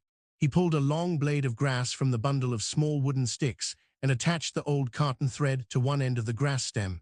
Then, like threading a needle, he threaded it into the small wooden stick. Finally, Marker took 2 short wooden skewers from his pocket and plugged the holes in the wooden stick, one at the front and one at the back. Avis, boom. He held the small wooden stick in H. His hand gave it a gentle wave, but was met with a loud explosion. He patted his hair with a dark expression to keep it from smoking. Then he took the old cotton thread out of the wooden stick and moved it to the next one. Lumos, crack, this time was even better. There was no need to dismantle it, because the wooden stick itself split open. Each wooden stick was tried one by one, but none succeeded. It must be said that this experiment was a complete failure. Indeed, the tools are too crude. Marker shook his head, muttering to himself. Wand-making techniques were figured out at Hogwarts before, but the precision requirements are really too high. That being said, here everything had to be made do with. In the following days, the heavy rain continued, and Marker also continued to brave the downpour to collect wood. This process was exceptionally tedious, consisting merely of whittling sticks, threading cotton thread, and then whittling more sticks. A constant cycle, /P. Finally, one afternoon. Incendio, as the incantation left Maka's lips, several flames shot out from the front end of the small wooden stick, landing on the rocky ground and burning on their own. The precision is still not quite enough, a bit off target. Maka nodded slightly, but at least it's made. Arachu. He couldn't help but rub his nose vigorously. In fact, this was not the first wand Maka had made. But honestly, making it with such CR-used tools was truly a frustrating experience. He could feel that, although the wand core taken from the Dementor was smooth to use, it clearly had a qualitative bias. He believed that if it were used to cast dark magic related to the soul, it would surely be incredibly powerful. Well, although this wand, about 12 inches long, did have a rather poor appearance and relatively low control precision, its inherent power was still very strong. Perhaps this is the first wand in the world to use a Dementor's spinal cord as its core, Maka thought with interest, playing with the broken wooden stick in his hand. There was still some time until the next step of the plan began, and there was no use rushing. After completing his new wand, he didn't bother to polish it to make it prettier, but instead continued with his other research. Just as the heavy rain in Azkaban had escalated into a fierce thunderstorm, Harry's side enjoyed clear skies all day long. Speaking of which, the Quidditch World Cup was fast approaching, and Mrs. Weasley had warmly written to invite Harry to watch the match with them, but as everyone knew, even Mr. Weasley, who was always very keen on studying Muggles, only had a superficial understanding of various Muggle affairs. From the very beginning, their decision to travel to the Dursleys' house by Flo powder was a mistake. Their fireplace was sealed off, with a fake electric stove burning coal in front of it. At this moment, a heavy thudding sound came from behind the fireplace. What is it? Harry's Aunt Petunia had retreated to tea. He was staring at the electric stove in fear, asking breathlessly, "What is it, Vernon?" Their questions were soon answered, as several voices came from behind the sealed fireplace. "Ouch! No, Fred, go back, go back. It's probably a mistake. Quick, tell George not to. Ouch! No, George, it's too crowded here. Go back and tell Ron. Maybe Harry can hear us. Dad, maybe he can let us out." So, several fists heavily pounded the wall panel behind the electric stove. Harry, can you hear me? Mr. and Mrs. Dursley attacked Harry like two angry huskies. "What's going on?" Uncle Vernon roared. "What are they doing?" "They're trying to get here by Flo powder." Harry couldn't help but want to burst out laughing. He had to desperately control himself. "They can travel through fire, it's just that you sealed off the fireplace." "Wait a minute." He walked to the fireplace and shouted through the wall, "Mr. Weasley, can you hear me?" The sound of fists hitting the wall immediately stopped. "SHHH," someone said from inside the mantelpiece. "Mr. Weasley, it's Harry. The fireplace is sealed off. You can't get out of here." "Damn it," Mr. Weasley's voice said. "Why would they seal off a perfectly good fireplace?" "They have an electric fire," Harry explained. "Really?" Mr. Weasley's voice became excited. "You mean electric? Does it have a plug?" "That's fantastic. I must see it. Let me think." "Ouch, Ron." Ron seemed to have arrived too, his voice joining theirs. "What are we doing squeezed in here? Is something wrong?" "Oh no, Ron," Fred's voice came out in a sarcastic tone. "Nothing's wrong. This is exactly where we're supposed to be." "Oh dear, we're all wasting time here," George said, his voice muffled, probably pressed against the wall from the squeeze. Children, Mr. Weasley's muffled voice said, "I'm thinking about what to do." "All right. This is the only way." "Harry, stand back." Harry quickly retreated to the sofa, while Uncle Vernon, instead, stepped forward. A few paces. "Wait," he yelled at the fire. "What exactly are you trying to—" Boom. The sealed fireplace exploded violently, sending the electric stove flying across the room, and Mr. Weasley, Fred, George, and Ron were flung out with a pile of broken wall plaster. Chapter. To be honest, Fred and George, those two prank-loving brothers, made quite a scene at the Dursleys. They deliberately spilled a large bag of toffees, which tempted Dudley, Uncle Vernon's fat son, to pick one up and eat it. Good heavens, his tongue instantly grew a foot long, dangling out and getting longer and longer. His mother was frantic. "This is no laughing matter, Fred." Mr. Weasley couldn't help but shout at twin sons, "What did you give that Muggle boy?" "I didn't give him anything," Fred said with a mischievous grin. "I just accidentally spilled it on the floor. It's not my fault he picked it up and ate it." "You spilled it on purpose," Mr. Weasley roared. "You knew he would eat it. You knew he was on a diet." "How big did his tongue swell?" George asked eagerly. It swelled to over 4 feet long before his parents let me shrink it, Mr. Weasley said. Fuming Harry and the Weasley brothers burst into laughter again. This is no laughing matter, Mr. Weasley exclaimed. This kind of behavior severely damages relations between wizards and muggles. My whole life I've been dedicated to opposing the mistreatment of muggles, and then my own sons. We didn't give it to him because he's a muggle, Fred said indignantly. Yeah, we pranked him because he's a bully, George said. Right, Harry? That's right, he is Mr. Weasley. Harry said very seriously. Class equals block 1, that's not the point, Mr. Weasley said, exasperated. You just wait, I'm going to tell your mother. Tell me what? A voice behind them said. Mrs. Weasley had just walked into the kitchen. She was a short, plump woman with a very kind face, but at the moment her eyes were narrowed with suspicion. Hello, Harry dear, she said, smiling as she saw Harry. Then she turned her gaze to her husband. Tell me, Arthur, what's going on? Mr. Weasley hesitated. Harry could tell that, although he was angry with Fred and George, he didn't really intend to tell Mrs. Weasley. Mr. Weasley looked nervously at his wife, and for a moment no one spoke. Just then, 3 girls appeared in the kitchen doorway behind Mrs. Weasley. One had very bushy brown hair and 2 large front teeth. This was Hermione, Harry and Ron's good friend. The other was small, with red hair, and was Ron's younger sister, Ginny. Both girls smiled at Harry, and Harry smiled back, which immediately made Ginny blush. Ginny had been infatuated with Harry ever since his first visit to the burrow. As for the last girl, her attention didn't seem to be on Harry. She just stood by the door, staring blankly at the grandfather clock in the burrow's living room. Speak up, Arthur, what's going on? Mrs. Weasley asked again, her tone a little intimidating. Nothing, Molly, Mr. Weasley mumbled. Fred and George just, I've already lectured them. What have they done this time? Mrs. Weasley said, annoyed. If it's got anything to do with Weasley's wizard wheezes again. Ron, why don't we take Harry to see where he's sleeping? Hermione said from the doorway. He knows where he's sleeping, Ron said. In my room, he slept there last year. We'll all go see, Hermione said sternly. Oh, Ron said, finally understanding. All right. Miss Lovegood, would you like to come too? Hermione looked at the blonde girl who was staring blankly beside her and hesitated, tugging at her sleeve. Class equals block 1, HM. Luna tilted her head, then quickly nodded. Sure. Oh, we'll go too, George said. You two stay put, Mrs. Weasley roared. Harry and Ron carefully slipped out of the kitchen, and with Hermione, Ginny, and Luna, they walked through the narrow hallway and ascended the rickety stairs. The stairs twisted and turned, leading to several upper floors. While Harry was asking Ron and Ginny about what Mrs. Weasley meant by Weasley's wizard wheezes, Hermione was cautiously chatting with Luna. Miss Lovegood, Marker, I mean, isn't McLean going to watch the Quidditch World Cup with you? In fact, Hermione had wanted to ask that question ever since Luna's father dropped her off. Marker, Luna shook her head blankly. He said he had a lot to do this holiday. He should still be at school right now. So, Hermione hesitated. You're not going to keep him company? Why? Luna said, puzzled. If he needs help, he'll just ask. Oh, I didn't mean it like that.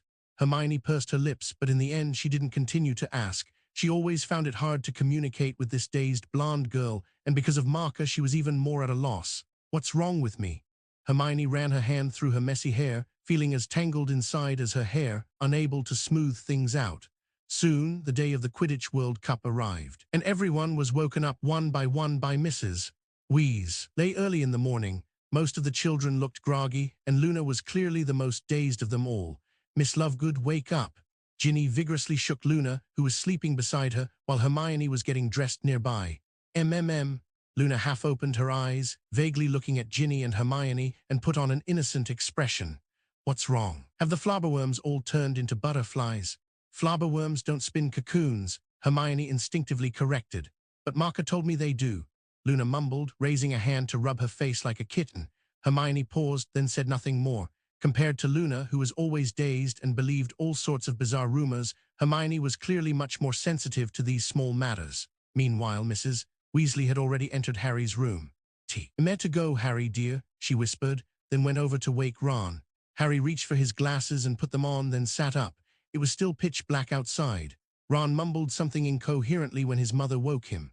Harry saw 2 irregular dark shapes emerge from under the messy blankets at the foot of the bed. What, is it time already?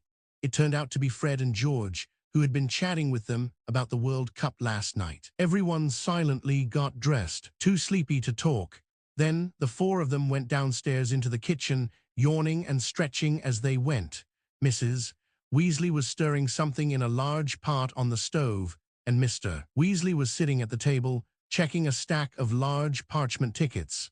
When the boys entered the kitchen, he looked up and spread his arms so they could see his clothes clearly. He was wearing a top that looked like a golf shirt and a pair of old jeans that were a bit too big for him, cinched with a wide leather belt. "How do I look?" he asked eagerly. "We should go incognito. Do I look like a muggle, Harry?" "Yes," Harry said with a smile. "Very good. Where are Bill, Charlie, and Percy?" George asked, unable to stop a big yawn. "Can't they apparate?" Mrs. Weasley said, as she placed the large pot on the table and began to ladle porridge into bowls. "So they can sleep in a little longer." Harry knew that apparition meant disappearing from one place and reappearing in another in the blink of an eye. However, he had never known any Hogwarts student who could do it, and he knew it must be very difficult. But Harry suddenly thought, I'm sure Marker must have known how to do it a long time ago. However, Marker always surprised people. He always struggled with this particular spell. "So they're still fast asleep?" Fred asked, annoyed. "Why can't we apparate too?" "Because you're not old enough and haven't passed the test," Mrs. Weasley retorted. "Where have those three girls gone?" "P class equals block." One she turned and rushed out of the kitchen, and they heard her going upstairs. "You have to pass a test to apparate?" Harry asked. "Oh, yes, Mr. Weasley said, carefully tucking the tickets into his back jeans pocket. "One day, the Department of Magical Transportation fined 2 people because they apparated without a license. It's not an easy thing to do, and if you do it wrong, it can cause trouble, very nasty trouble. Those 2 people I mentioned ended up splitting themselves apart. Everyone at the table except Ararwai frowned and made a grimace. "Oh, split apart?" Harry asked. "They left half their bodies behind," Mr. Weasley said, spooning a lot of treacle into his porridge. "So, naturally, they were stuck there, unable to move either half. They had to wait for the accidental magical reversal squad to deal with it. Let me tell you, that meant a lot of paperwork, because those muggles saw their dismembered bodies." Just as Harry and the others were bustling about with breakfast at the burrow, a sudden explosion broke the perpetual silence of Azkaban, the wizarding prison. Boom, clang, a steel cell door, enchanted with protective magic, crashed to the ground. Amidst the swirling dust, a calm voice suddenly rang out. "Come out, Bellatrix." Chapter. "Come out, Bellatrix." Marker lightly shook his wand, dispersing the stirred dust around him, and calmly looked at the disheveled woman who had shrunk back inside, speaking in a tranquil tone. "What do you want?" Bellatrix tossed her long hair, her bloodshot eyes fixed on Marker, a flicker of madness in their depths. "Don't you want to come out?" Marker retorted coldly. He didn't even need to pretend. In his current state, with his stern, expressionless face, he was the spitting image of a minor villain who disregarded all life. Although he had been growing recently, his still youthful appearance betrayed his age. "Of course I do." Bellatrix suddenly stood up, but her gaze remained fixed on Marker's wand, her expression wary. "I've been waiting every moment, waiting for my master to take me out. I've always believed that my master would come. He wouldn't forget his loyal servant. But why would you let me out?" Her face contorted into a fierce expression, looking at Marker as if he was something extremely dangerous, on guard every second. Marker took a step to the side of the cell door, a cold smile forming on his face. "Although I don't care what your master intends to do, he has undoubtedly returned." "What? Is it true?" "Where is he?" Bellatrix was startled by the news. She even disregarded the dangerous aura emanating from Marker, grabbing his sleeve as if pouncing on him. "I'm taking you to see him." Marker paid no attention to the dirty hands gripping his sleeve tightly. He merely said casually, "Do you want to see him? Do you want to return to his side?" "Oh, I mean Tom Riddle. How dare you call the Dark Lord's name? This is unforgivable." Bellatrix reached out, intending to slap Marker across the face. However, the next moment, she was flung away like a kite with a broken string, crashing heavily against the wall. "Then call him the Dark Lord," Marker said indifferently. "A name is just a designation, in my opinion. Someone who casually changes their true name. HMPH. All right, follow me." Marker said no more, turning and walking towards the other end of the corridor. Before long, when Marker appeared at the entrance of Azkaban's fortress, a number of people had already gathered behind him. Most of them looked sickly, indicating that happiness had been absent from their lives for a very long time. Yet, even so, these individuals still retained some basic judgment. To have endured so long in Azkaban, which of these people wasn't strong-willed? However, as they watched Marka effortlessly flick away the Dementors without even using its wand, both the insane and the somewhat rational among them couldn't help but feel fear. In their eyes, Marka was practically a new generation's Dark Lord. Even if Voldemort would forever be their irreplaceable master, the fear of power, like an instinct, left a deep impression on them. Bang! Without a word, Marka raised his wand and unleashed a bright burst of light, which instantly exploded high in the sky, tearing open the endless night sky above Azkaban. In an instant, two figures, one large and one small, flew in from the distant sky, flapping their wings. As they drew closer, everyone realized that they were a hippogriff and an unusually large owl. It was Buckbeak the hippogriff, whom Marka had rescued, and his owl Malfa.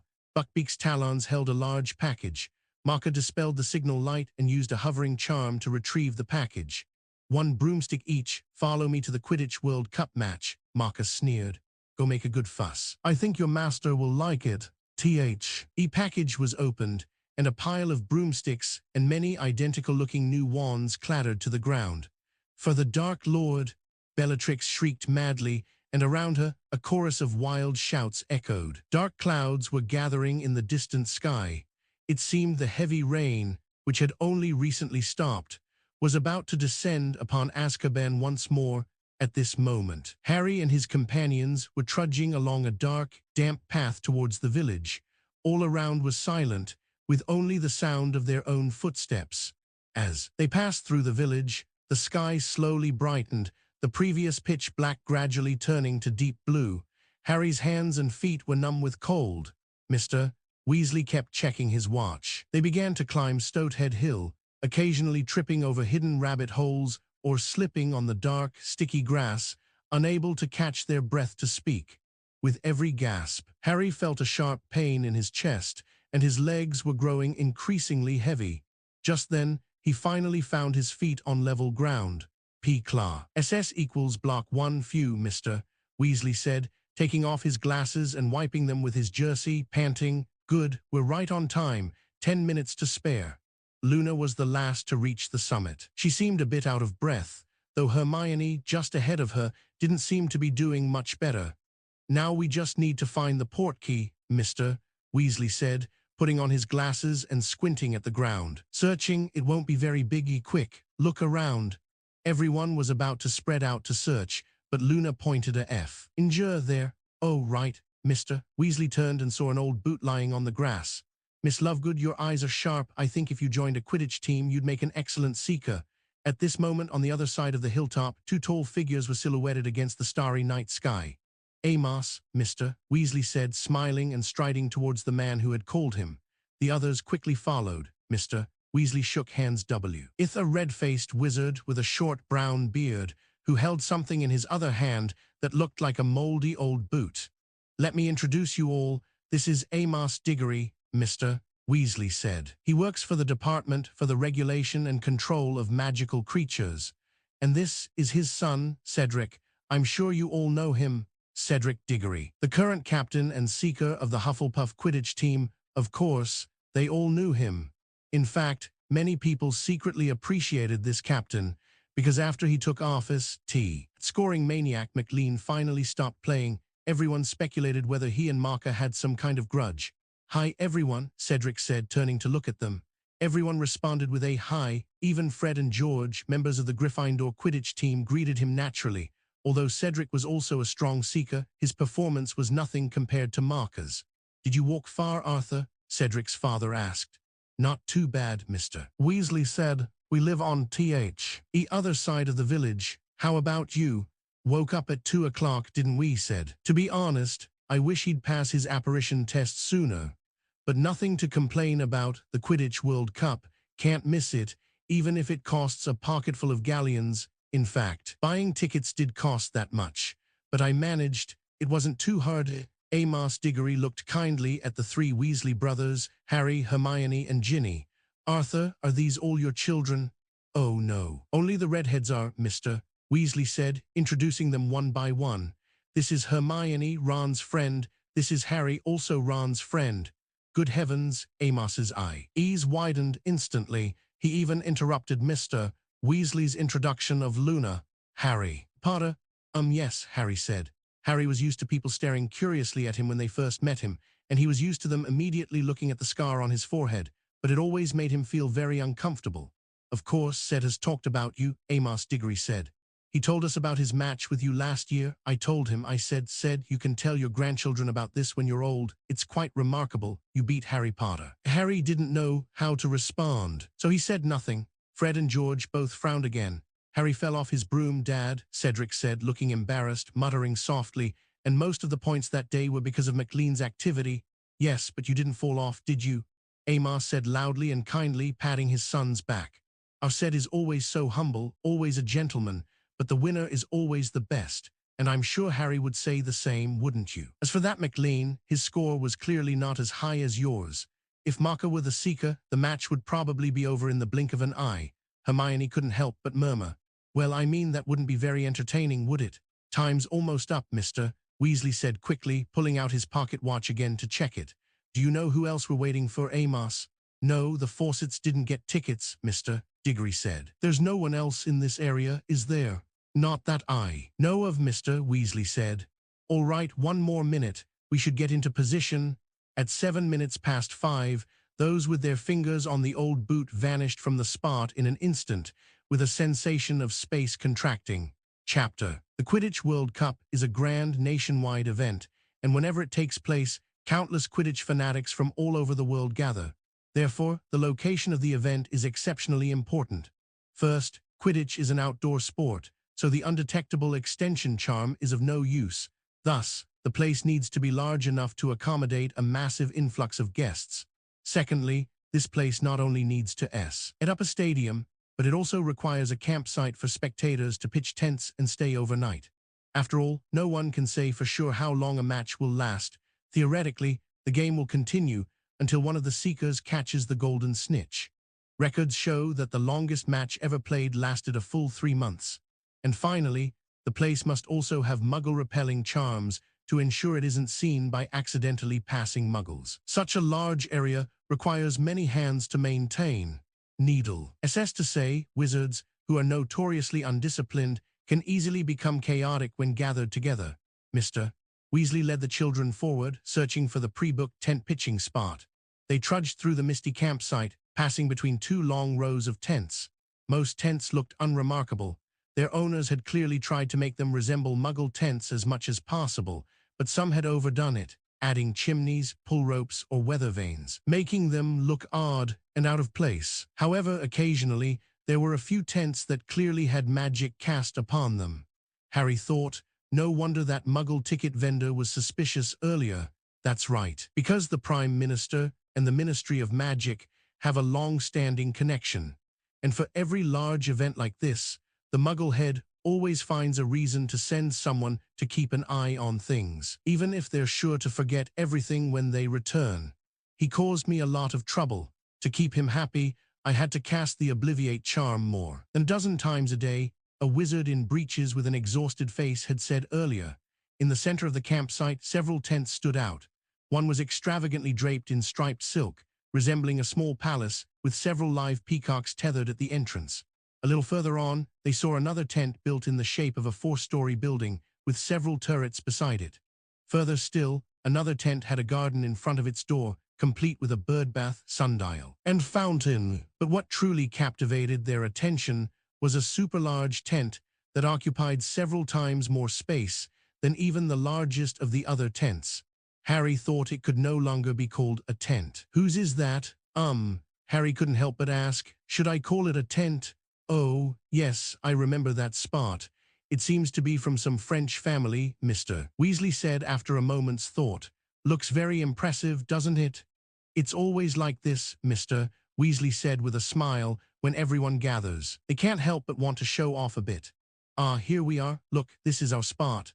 They arrived at a clearing on the edge of the woods at the end of the campsite, where a small sign was stuck in the ground with 3 words, Weasley. The Ministry of Magic had even misspelled the name. It truly must be busy here. This place couldn't be better, Mr. Weasley said happily, The field is just on the other side of the forest, couldn't be closer. He slipped his backpack off his shoulder. All right, he said excitedly. Strictly speaking, no magic is allowed, since so many of us are on Muggle territory. We're going to pitch the tent with our own hands. It shouldn't be too hard. Muggles do it all the time. Oh, Harry, where do you think we should start? Compared to those large families, Mr. Weasley had to rely on himself. But it must be said, the poor also have their own pleasures, which those noble families cannot experience. For example, at this moment, in a luxurious tent, the Malfoy family was leisurely sitting in chairs, enjoying their after-breakfast tea. Father, I was wondering, could I go out and look around? Draco didn't want to anger his father, who had been acting strangely lately, with a worse temper than before. No, Lucius glanced at his son, his voice hardening. Stay in the tent, and don't go anywhere until the match starts.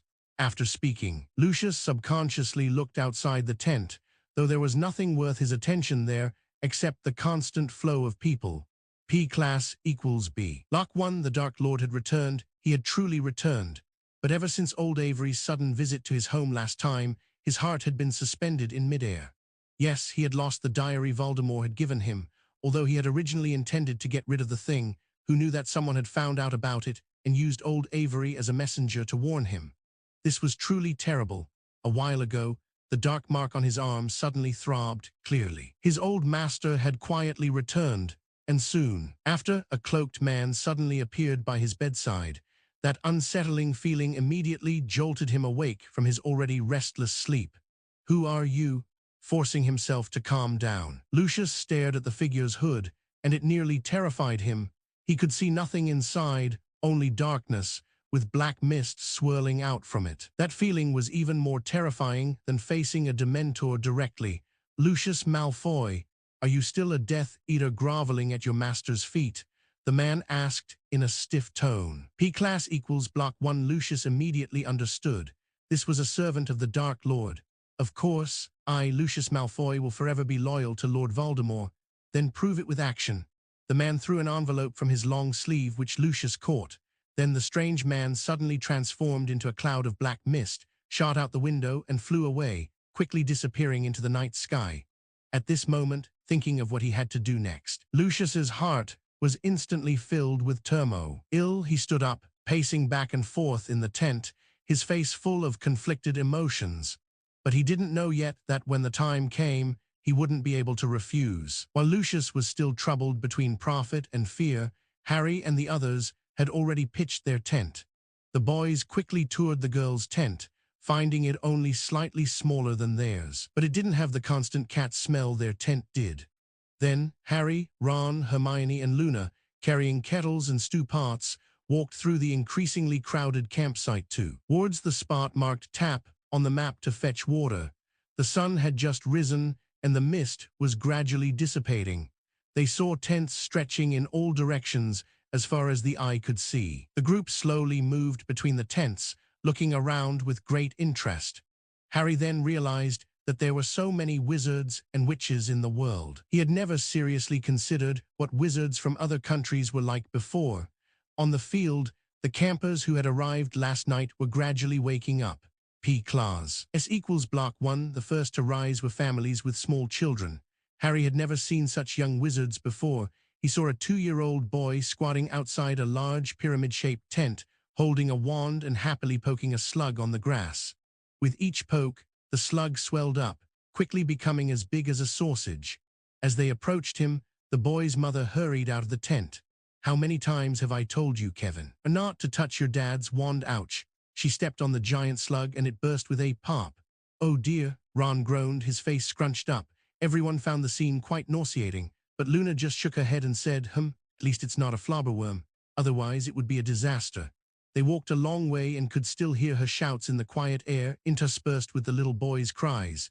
You squashed the worm, you squashed the worm. After walking a bit further, they saw 2 little witches, about Kevin's age, riding toy broomsticks, flying low, their feet lightly skimming the dewy grass.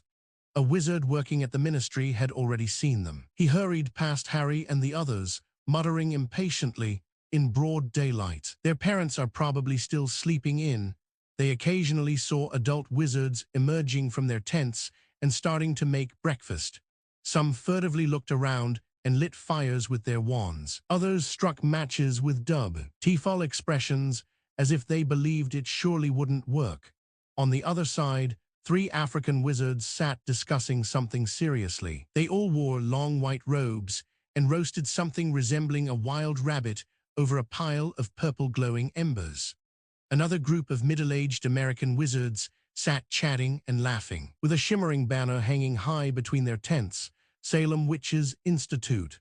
Later, as they passed certain tents, snippets of conversation in strange-sounding languages drifted out. He couldn't understand a single word. But today here, everyone's voice was filled with such excitement. And at this moment, above the cloudy North Sea, more than a dozen raggedly dressed wizards on broomsticks were flying rapidly just above the waves. Not far in front of them, a teenager sat astride a hippogriff, with an owl soaring beside him. On the sea surface behind them, long trailing wakes stirred up by the air currents gradually spread out. B-class equals caliber 1 chapter. After an entire day of waiting, as night fell, the Quidditch World Cup was about to begin. Mr. Weasley led the way, and everyone, clutching the various trinkets they had bought earlier, hurried through the lantern-lit path into the woods. They could hear hundreds of thousands of people moving around, shouts, laughter, and intermittent singing. This feverish excitement was contagious, and Harry couldn't help but grin from ear to ear. They walked through the woods for 20 minutes, chatting and joking loudly, and finally emerged on the other side. There they found themselves in the shadow of a colossal stadium. Harry could only see a portion of the magnificent golden walls surrounding the pitch, but he could tell that it could easily hold 10 large cathedrals. "It can seat 100,000 spectators," Mr. Weasley said with a smile, seeing the astonished look on Harry's face. 500 Ministry of Magic employees have been working on this for a year. Every inch of this place has been enchanted with muggle-repelling charms. As he spoke, he continued walking, leading everyone towards the nearest entrance, where many shouting wizards had already gathered. "Top-tier tickets," the Ministry of Magic witch at the entrance said, examining their tickets. "The top box, keep going up, Arthur, all the way to the very top." The stairs leading to the stadium were covered with a crimson carpet, and they ascended with the crowd, who gradually dispersed into the stands on either side. "I'm not with them anymore," Luna said vaguely, handing the witch the ticket her father had bought for her. "Oh, I wish I had gotten an extra ticket, Mr. Weasley said with regret. The Lovegoods were always short on money, and he should have thought of it, but Luna's father had arrived so suddenly that he hadn't had time to prepare. Although the Weasleys weren't wealthy, they had the advantage of their official positions, didn't they? The group led by Mr. Weasley continued upwards, finally reaching the top of the stairs. They found themselves in a small box, located at the highest point of the stadium, directly opposite the golden goalposts. There were about 20 purple and gilded seats, arranged in 2 rows, and they looked truly impressive. Luna's seat, however, was several levels lower. Fortunately, this was a Quidditch match. For a 3-dimensional sport, there wasn't much difference in viewing from different seats, though very low seats might cause a bit of neck strain. 100,000 wizards were gradually taking their seats, which were arranged in tiers around the oval stadium. Everything here was bathed in a mysterious golden glow, as if emanating from the stadium itself. From Harry's elevated position, the pitch looked as smooth as velvet. 3 50-foot-high goal hoops stood at each end of the field. To their right, almost level with Harry's gaze, was a giant blackboard where golden words continuously flashed, as if an invisible giant hand was writing and then erasing them with flourishes. Class equals block 1. Harry looked closely and realized that the flashing words were advertisements for the spectators. At this moment, Hermione was eagerly flipping through her velvet-covered, fringed program. "There will be a team mascot performance before the match," she read aloud. "Oh, those are always worth seeing, Mr. Weasley said. "You know, the national teams bring some exotic animals from their countries to perform here." Over the next half hour, their box gradually filled up. Mr. Weasley constantly shook hands with people who were clearly important wizards. Percy, who had already graduated and taken a job at the Ministry of Magic, kept jumping up hastily, looking as if he was sitting on a porcupine. When Cornelius Fudge, the Minister for Magic himself, arrived, Percy bowed so low that his glasses fell to the ground and shattered. He was terribly embarrassed, repaired the lenses with his wand, and then sat stiffly in his seat. And when Cornelius Fudge greeted Harry like an old friend, Percy shot Harry a G. A loose look. Harry and Fudge had known each other before. Fudge, like a kind father, held Harry's hand, asked about his well-being, and introduced him to the wizards sitting nearby. Of course, if he knew that the person in front of him had sent Marker to Azkaban, he probably wouldn't be acting this way now. However, that incident was too deeply involved and remained a highly classified matter to this day. Consequently, even those working within the Ministry of Magic didn't know much about it. Harry Potter, you know, Fudge loudly told the Bulgarian Minister for Magic next to him, a man in magnificent gold-trimmed black velvet robes who didn't seem to understand a word of English. Harry Potter? Oh, just think. You should know who he is. He's the boy who escaped from you-know-who. You must know who he is, right? The Bulgarian wizard suddenly saw the scar on Harry's forehead, immediately pointed at it excitedly, and mumbled a string of words loudly. I knew I'd get through to him eventually, Fudge said wearily to Harry. I'm no T very good with languages. For things like this, I need Barty Crouch. Ah, I see his house elf has saved him a seat. How thoughtful. These Bulgarians always try to snatch the best seats. Ah, Lucius is here. Harry, Ron, and Hermione immediately turned their heads, squeezing into the 3 still empty seats in the second row behind Mr. Weasley were Darby the house elf's former master, Lucius Malfoy, his son Draco, and a woman Harry guessed must be Draco's mother. Lucius still looked grim, but when he saw Fudge, he walked over and forced a strained smile. Ah, Fudge, he said, approaching the Minister for Magic and extending his hand to introduce. Hello, I don't think you've met my wife, Narcissa, have you? And our son, Draco. Hello, hello, Fudge said, smiling and bowing to Mrs. Malfoy. Allow me to introduce you to Mr. Oberonsk. Mr. Oberonsk, he's the Bulgarian Minister for Magic. It doesn't matter. He can't understand a word I'm saying anyway. Let me see who else. You know Arthur Weasley, don't you? Lucius glanced at Mr. Weasley, then quickly averted his gaze. He didn't have the energy to argue with Weasley now. He was already troubled enough. Soon after, when everyone had chatted for a bit, Ludo Bagman, head of the Department of Magical Games and Sports, burst into the box full of energy. Is everyone ready? His round face shone like a giant spherical cheese. Minister, may we begin? Whenever you say Ludo, Fudge said with a smile. Ludo pulled out his wand, pointed it at his throat, and said, Sonorous. Then his words, like thunder, echoed throughout the packed stadium. His voice reverberated above them, carrying loudly to every corner of the stands. Ladies and gentlemen, welcome to the 422nd Quidditch World Cup Final. The audience immediately erupted in an explosive cheer and applause.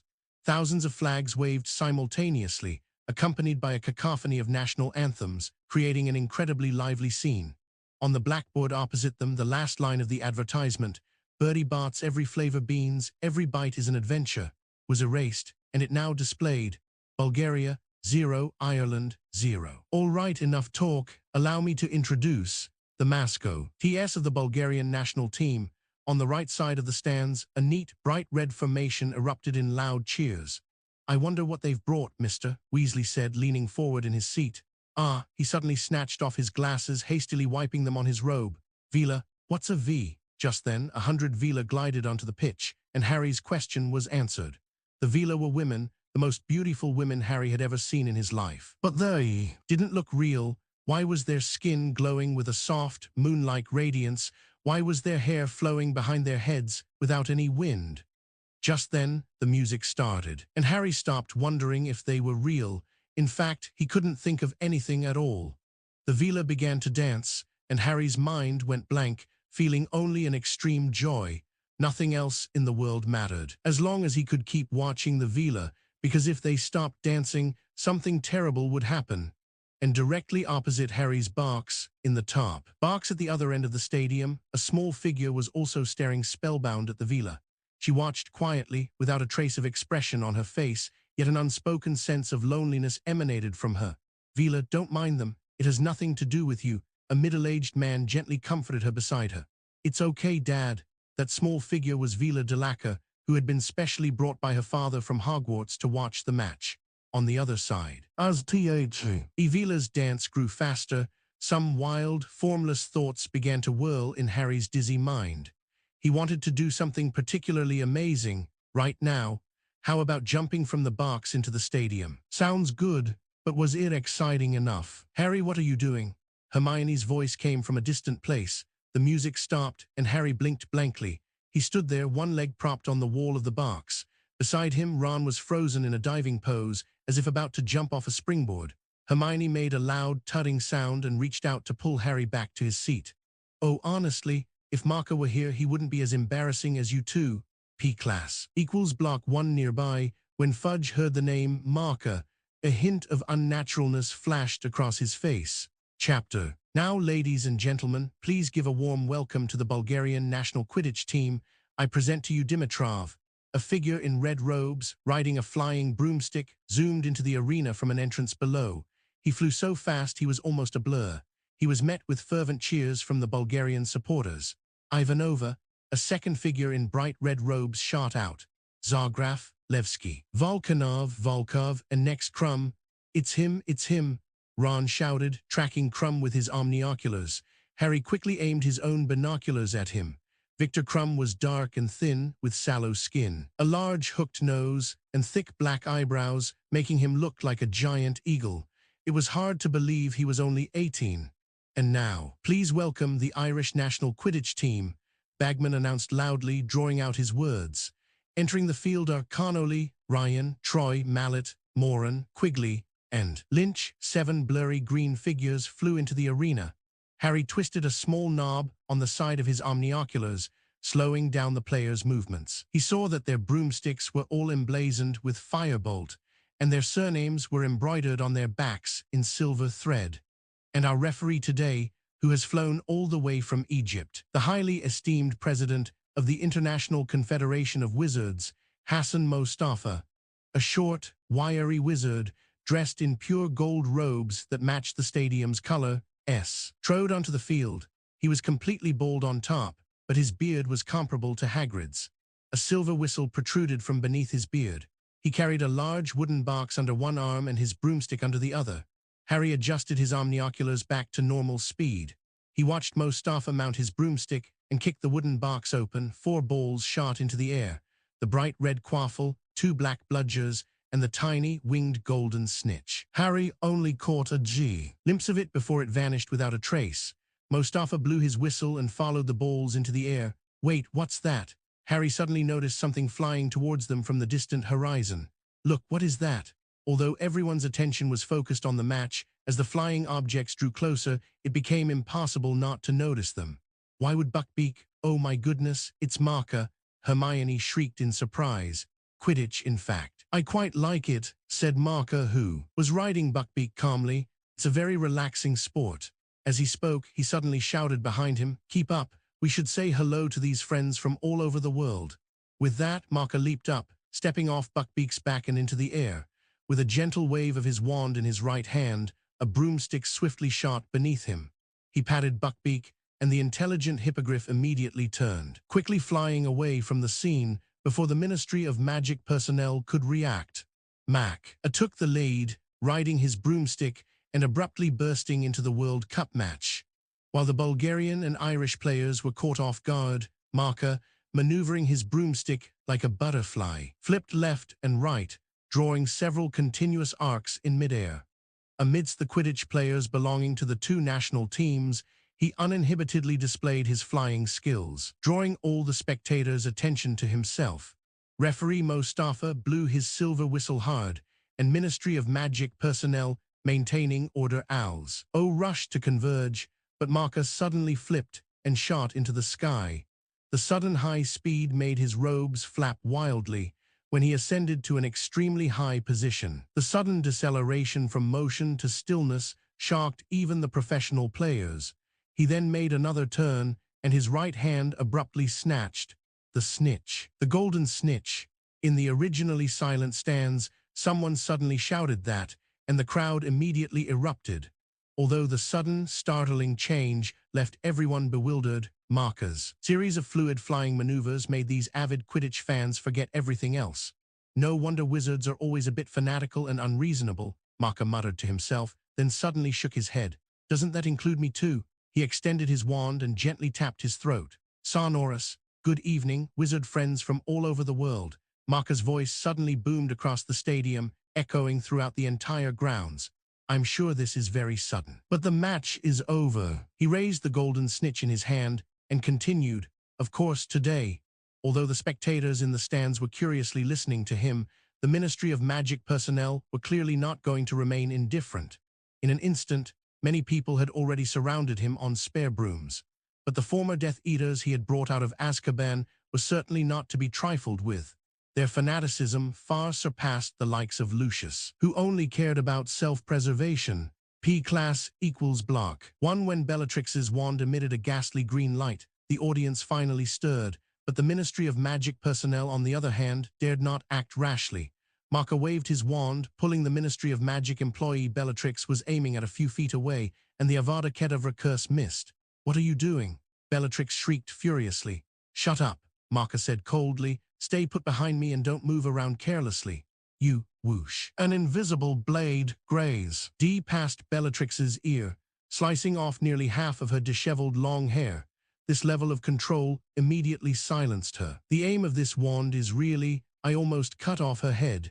Marker retracted his wand, turned his back, and secretly twitched the corner of his mouth. That was just an accident, I promise. No one will lose their life today, Marker continued loudly. I suppose most of you don't know who I am yet, so I will introduce myself here first. I am Marker McLean, a student at Hogwarts. Well, or rather, I used to be, but now I officially announce my secession from Hogwarts School of Witchcraft and Wizardry, because that place chills my heart. When I was framed as a murderer, Hogwarts did not stand up for me. When I was sent to Azkaban by the British Ministry of Magic, Hogwarts did not stand up for me. When I trembled alone and helpless among the Dementors, when I was bewildered and silently bore false accusations, Hogwarts still did not stand up for me. The originally tumultuous stands gradually quieted down amidst Marker's sorrowful narration. Many people realized the vast amount of information hidden within it. Yes, everyone should be very interested. How was I framed as a murderer? Marker forced a smile. I believe everyone still remembers Sirius Black, who is still at large, right? But unfortunately, he is not a criminal. He was also framed. Sirius's situation was too unique. His escape from prison had caused a huge commotion, but now someone was actually saying he was innocent. That he was framed. What happened here? P-class equals block. One, catch him, catch them. They are Azkaban escapees. Another breakout has occurred at Azkaban. Suddenly, Minister of Magic Fudge, standing in the highest stands, shouted loudly, his voice distorted by tension and fear. Marker turned to look, and he could see Harry, Ron, and Hermione, as well as some other familiar faces, staring at him in utter astonishment, their eyes gleaming with disbelief. Marker forced a smile at them, then coldly looked at Fudge. The Ministry of Magic personnel, hearing the minister's command, bravely charged towards Marker. Marker, along with the Death Eaters, launched a counterattack, and under Marker's powerful spells, the Ministry of Magic's numerical advantage was surprisingly stabilized. However, the number of Ministry of Magic personnel continued to increase, with many rushing in from a distance, and the current situation seemed poised to collapse very soon.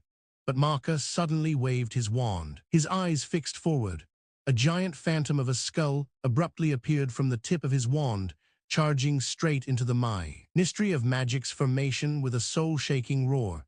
Immediately after, there was a cascade of falling bodies. Most of them had been directly struck in the soul, losing consciousness silently. Minister Fudge, do you still want to cover up the truth with violence? Are you really so worried about losing your position as the British Minister of Magic? You're talking nonsense. Fudge's words were interrupted by Marker.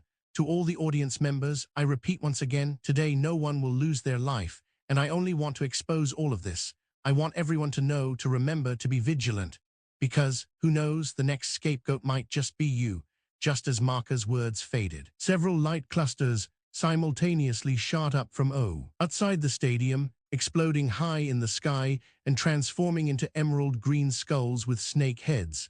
It's finally begun.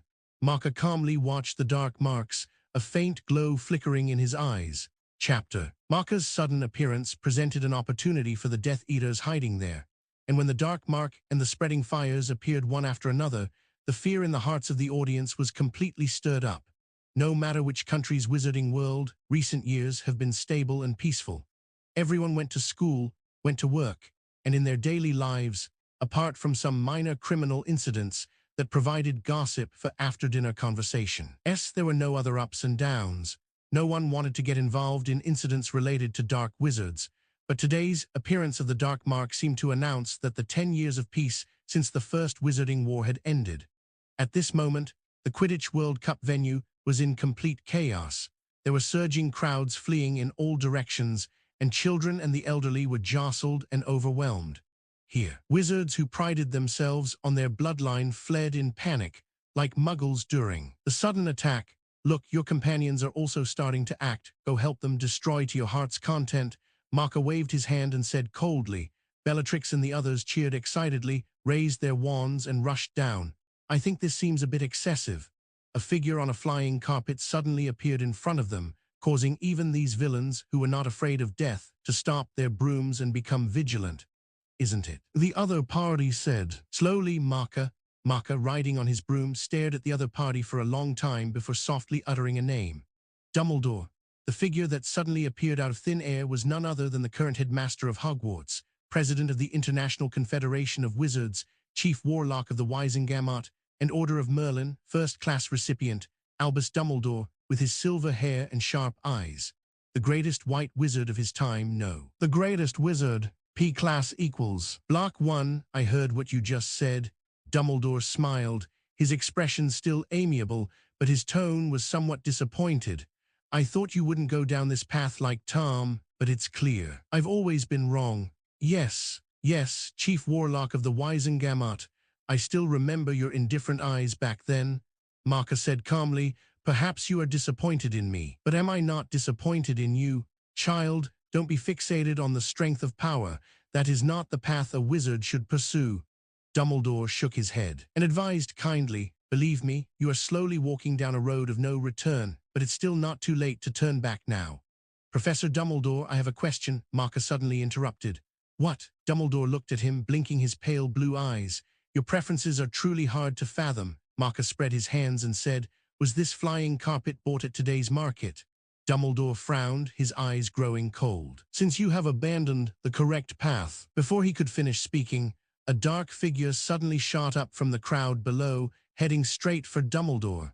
Dumbledore reacted quickly. He drew his wand and waved it, and the dark figure's forward momentum was instantly blocked, but only for a moment, then it charged again. Dumbledore let out a soft hum and waved his wand again. This time the power was no longer like before. The dark figure seemed to have been hit hard, was bounced back to the ground, and slammed heavily into an empty space. Dumbledore and Maka had both seen clearly that the dark figure was another person shrouded in black mist. Although Voldemort was certainly not here this time, encountering such a person was still a great gain. Maka looked up at Dumbledore, only to see the other party looking back at him. The two exchanged a meaningful glance, and Maka immediately raised his wand. At that moment, the figure on the ground suddenly darted out from the stirred dust. He seemed unharmed, his speed undiminished. He transformed into a ball of black mist again, trailing a long tail as he charged once more. Maka also waved his wand, and an ice-blue light appeared at the tip, attacking Dumbledore along with the mysterious assailant. Dumbledore naturally did not back down. With a slight flick of his wrist, two crimson beams of light shot towards Maka and the assailant respectively. Maka dodged sideways, narrowly avoiding it. But the assailant seemed a bit stubborn. He pushed forward, only to be forcibly held in midair by the beam of light. P-class equals B. Lock 1, as expected of Professor Dumbledore. Goodbye. A sudden voice rang out amidst the fierce battle. Dumbledore and the assailant both turned their heads to look, only to see that Maka had already disappeared from the battlefield. HMPH, Dumbledore snorted coldly, putting more force into his hand, and the assailant was actually pushed back to the ground by the crimson light beam from his wand. With a loud crash, Dumbledore waved his hand to disperse the stirred dust, only to find that the assailant had also vanished without a trace. Bellatrix and the others, though not afraid of death, were not fools. They had already slipped away while Marker and Dumbledore were fighting. The Death Eaters had all left, and the panicked crowd had also fled far from the area. The once lively venue was now deserted, with only destroyed and burned temporary structures and tents, and scattered celebratory items. At the edge of the chaos, Luna bent down and picked up a small Bulgarian team flag, shaking it. The dark footprints printed on it seemed to mark the grandeur of the earlier World Cup. He seems very tired.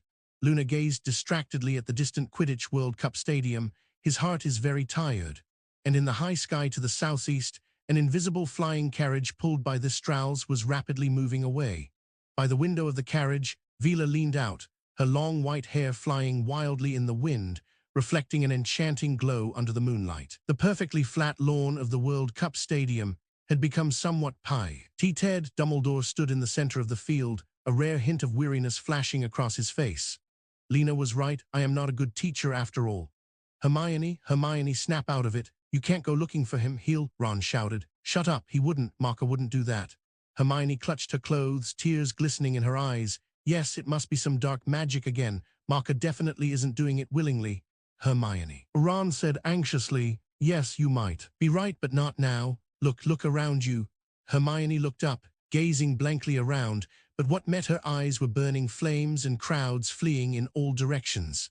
Gradually, as if a deaf person had just regained their hearing, she felt many noisy sounds return to her ears, from far to near, the sounds of crying, screams, and the crackling of flames burning wood. Everything around seemed to tell Hermione that this was no longer the joyous Quidditch World Cup venue it had been. Instead, it was a hell caused by Marker. No. Hermione covered her face with her hands, her shoulders shaking helplessly, and she began to sob faintly. Harry, come help, we need to get out of here quickly. Ron hurriedly shouted a few words, but when he turned around, he found Harry staring blankly, clutching his forehead. What's wrong with you? Ron reached out and slapped him, and he immediately woke up. Harry thought for a moment, then shook his head. No, I'll tell you later. Hermione, stand up, we need to go. He and Ron, one on each side, helped Hermione walk quickly forward. Just now they had been separated by the crowd, and it wouldn't be easy to reunite with Mr. Weasley and the others now. As they moved far away from this chaotic corner, a figure quietly appeared by the ruins of a collapsed tall tent. He hid himself in a shadow, watching Harry, Ron, and Hermione walk away, his expression calm. Ron has finally made some progress, and Harry has also gained a little. At this point, his voice paused, and then he continued, I didn't expect Hermione to be the most affected. This person was, of course, Marker. In fact, he was very concerned about the impact of his plan, especially how his acquaintances would react, as this might lead him to make various adjustments to his subsequent plans. As he was pondering, Marker suddenly sensed something. He sharply turned his head and saw a familiar pale golden shimmer. Luna. She held the small flag in her hand, her eyes on Marker, but the focus of her pupils seemed to be directed elsewhere.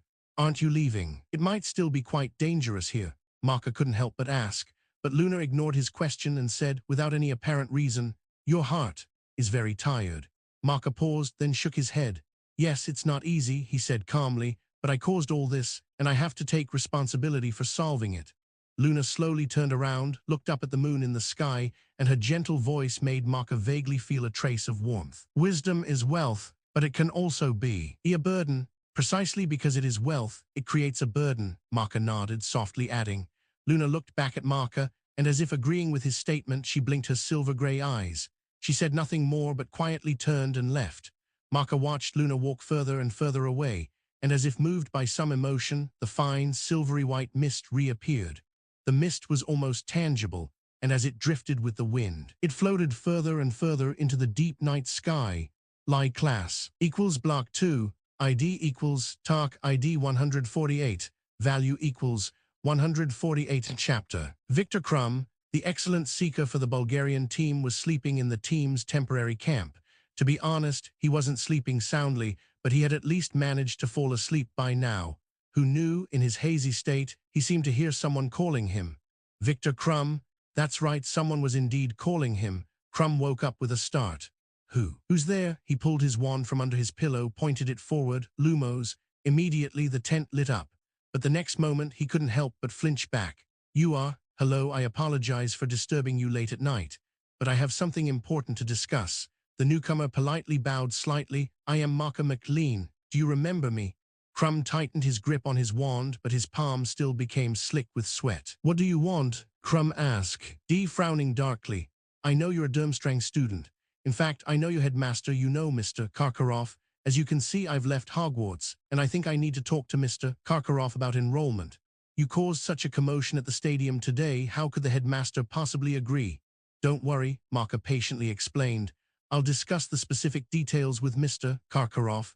I just need you to show me the way. That's impossible. Crumb shook his head. Our Durmstrang is indeed more tolerant of dark magic, but that's relative. There's no way we'd accept a dangerous individual who disrupted a world-class event. Then, Marker said, and a glowing green light suddenly appeared on his wand. What if I threaten you with death? No matter how mature Crumb was, he was a little flustered now.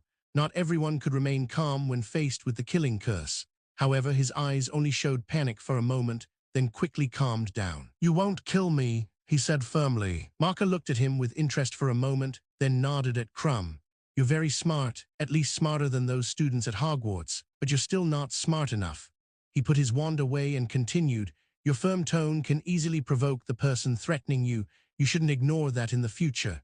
Crumb stared at Marker for a moment, his eyes flickering. Crumb, in fact, hated evil dark wizards, because his grandfather had died at the hands of the first Dark Lord, Gellert Grindelwald. However, families who had attended Durmstrang Institute for generations mostly held a considerably tolerant attitude towards dark magic. Their standards of judgment were always in their own hands. At this moment, Marker, standing before him, possessed immense power, even able to escape calmly from under the nose of the most famous wizard of their time. With such strength, he was still able to save an employee of the British Ministry of Magic, who was on the opposing side, from Death Eaters. In Crumb's eyes, this was a true wizard who adhered to his own principles. Those from Durmstrang always held respect for powerful individuals who upheld their principles. They wouldn't judge a person's character based on superficial appearances.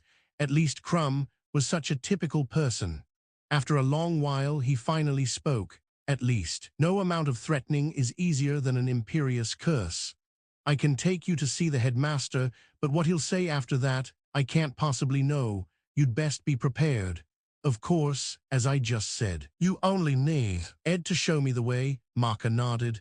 You know, every school has secrecy enchantments, and I wouldn't be able to find the place on my own. Early the next morning, the members of the Bulgarian team were greatly surprised by Marker's appearance. But after Crumb's introduction, although they remained somewhat skeptical, they did not show a very resistant attitude. Durmstrang's philosophy is indeed very different from Hogwarts. This school's approach to magic might be closer to that of ancient wizards. Marker thought to himself as he greeted the Arth. Ares, it's hard to say who's better or worse. You could call it backward or you could call it pure. If you ask me, I might even prefer this kind of school. After all, it has more of a wizardly feel. With Marker's deliberate evasion, he did not encounter the Bulgarian team's manager or anyone from the Bulgarian Ministry of Magic along the way. After several days of travel, he and Crumb arrived together at the Bulgarian coastal city of Burgas. Before long, the start of the school year arrived. /P this way. According to Crumb, Durmstrang Institute at the beginning and end of each term would use a magical ship, the Reformation, built with the characteristics of a ghost ship, to transport students. And because the students of Durmstrang Institute, though not numerous, were widely distributed, the Reformation had several stopping points. And one of these stopping points was on the Black Sea coast of Bulgaria.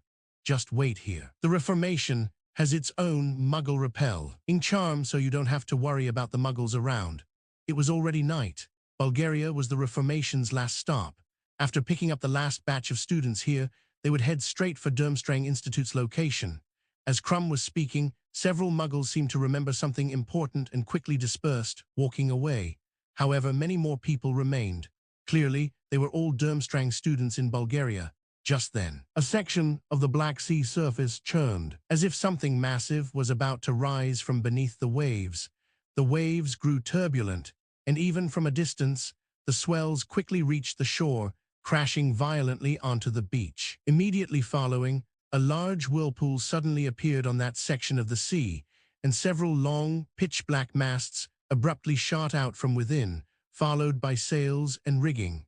Finally, the front half of the reformation surged out of the sea with immense momentum, then crashed heavily back onto the surface, stirring up even higher waves. Under the moonlight, the wet hull planks faintly reflected light. It looked very eerie, like a skeleton, as if it were the remains of a shipwreck just salvaged. The portholes glowed with a dim, misty light, looking like the eyes of a ghost. Although I don't know what you said in that letter to the headmaster that made him agree to your enrollment request so quickly, I must reiterate, Crumb said solemnly. Please do not do anything that would disrupt Durmstrang's order, because this is a good school, at least, that's what I believe. P class equals blow. CK1, after a few days of interaction, Crumb became even more certain of his judgment. In his opinion, although Marker was even more unsmiling than he was, he had never even seen Marker make any expression. Marker was undoubtedly a low-key and quiet person. Didn't you bring a broomstick? Do you need me to take you to the ship? Crumb asked. Although there are small boats when there are no new students, we usually use brooms or something else that can fly to get on board. Marker looked left and right, then drew his wand. Leviaso, a piece of rotten wood, pushed to the shore by the waves, rose into the air and floated to his feet under Marker's control.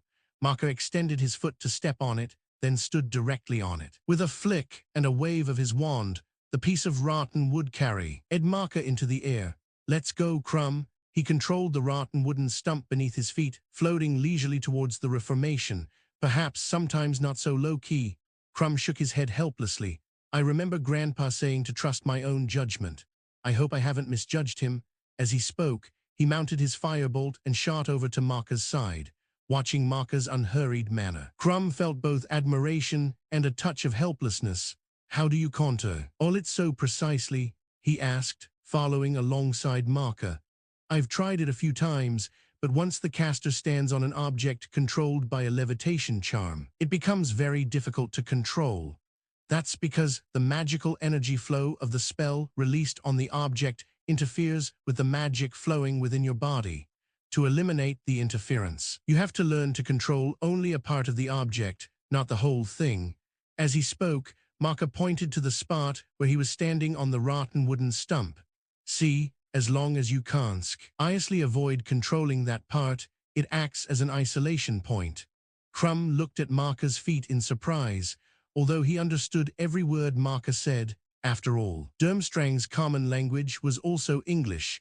These words combined into a rather complex magical principle, and also, magic power, what is that? Crumb asked blankly. I thought Durmstrang might have done some research, since you're closer to ancient wizards. This is an important piece of knowledge from ancient times, but it really can't be explained in a word or two. Let's talk about it another day, Marker said, pointing ahead. We should board the ship now. Marker's entrance was a bit too cool, but thankfully there weren't many students on deck. Most of them were in the cabins. Hello, everyone. I'm Marker McLean, a new transfer student to Durmstrang this year. Marker waved his wand, throwing the rotten piece of wood back into the sea. I hope we can get along well in the coming days. On the deck, several students stared at him with their mouths half open, not knowing what to say. Download the free reader, chapter. Marker stepped into Durmstrang Castle under the gaze of a large group of students. Unlike Hogwarts, Durmstrang's castle only had 4 floors, but it was still very imposing. Its architectural style, compared to Hogwarts' castle, had fewer curves and more sharp angles. Around the castle, there were vast expanses of land. Except for a few days in the summer when the snow would slightly melt, most of the time it was covered in a blanket of white. Behind the castle, there was also a large lake, maintained by magic to never freeze, and several particularly tall mountains.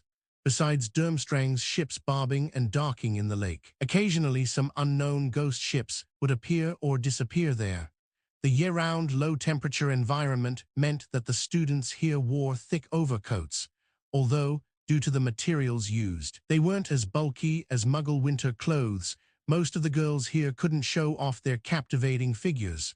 By now, summer was almost over. Otherwise, Marka might have been able to experience the wonder that topped Durmstrang Institute's list of specialties, the summer midnight sun. "I'll take you to the headmaster's office first," Krum said, sounding somewhat reluctant.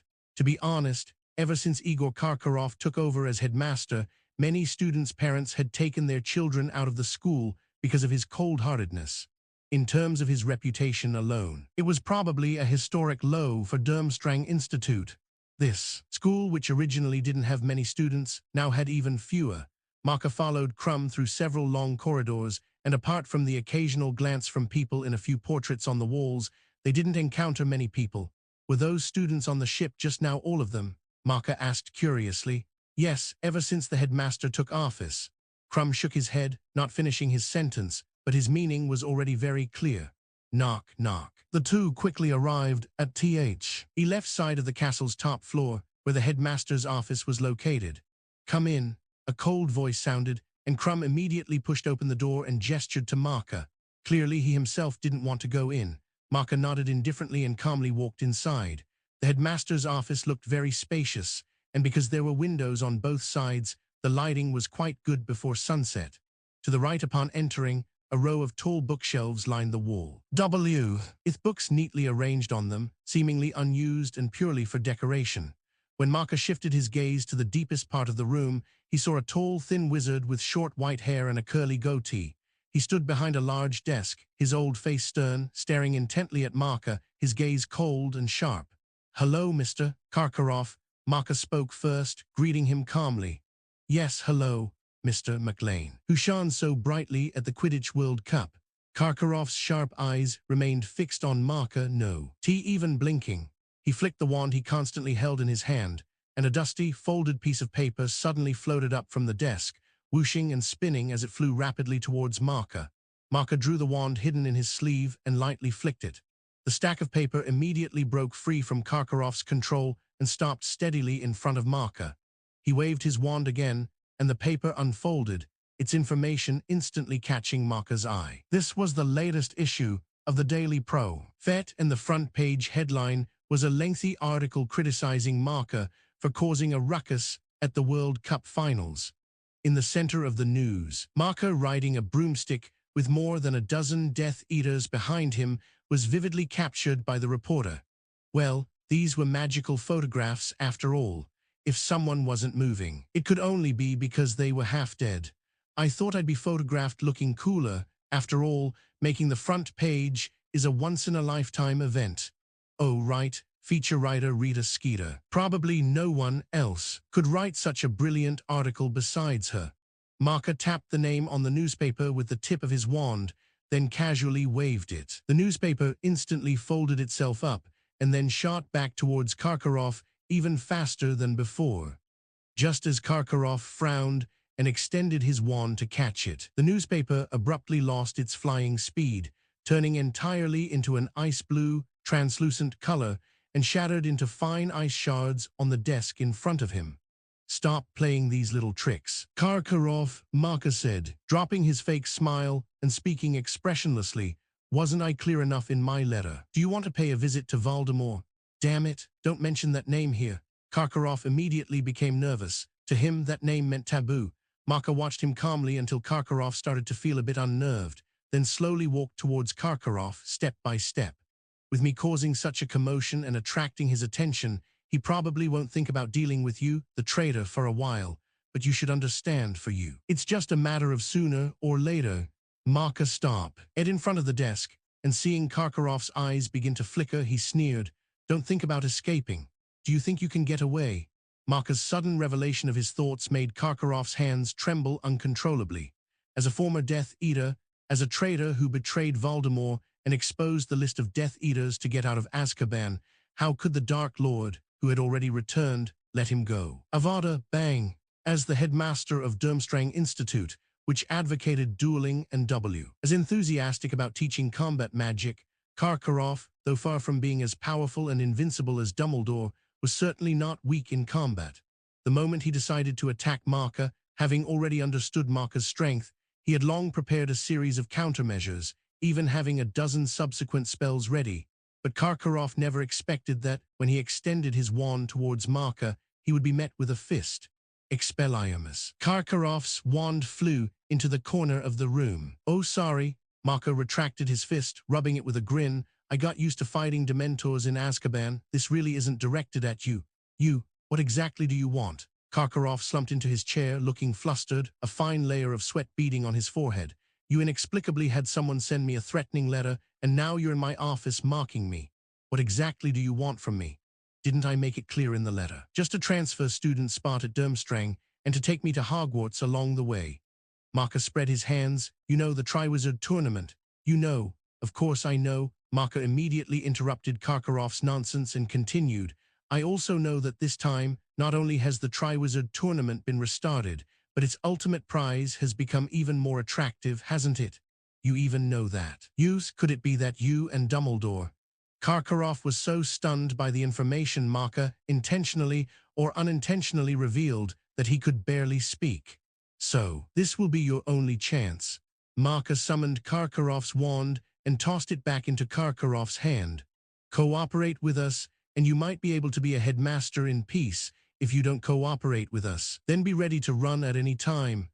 "Yes, that's right." "And then be caught by him in some random nook or cranny, and personally sent by him to have afternoon on tea with death."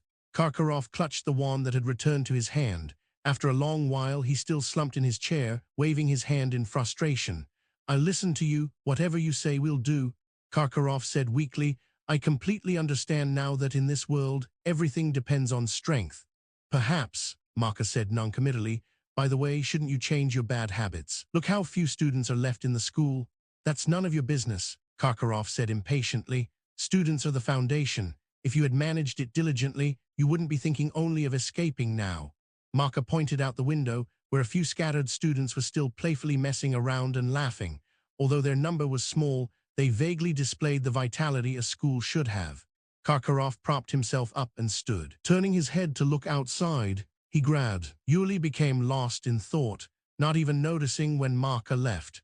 Let him entertain some crooked ideas. It's better than him being solely focused on escaping. At least it can distract him a bit, Marka thought as he walked through the somewhat empty corridor. Now, let's rewind time a bit. In fact, not long after Marka left the World Cup Stadium, the British Ministry of Magic was already in chaos. Howler letters from all over the world were like a bombardment. The Ministry of Magic was filled with scattered paper scraps and shouting voices, and the Daily Prophet's news was adding fuel to the fire every day, picking at some insignificant details to criticize ministry officials. Sure enough, Ron's father, Mr. Weasley, was the one who suffered. The newspaper claimed that shortly after the Dark Mark appeared, a Ministry of Magic official showed up. He declared that no one was harmed, but refused to disclose more information. Yet an hour later, several bodies were carried out of the forest. Although the newspaper added that this was temporarily just a rumor, readers paid no attention to such details. The writer of this news piece was, of course, Rita Skeeter, who always loved to stir up trouble and whose articles were full of sensationalism. Her articles always took an unconventional angle, appealing greatly to readers who loved chaos.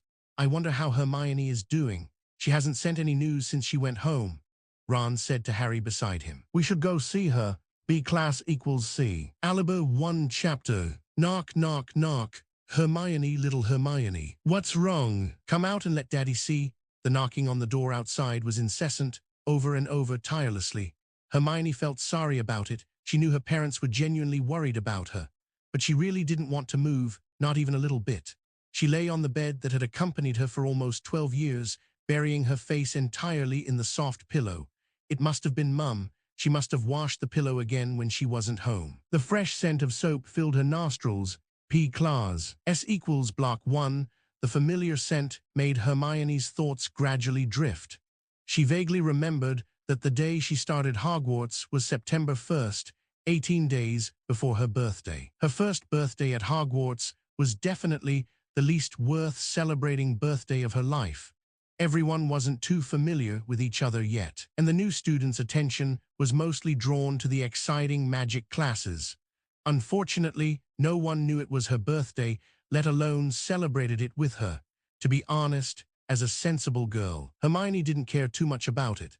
But what she couldn't stand was that red-haired monkey named Ron Weasley actually said that everyone couldn't stand her. Even worse, he even said she was like a nightmare. Half a month had passed since her birthday, and her mood, which had gradually recovered with the passage of time, suddenly dropped back to freezing point. Although it was a bit embarrassing, she had to admit she really cried. Ugh, Hermione buried her face in the pillow, quietly venting her shame. After all, crying was embarrassing to think about. However, as she was wiping away tears in the girls' lavatory in the basement, she never expected a troll to burst in. She was really scared then. She swore she had read about it in a book, and she remembered it instantly. An average height of 12 feet, weighing over a ton, incredibly strong but utterly stupid, and emitting a foul stench. But she had no idea what she was supposed to do when faced with such a massive monster.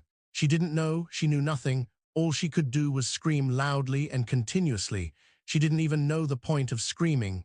Was it for help? But at the time of the Halloween feast, who would notice a little girl screaming in the girls' lavatory in the basement? Amidst Hermione's screams, the troll raised its club, about to strike her. She was certain that even one hit would surely take her life. She didn't want to die, but who knew, at that most critical moment, that clean-cut, seemingly intelligent Hufflepuff boy just appeared? 2 spells. He used 2 powerful spells in a row, easily knocking down the troll. And then she instinctively threw herself into Marker's arms. Ugh, Hermione simply pressed the pillow over her head, her feet thumping against the mattress. At this moment, the usually proud and outgoing genius girl finally showed some signs of being a young woman. After another bout of venting, Hermione finally quieted down a bit, and she continued to recall the days that followed. What came after that? Yes, it was the period when Marker gradually revealed his unparalleled magicka talent. He was active in almost every aspect, whether it was studying or Quidditch matches. He became an object of admiration for everyone. Perhaps he himself hadn't realized it, but everyone saw it, and people would often secretly discuss him. But Hermione always felt that the distance between her and Marker was growing. Although Marker hadn't changed much at the time, he was still easy to get along with, often smiling and occasionally cracking small jokes. Yet Hermione only saw the ever-widening gap between him and herself. Hermione knew she was someone who didn't like to lose, but when facing Marker, all that was left in her heart was admiration. However, it wasn't until the very last moment of the Philosopher's Stone incident that Marker's image in her mind shattered. It turned out that he was just an ordinary person after all. He too would show such a gloomy expression for certain reasons. In it, Hermione sensed the vulnerability Marker deeply hid in his heart. Although Marker's expression was terrifying at the time, it strangely made Hermione feel a sense of relief. So, he's just an ordinary person after all. It was this small realization that made Hermione always trust Marker. Even when Marker suddenly became cold afterward, even when Marker was often silent, she felt secretly at ease with the gradually shrinking distance between herself and Marker.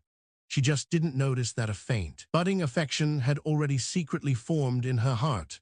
It wasn't until recently, when she was still upset that Marker couldn't come to watch the Quidditch World Cup with her, that a surprise made her fully understand her feelings. No, it was a complete shock. She didn't understand, she really, truly didn't understand why Marker would. Was he imprisoned by Fudge? Did Dumbledore abandon him? Did Marker become an Azkaban escapee? She didn't believe it. She completely disbelieved all of it. Even though the facts were already laid out before her, she only wanted to choose to escape. She wanted to think it through carefully. Something must be wrong here, but she simply couldn't get her chaotic thoughts in order. Oh, poor Marker, he must have suffered so much in Azkaban. Those terrible Dementors. Hermione suddenly sat up abruptly, throwing the pillow aside. Marker is afraid of Dementors. He would tremble in Azkaban. She widened her eyes, angrily climbed out of bed, stood in the room with her hands on her hips, and huffed. How could he do this? He's actually lying. Hermione paced back and forth in the room a few times, stomping on the floor with a thump-thump sound. Yes, that's right. He must have another plan. HMPH. He's always like this. Hermione grumbled angrily, and it seems Professor Dumbledore is even cooperating with him in this act. making me worry, she Sue. Dee Denley stopped, a blush flashed across her face, and she immediately changed her words. HMPH, making me so angry, I absolutely won't let him off the hook. When a girl understands her own feelings, the changes in her mindset and behavior seem to become unpredictable. Hermione ran downstairs to the door, flung open the lock, and pulled open the door, then hurried towards the living room downstairs, leaving her father with a stunned expression. She hadn't eaten for 2 meals because of this, and she was starving. PC. Lass equals block 1, that bad guy, he even made me hungry. On Hermione's list of Marker's 100 unforgivable sins, another charge seemed to have been added for no reason. Just then, the doorbell rang crisply. Oh, Hermione, are you all right? It was Ron and Harry. While Harry was politely greeting Hermione's father, Ron had already rushed to Hermione's side. But Hermione was too busy eating to even look at him. After Hermione had heartily filled her stomach, she finally greeted her father and went out into the yard with Ron and Harry. I roughly understand what's going on. Before they could speak, Hermione quickly explained, I think Marker is lying. He must be planning something with Dumbledore. Under Hermione's sudden and passionate explanation, Harry and Ron both nodded repeatedly, surprised yet also feeling a bit strange. Yes, it made a lot of sense.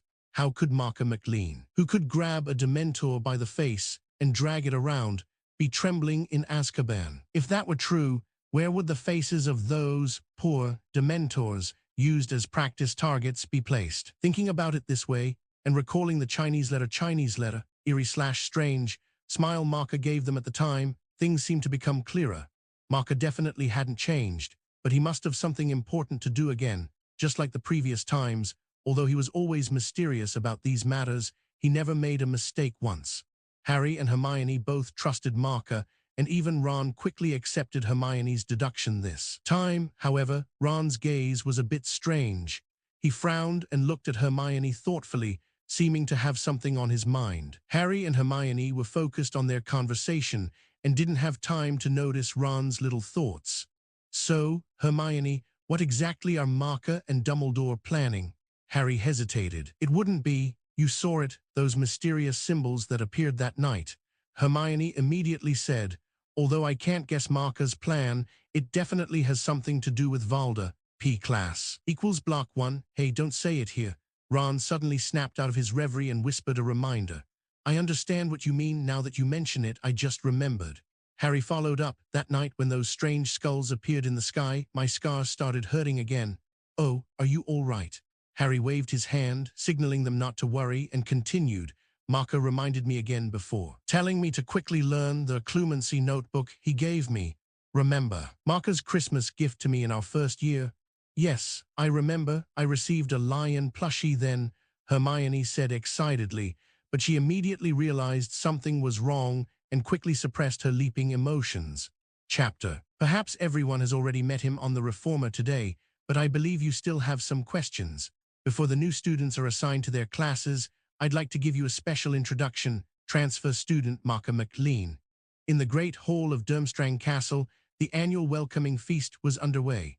It was a large hall, not much smaller than the Great Hall at Hogwarts, although the decorations on the 4 walls were simple. They were as meticulous as Durmstrang's long-standing educational philosophy. The school banners, composed of the extinct 2-headed Merrow and horned skulls, were neatly arranged on the walls on both sides. Though not flashy, they exuded an impressive aura.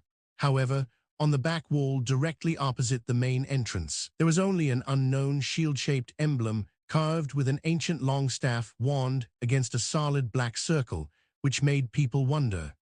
The atmosphere of Durmstrang's feast was also vastly different from Hogwarts. Here, the dining tables were arranged horizontally, and everyone sat neatly in fixed positions, with only the clinking of cutlery and hushed whispers at the very front. Besides the faculty dining table, there was also a half-person-high platform, which was temporarily empty at the moment. It was evident that under Karkaroff's stern teaching policy, the students' individuality was suppressed. At this moment, Karkaroff's words caused the murmuring below to become slightly more chaotic. P class equals block 1. The Quidditch World Cup, such a major event, naturally had an immense influence at Durmstrang, which had many enthusiasts. A considerable number of students and even teachers were present at the match, and the name Marker McLean, if not known by everyone, was certainly close to it. Then, please, new students, enter. As soon as Karkaroff finished speaking, the doors of the Great Hall opened, and the new students, led by Marker, slowly walked towards the faculty table at the front of the hall. P class equals block. One headmaster, is this all right? At this moment, a thin, hunched male teacher suddenly asked. Karkaroff frowned and said somewhat impatiently, "Of course it's all right, Orson."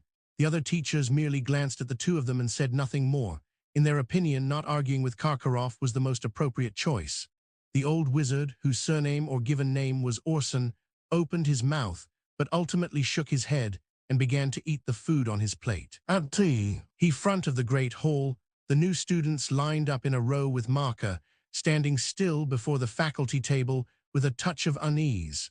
Most of them hadn't eaten yet, and seeing that dinner had already begun in the Great Hall, several young wizards' stomachs rumbled. "McLean, you are different from the other new students.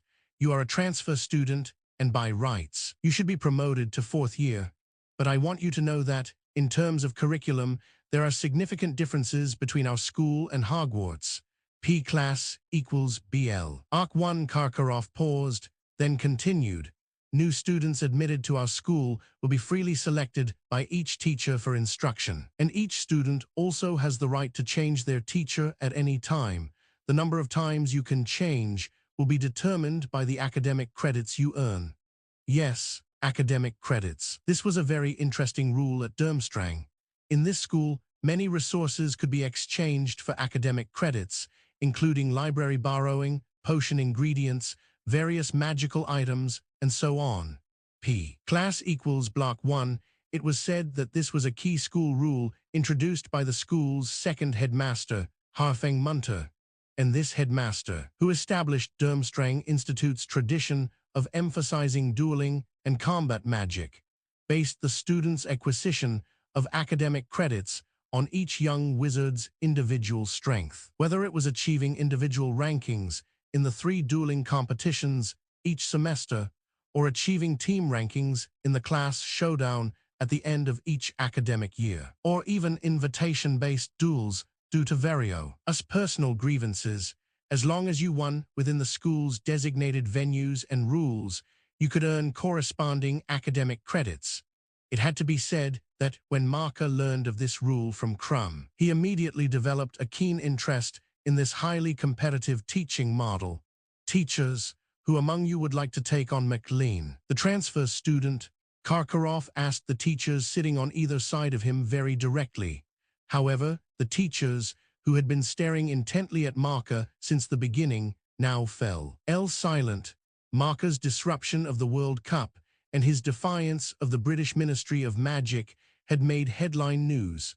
Who would dare to take on such a troublemaker as a student now? He even heard that Marker had a confrontation with Dumbledore. Although it seemed they didn't actually fight, even escaping unharmed from Dumbledore was an astonishing and impressive feat.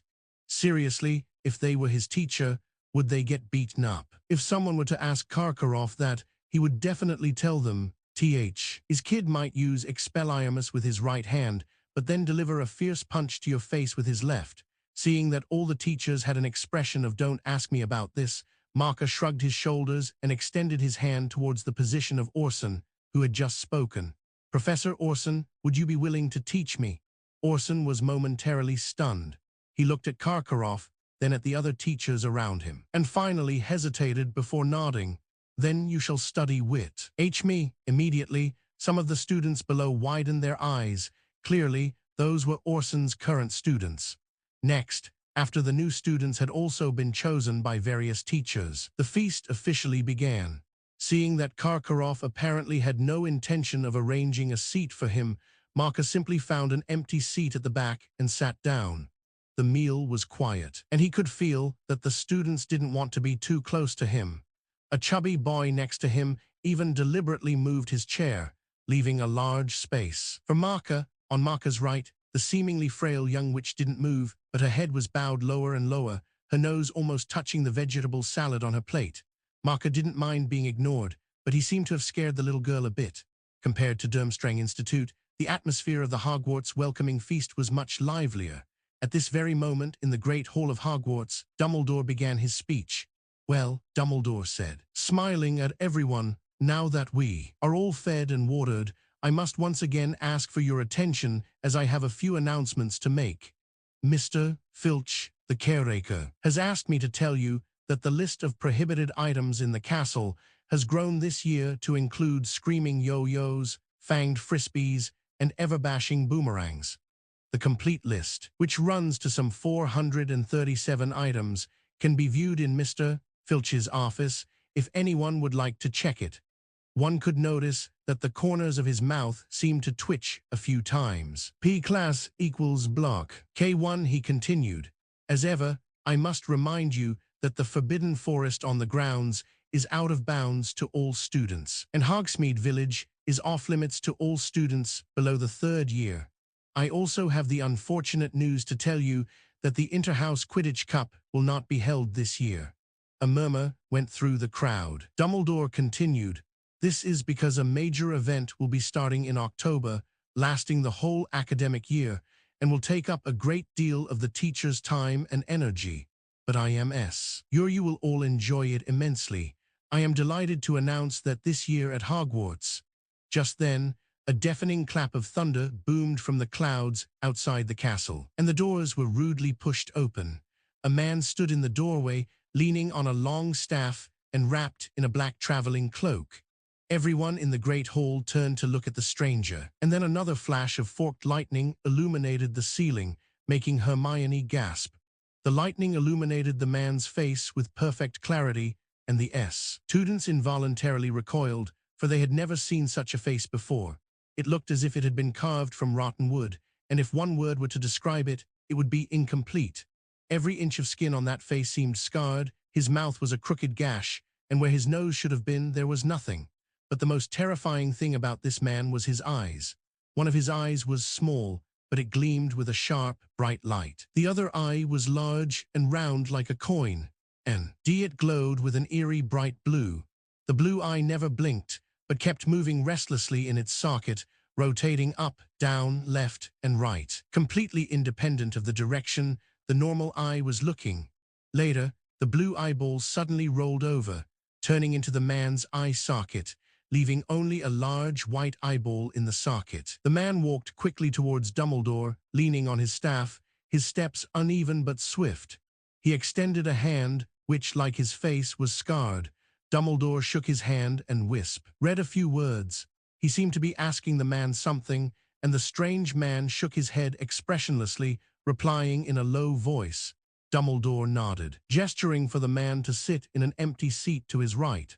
The stranger sat down, shook his head to clear his long, grizzled hair from his face, then pulled over a plate of sausages and sniffed them at his disfigured nose.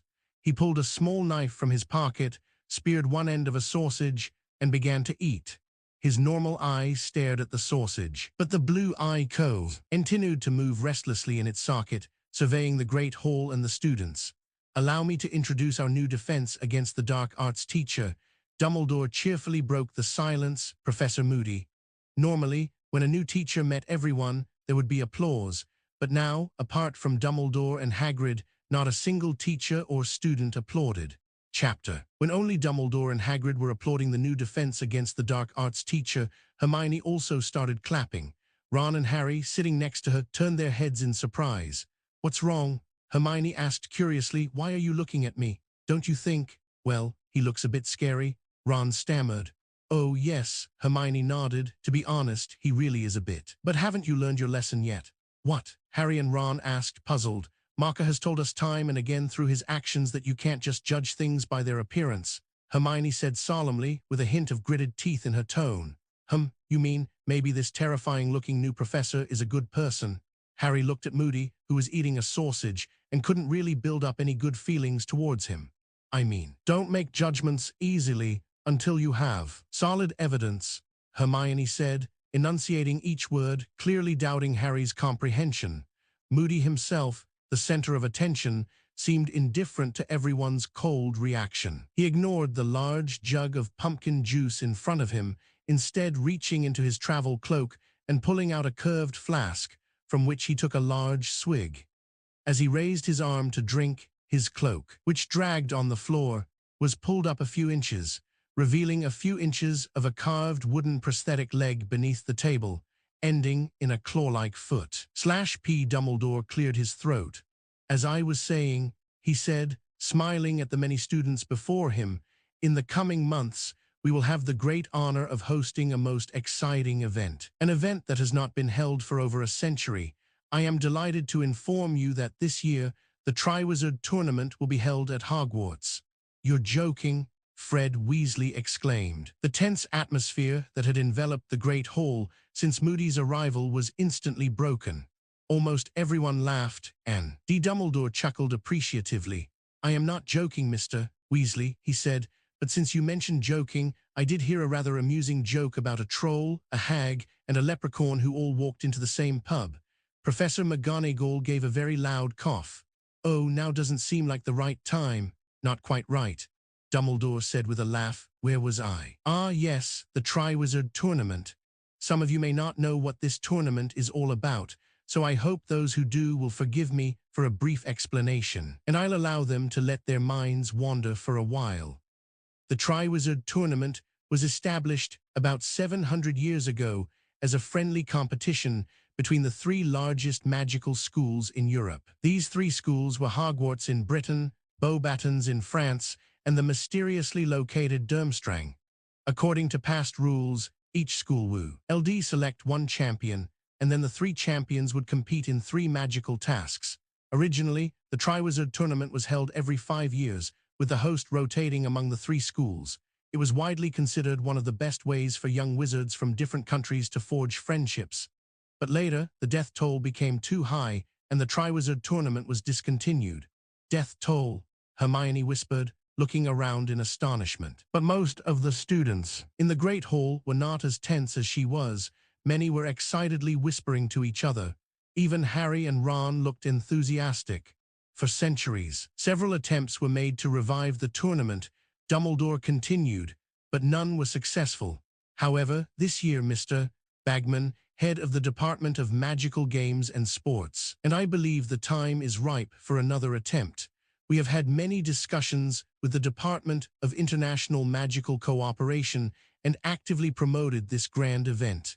In October, the headmasters of Beauxbatons and Durmstrang will arrive with their carefully selected competitors, and the ceremony for choosing the champions will take place on Halloween. An impartial judge will decide which students are most worthy to compete for the Triwizard Cup, to bring honor to their school, and even to personally win 1,000 galleons.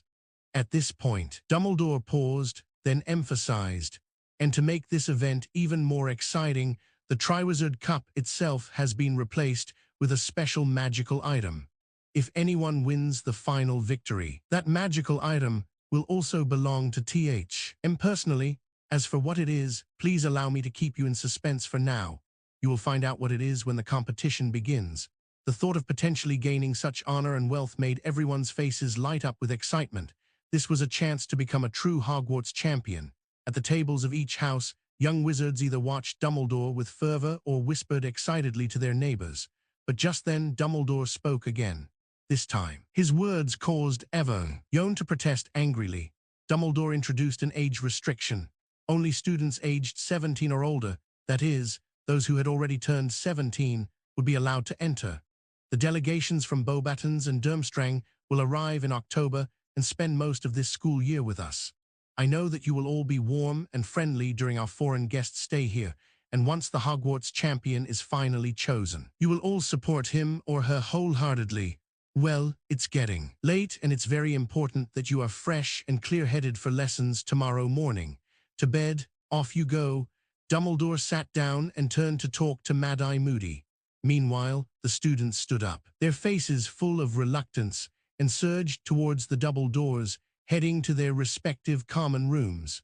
Several days had passed since Marker arrived at Durmstrang, but apart from class time, he had been wandering all over the campus. In fact, what he needed to do this time at Durmstrang was very simple. 2 words, make a splash, and certain rules here allowed him to find the most suitable way. I hear you're the best duelist at Durmstrang. Marker shook all his body parts to adopt the most mocking posture possible. Kid, dare to duel me. Let's have a go, shall we? His rustic accent, both lazy and arrogant, combined with his "I'm challenging you, fight me if you dare" demeanor, instantly infuriated the other person. But just as the older student turned around in anger, he suddenly deflated. You mean, no, I'm not good, not at all. Marker squinted, cocked his head, and scrutinized him up and down, finally swaying away with a posture that was maddeningly smug. If the person didn't take the bait, what cowl did he do? He couldn't drag them to the dueling platform like a dementor, could he? Several times in a row, Marker inadvertently shot himself in the foot. Since he couldn't earn credits by picking fights, he could only think harder and take a few detours. Early the next morning, Marker posted this notice on the school hall's bulletin board.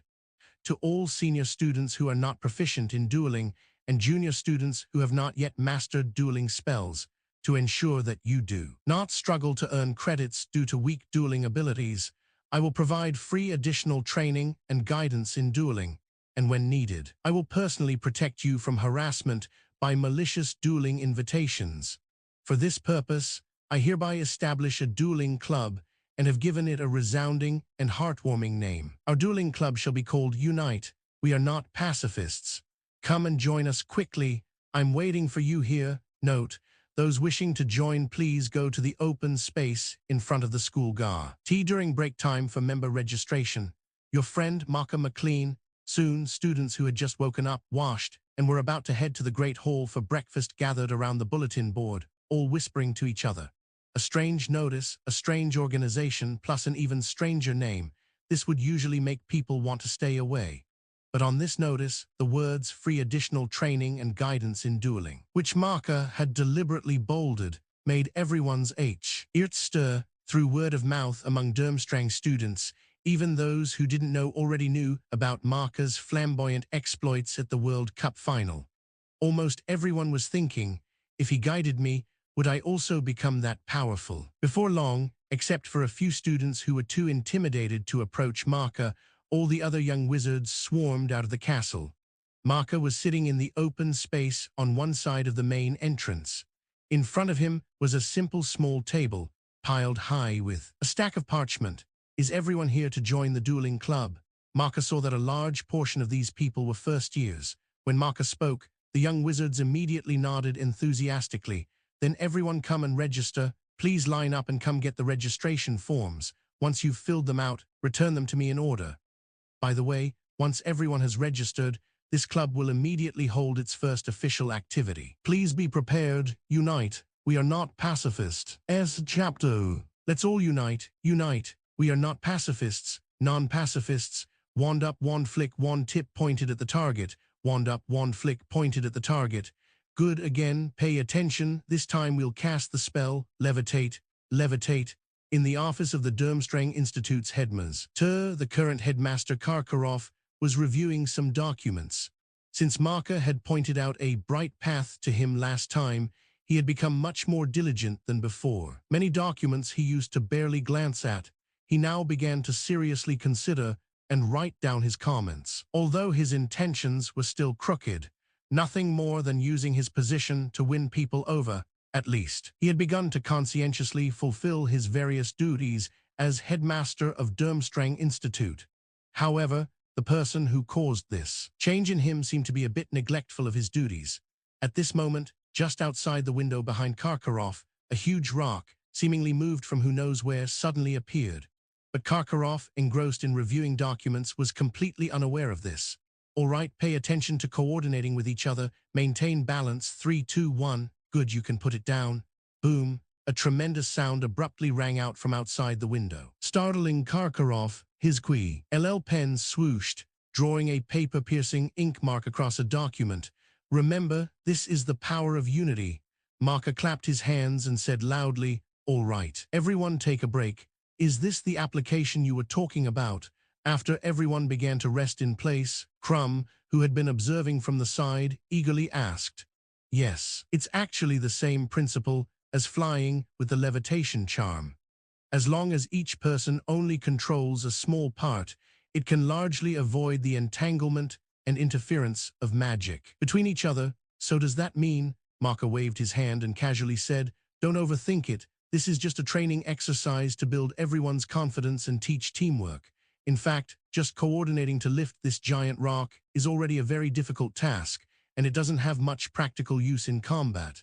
With that, Marker clapped his hands again, making everyone line up once more. Break time over. Next up is rapid spellcasting practice for dueling. Everyone recall what I taught earlier, then try it one by one. First row, prepare. Before long, wave after wave of crooked red magical light beams suddenly appeared behind Karkaroff, arcing parabolically into the distance. Karkaroff watched the headmaster's office being lit up repeatedly by the red light and angrily threw his quill pen onto the floor. He now had only one wish, that Marker would finish his business as soon as possible and then get as far away as possible. That evening, Marker arrived at the large lake behind the school carrying a dead frog. In the few days since he had arrived at Durmstrang, he often came out at night to sit here for a while, and today it was still the same. He first placed the dead frog he was carrying on a damp rock by the lake, then pulled out a small tin box from his sleeve. He opened the lid and placed it next to the dead frog. Immediately, a dozen nimble little creatures quickly crawled out of the box, rushing to gnaw on the dead frog. These were the egg sacs given to Marker by Aragog, the acromantula. They had hatched some time ago while he was in Azkaban. Currently, these young spiders were still quite small, but they were clearly 2 or 3 sizes larger than when they first hatched. Given this astonishing growth rate, it probably wouldn't be long before he'd need a shrinking charm to carry them around. Perhaps because they had been together since birth, they seemed very close to Marker. After they had eaten the dead frog until not even a speck remained, they all crawled onto Marker's hand. Their characteristics haven't shown yet. When they grow a bit bigger, it will be time to test the practical results. He was talking to himself, but the next second he seemed to sense something and suddenly turned his head to look into the woods to his right. Come out. As Marker spoke, he stretched his hand towards the tin box, and the young spiders immediately crawled inside. Hello, Mr. McLean. As the voice sounded, a mysterious man wrapped in a cloak emerged from the woods. One could see wisps of linen-jarring black mist faintly leaking from both his hood and sleeves. It's you. Marker immediately recalled the fellow who had attacked Dumbledore with him back then. The other party ignored Marker and continued in a stiff tone. My master wishes to see you. Please come with me. Master. The Dark Lord, Marker said calmly. As far as I know, your master and I have some grievances. Do you think I'll go? This is an order. If you don't come with me, then I will have no choice but to take you. He spoke dryly, without a hint of smoothness in his words, as if he were a robot. How do you plan to take me? Marker raised an eyebrow, and with a flick of his right hand, his wand accurately slid into his grasp. The man reacted extremely quickly. With a sudden stomp of his right foot, he immediately charged straight at Marker with an unexpectedly swift speed. But Marker's movements were also very fast. A flash of blue-green sparks, and the opponent slowed down at a visible rate. No, it was only the cloak that slowed down. In that instant, a dense ball of black mist burst through the cloak, heading straight for Marker without losing speed. With a loud crash, the rock under Marker's feet was shattered by the impact. An enhanced version of Peter Pettigrew. Marker controlled shattered rocks he was standing on, hovering steadily in midair, and said thoughtfully, but the opponent clearly wouldn't let him stand there pondering. After smashing the rock, he suddenly changed direction, dragging a long tail of black mist, and flew directly towards Marker in midair without any visible support. Marker calmly controlled the shattered rocks to shift a few feet horizontally, accurately dodging the charging black mist, and stared intently at it without blinking. What exactly are those black mists? He PT thinking, but still had no clues. After the opponent failed to hit Marker several times, he seemed to change tactics, returning to the ground and resuming human form. It seemed that he couldn't fly in that black mist state. Looking at the man, enveloped in black mist, he was almost identical to Peter Pettigrew, but clearly this one was much more troublesome than Peter, because he could think to some extent instead of just relying on brute force in battle. The next moment, the opponent raised his right hand, and the black mist wrapped around his arm seemed to come alive, dispersing into more small black mist balls, continuously shooting towards Marker. Marker immediately dropped vertically, drawing all the black mist to the ground. But when those small black mist balls crashed onto the rocks on the ground one by one, they seemed to have no magical properties, only creating fist-sized cracked pits on the rock surface. This prevented Marker from gathering any useful information. Since this black mist can greatly fuel the flames of fiendfire, it undoubtedly has a very high magic content, but it only causes physical effects. Marker felt somewhat at a loss regarding the nature and principle of this black mist. Just as the two were fighting intensely, another voice suddenly emerged from the woods. "McLean, stop." Hearing this, Marker immediately retreated a good distance. Seeing that the opponent also stopped, he then turned to look into the woods. "Professor Snape." The newcomer shook his greasy hair, his sallow face not very clear in the moonlight, but his hollow and indifferent eyes were unforgettable. Snape looked back and forth at the two temporarily ceased fighters with a gloomy expression, and said impatiently, "McLean, the master wants to see you, so just follow him obediently. Why are you fighting him?" Marker pouted and put away his wand. "All right, I was just a little bored and wanted to test this guy's strength. Since Professor Snape, you're here too. Why didn't you come out earlier?" Snape snorted coldly, walked quickly to Marker's side, and without a word, apparated with him, disappearing from the spot. Inside Riddle Manor, it still looked quite dilapidated. There were cobwebs, tangles of weeds, and all the other things one would find in an old house, making it look very run down. However, the study in Riddle Manor was completely transformed. It had been thoroughly cleaned, even expanded with an undetectable extension charm, and furnished with various luxurious pieces. Near the entrance, many Death Eaters sat on sofas, occasionally exchanging a few words, but mostly remaining silent. The reason for their silence was, of course, the handsome and sunny young wizard sitting in the deepest part of the room. Only one person remained by his side, his most loyal follower, Bellatrix Lestrange. Just then, there was a knock at the door. "Master McLean has arrived." At this moment, the Death Eaters sitting on the sofas straightened up, their eyes all turning, without exception, toward the still closed door, and the young wizard sitting in the innermost part of the room also looked up, a peculiar smile playing on his lips, but his deep gaze was unfathomable. "Come in quickly, Severus, and my old friend Marker McLean." Chapter. In this spacious room, expanded by a seamless stretching spell, sat a long, dark brown wooden lacquered table. The tabletop was spotless and shiny as new. If you leaned in close, you could even use it as a mirror. Around this long table, elegantly arranged high-end leather-backed chairs were neatly placed, now filled with Death Eaters. Though their appearances varied, they were all silently observing their master, who sat at the head of the table, his cold gaze fixed on the other end. Their Marker sat calmly, his mind racing with a multitude of thoughts. He hadn't expected Voldemort to have already regained his human body, at least that's how it appeared on the surface. What puzzled him even more was Voldemort's unusually calm demeanor. This was not a good situation for him. Just a moment ago, Voldemort, who had been smiling, suddenly changed his expression and asked him a question. "Tell me, should I kill you?" Logically, Voldemort asking such a question would imply that Marker still held some value. But could Voldemort truly be analyzed by conventional logic? When Voldemort was still known as Tom Riddle, he was indeed intelligent and deeply cunning, but he could still be regarded as a person. However, ever since Voldemort created his first Horcrux, his mental state had undergone a dramatic change. Instead of a person, it would be more fitting to describe him as a dangerous magical creature that preys on others. P. Claus. S equals block 1. Yet, when Marker was undecided and the situation was pressing, his take-a-gamble personality began to surge again. Marker curled his lips, forcing a frivolous smile, and asked in a relaxed tone, "Kill me. Why would you kill me?" At Marker's retort, Voldemort's eyes instantly sharpened. He stared coldly into Marker's eyes, pressing, "Why? Just for deceiving me outside Hogwarts and that stunning spell at the school gate. Do you not think you deserve to die?" "Dark Lord, I don't believe a few words from a child could deceive you," Marker said, shrugging.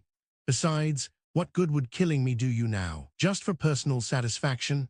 Show some respect when speaking to the master." Bellatrix, sitting nearby, seeing Marker's perpetually slick demeanor, couldn't help but yell at him.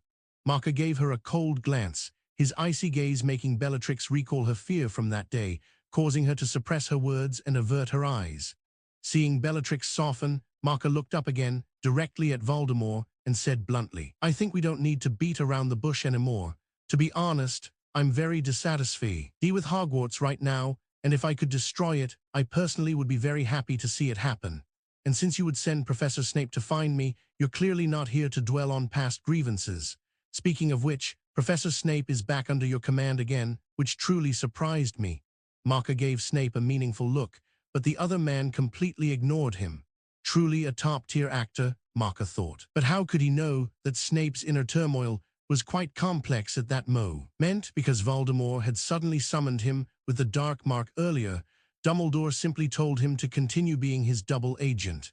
He hadn't expected Marker to be inexplicably sent to Azkaban, then inexplicably break out and cause chaos at the Quidditch World Cup, and then inexplicably end up at Durmstrang. Then tonight, he was even more inexplicably sent by Voldemort to bring Marker over. Honestly, Snape had already prepared to watch Marker die at Voldemort's hands. At this moment, hearing Marker speak so directly, Voldemort's expression instantly changed again, and that gentle smile returned to his face. "Severus has always been on my side." Voldemort paused, then changed the subject. "Since you already understand my meaning, then all the better." He nodded at Marker and said in a calm tone, "To be honest, from the first time I met you, I always believed that you and I are the same kind of people. Look, the facts prove my view is correct. A hypocritical and ignorant place like Hogwarts is simply not suitable for us. P-class equals block. 1. I believe you will eventually join our ranks and become one of us, won't you?" Marker also nodded, saying naturally, "It seems that's right. Since our goals are aligned, I see no reason to miss this opportunity." Voldemort's smile deepened a few shades upon hearing this. "So, you are willing to join the Death Eaters?" Marker calmly shook his head. "Dark Lord, I am only willing to cooperate with you, but I do not wish to become your subordinate," he said, casually pointing to the Death Eaters sitting on both sides of the long table, who had not dared to utter a single word. "Do you think I am just a dog to be ordered around at any time, just like them?" Before he even finished speaking, the Death Eaters showed fierce expressions, looking at him angrily. But with Voldemort sitting there, they dared not speak out freely. Voldemort narrowed his eyes, a sharp glint appearing in them. "Every Death Eater is a friend who shares my aspirations. I think you must understand this." Marker couldn't help but let out a soft chuckle upon hearing this. "All right, I misspoke just now, but my opinion remains unchanged," he said. "I only wish to cooperate with you. And as for the identity of Death Eater, it offers me no benefit whatsoever. I believe Professor Snape has already told you that I am merely an academic wizard who enjoys studying magical theories and conducting various magical researches. To put it plainly, I have no interest whatsoever in the pureblood magic theory that you advocate, nor do I care at all about the lives of Muggles. I just want to destroy Hogwarts to satisfy myself and then continue my research." "Cooperation?" Voldemort asked, puzzled. "How do you wish to cooperate?" Marker shrugged and replied, "I've just received some good news regarding the Triwizard Tournament that is about to be held again at Hogwarts. I think this can serve as a welcoming gift, and it will also be the beginning of our cooperation. Severus has already mentioned this to me. Do you have any new information?" Voldemort raised an eyebrow. "Intrigued? Tell me." Marker nodded and said, "Do you know what the Triwizard Cup for this Triwizard Tournament is?" "The Triwizard Cup," Voldemort repeated, then shook his head, saying, "Isn't it the old cup that has always been kept in the Hogwarts headmaster's office?" As he spoke, he looked towards Snape, who was sitting not far from him.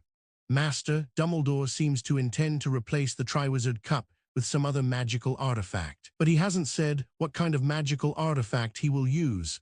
Ape said honestly. Voldemort nodded, then cast a questioning gaze at Marker. "I think you'll be very interested," Marker said meaningfully. "It's Ravenclaw's diadem." Voldemort's expression immediately changed slightly. He stared intently at Marker and asked, "Ravenclaw's diadem?"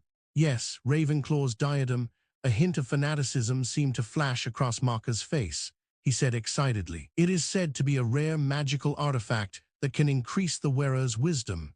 And now, Dumbledore is actually giving it away as the winner's prize." He seemed unable to contain his excitement, his voice gradually rising, as if he truly were just a mad researcher obsessed with magical studies. "Dark Lord, I think this opportunity must not be missed." He continued, "Moreover, this Triwizard Tournament is also a great opportunity to strike at Hogwarts and Dumbledore, isn't it?" "Ravenclaw's diadem," Voldemort said pointedly. "That is indeed something that absolutely cannot be missed." Voldemort looked at him, pondered for a moment, then spoke. "In that case, I can give you an opportunity for cooperation.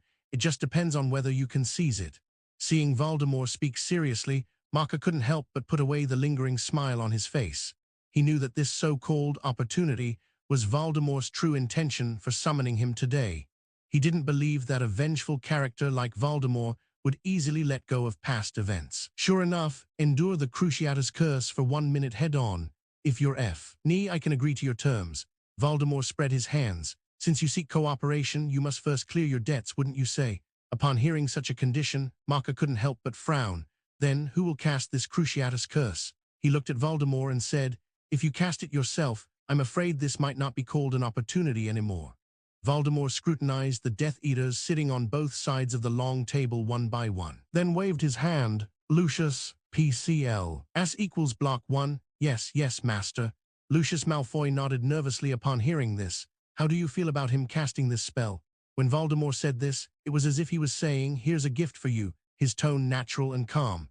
But the act that was about to follow made even Lucius, the caster, tremble. You see, Voldemort usually wouldn't use it for more than 15 seconds to punish erring Death Eaters. A minute of the Cruciatus Curse. Who could endure that pain? Maka casually glanced at Lucius, then nodded. "In that case, I'll give it a try." Chapter. The night had deepened, and thick clouds obscured the bright moon in the sky, making the entire world hazy. Around the Riddle House, many defensive spells were secretly laid out. Although it seemed unchanged, anyone who carelessly stepped into the vicinity would definitely encounter great trouble. Fortunately, Muggles no longer approached this place, and as for wizards, it was unlikely anyone would think to come here to take a look. Class equals block 1. At this moment, upstairs in the dilapidated old Riddle House, the atmosphere in the study was extremely oppressive, making one involuntarily break out in a cold sweat. Beside the long table, Maka and Lucius Malfoy stood face to face, the atmosphere becoming extremely tense. The other Death Eaters all stared intently at them, their gazes constantly shifting between Maka and Lucius. The Cruciatus Curse, one of the 3 unforgivable curses. This is a dark magic that has a dual effect on both the body and soul, causing continuous pain as if the flesh were being flayed and bones scraped, while also making the cursed person's soul vibrate with the magical fluctuations to produce mental trauma. If it lasts too long, it can even lead to the extreme consequence of the soul being torn apart. The Longbottoms, Neville's parents, who are still raving mad in St. Mungo's, are a prime example. To be honest, many people present were fond of this evil spell, because it could not only be used for torture, but also allowed them to enjoy the extremely painful ions of the cursed, especially Bellatrix, with her sadistic personality. She had always been very keen on using this terrifying curse to torment others. However, everyone present, including Voldemort, had never witnessed what a Cruciatus Curse lasting over 30 seconds was like. It wasn't that they couldn't cast the Cruciatus Curse for so long, but that no one had ever been able to endure it for that long without going mad. "Lucius, please," Maka said calmly. Looking at his uneasy expression, Maka was indifferent to the Cruciatus Curse. He had never tried to see how long he could endure endless pain. Frankly, who would try such a thing? But understanding its principles, he still had some confidence. Lucius turned his head and glanced in the direction of his master, only to see Voldemort give him a do-it-quickly look. He swallowed hard, his wand pointed at Maka, its slightly trembling tip betraying his panicked state of mind. Lucius Malfoy, the current head of the Malfoy family, Draco Malfoy's father, P-class, equals block 1. Strictly speaking, he wasn't truly sincere in wanting to stand with Voldemort, especially after Voldemort had already failed once. But having followed Voldemort and joined the ranks of the Death Eaters, he was already beyond his control. As a supporter of pureblood magic and the head of a pureblood family, all he wanted was to maintain his family's status and interests. He wasn't a good person, but compared to Death Eaters like Bellatrix, his resolve to do evil seemed a bit insufficient. To put it bluntly, he lacked the courage, the inherent madness from within, and this was in fact the true portrayal of most Death Eaters. Crucio, Marker standing still, suddenly shuddered all over, an indescribable pain spreading from within, as if every inch of his skin, every piece of flesh, every bone was being pricked by needles and scraped by knives, causing him to let out a muffled groan. But Lucius was also trembling, using one of the 3 unforgivable curses on others. No matter the reason would lead to Azkaban, he could hardly imagine how he would escape imprisonment if Voldemort failed again. More than 10 years ago, he had used the excuse of being controlled by the imperious curse to completely shirk all responsibility. At least, that's how some informed people saw it. But only he knew that to make this excuse more solid, he had spent a large sum of galleons and even made several highly valuable promises. What about this time? What about next time? Those old colleagues, imprisoned in Azkaban, had shown him through their experiences that one doesn't get lucky every time. But even though he was afraid, he dared not disobey any of Voldemort's commands. The Cruciatus curse fell upon Marker, yet it also made Lucius feel an indescribable panic and pain. Amidst the boundless pain, Marker noticed something peculiar. As his soul constantly vibrated, he seemed to feel an emotion called anger. P-class equals block 1. No, not just anger. Other emotions and feelings were flickering, as if some seal would be broken in the next second, returning to his heart. But it was just a little bit short. And with the perception of emotions, Marker further discovered that he seemed to be able to see the magic in his body again, although it was still very unclear. And it came and went with the flickering of emotions. This discovery made him feel incredibly fortunate amidst the pain. However, even though his soul was still constantly Roman 6 braiding for some reason, it was always just a little bit short. Marker gritted his teeth, his eyes wide open, silently enduring the dual torment of body and soul. But under this pain that would make others collapse, he felt regret that the effect of the Cruciatus curse wasn't enough. It wasn't that he was inherently more capable of enduring pain than others, but because in the past, to investigate his lost emotions, he had pulled out his soul and examined it dozens, even hundreds of times. It must be said that, while ensuring safety, Marker was truly quite ruthless with himself. Time passed second by second, but Marker remained steadily in place. Although his forehead was already covered with beads of sweat from the pain, he never showed excessive signs of agony. The moment Lucius lowered his wand, a trace of regret even flashed in Marker's eyes. Very good, very good. Voldemort clapped his hands. I must say, you are indeed worthy of my special attention. A minute of the Cruciatus curse, that's an unprecedented new record. P-class equals block 1. Marker wiped the sweat from his forehead and let out a soft breath. Then I thank you for your special regard, he said calmly. To receive praise from the Dark Lord. I imagine that's not common and worth writing into my autobiography. So, why don't we discuss the details of our upcoming cooperation? Voldemort gave Marker a deep look, then reached out to invite him back to his seat. As for Lucius, Voldemort didn't bother with him anymore. After a while, a somewhat bewildered Lucius could only slink back to his own seat. A few days later, Durmstrang Institute headmaster's office. McLean, where have you been these past few days? Karkaroff asked curiously. To be honest, if Marker had remained missing, he would have been overjoyed. But now Marker had suddenly returned, and facing the questions from several teachers as headmaster, he had to feign concern and ask. However, Marker merely glanced at him and asked meaningfully, do you really want to know? Needless to say, this guy must have gone to see Dumbledore or Voldemort, and no matter who he went to see, Karkaroff didn't want to know. Yes, not at all. I was just asking as a matter of routine, that's all. He chuckled awkwardly. Since you're here, there's something I need to mention to you first. During the time before the Triwizard tournament begins, remember not to run around, or I might not be able to look after you. Marker reminded him, do you understand what I mean? Are you saying, that person has already noticed me? Karkaroff Sue. Denley trembled all over. His greatest fear seemed to have come true, but Marker shook his head.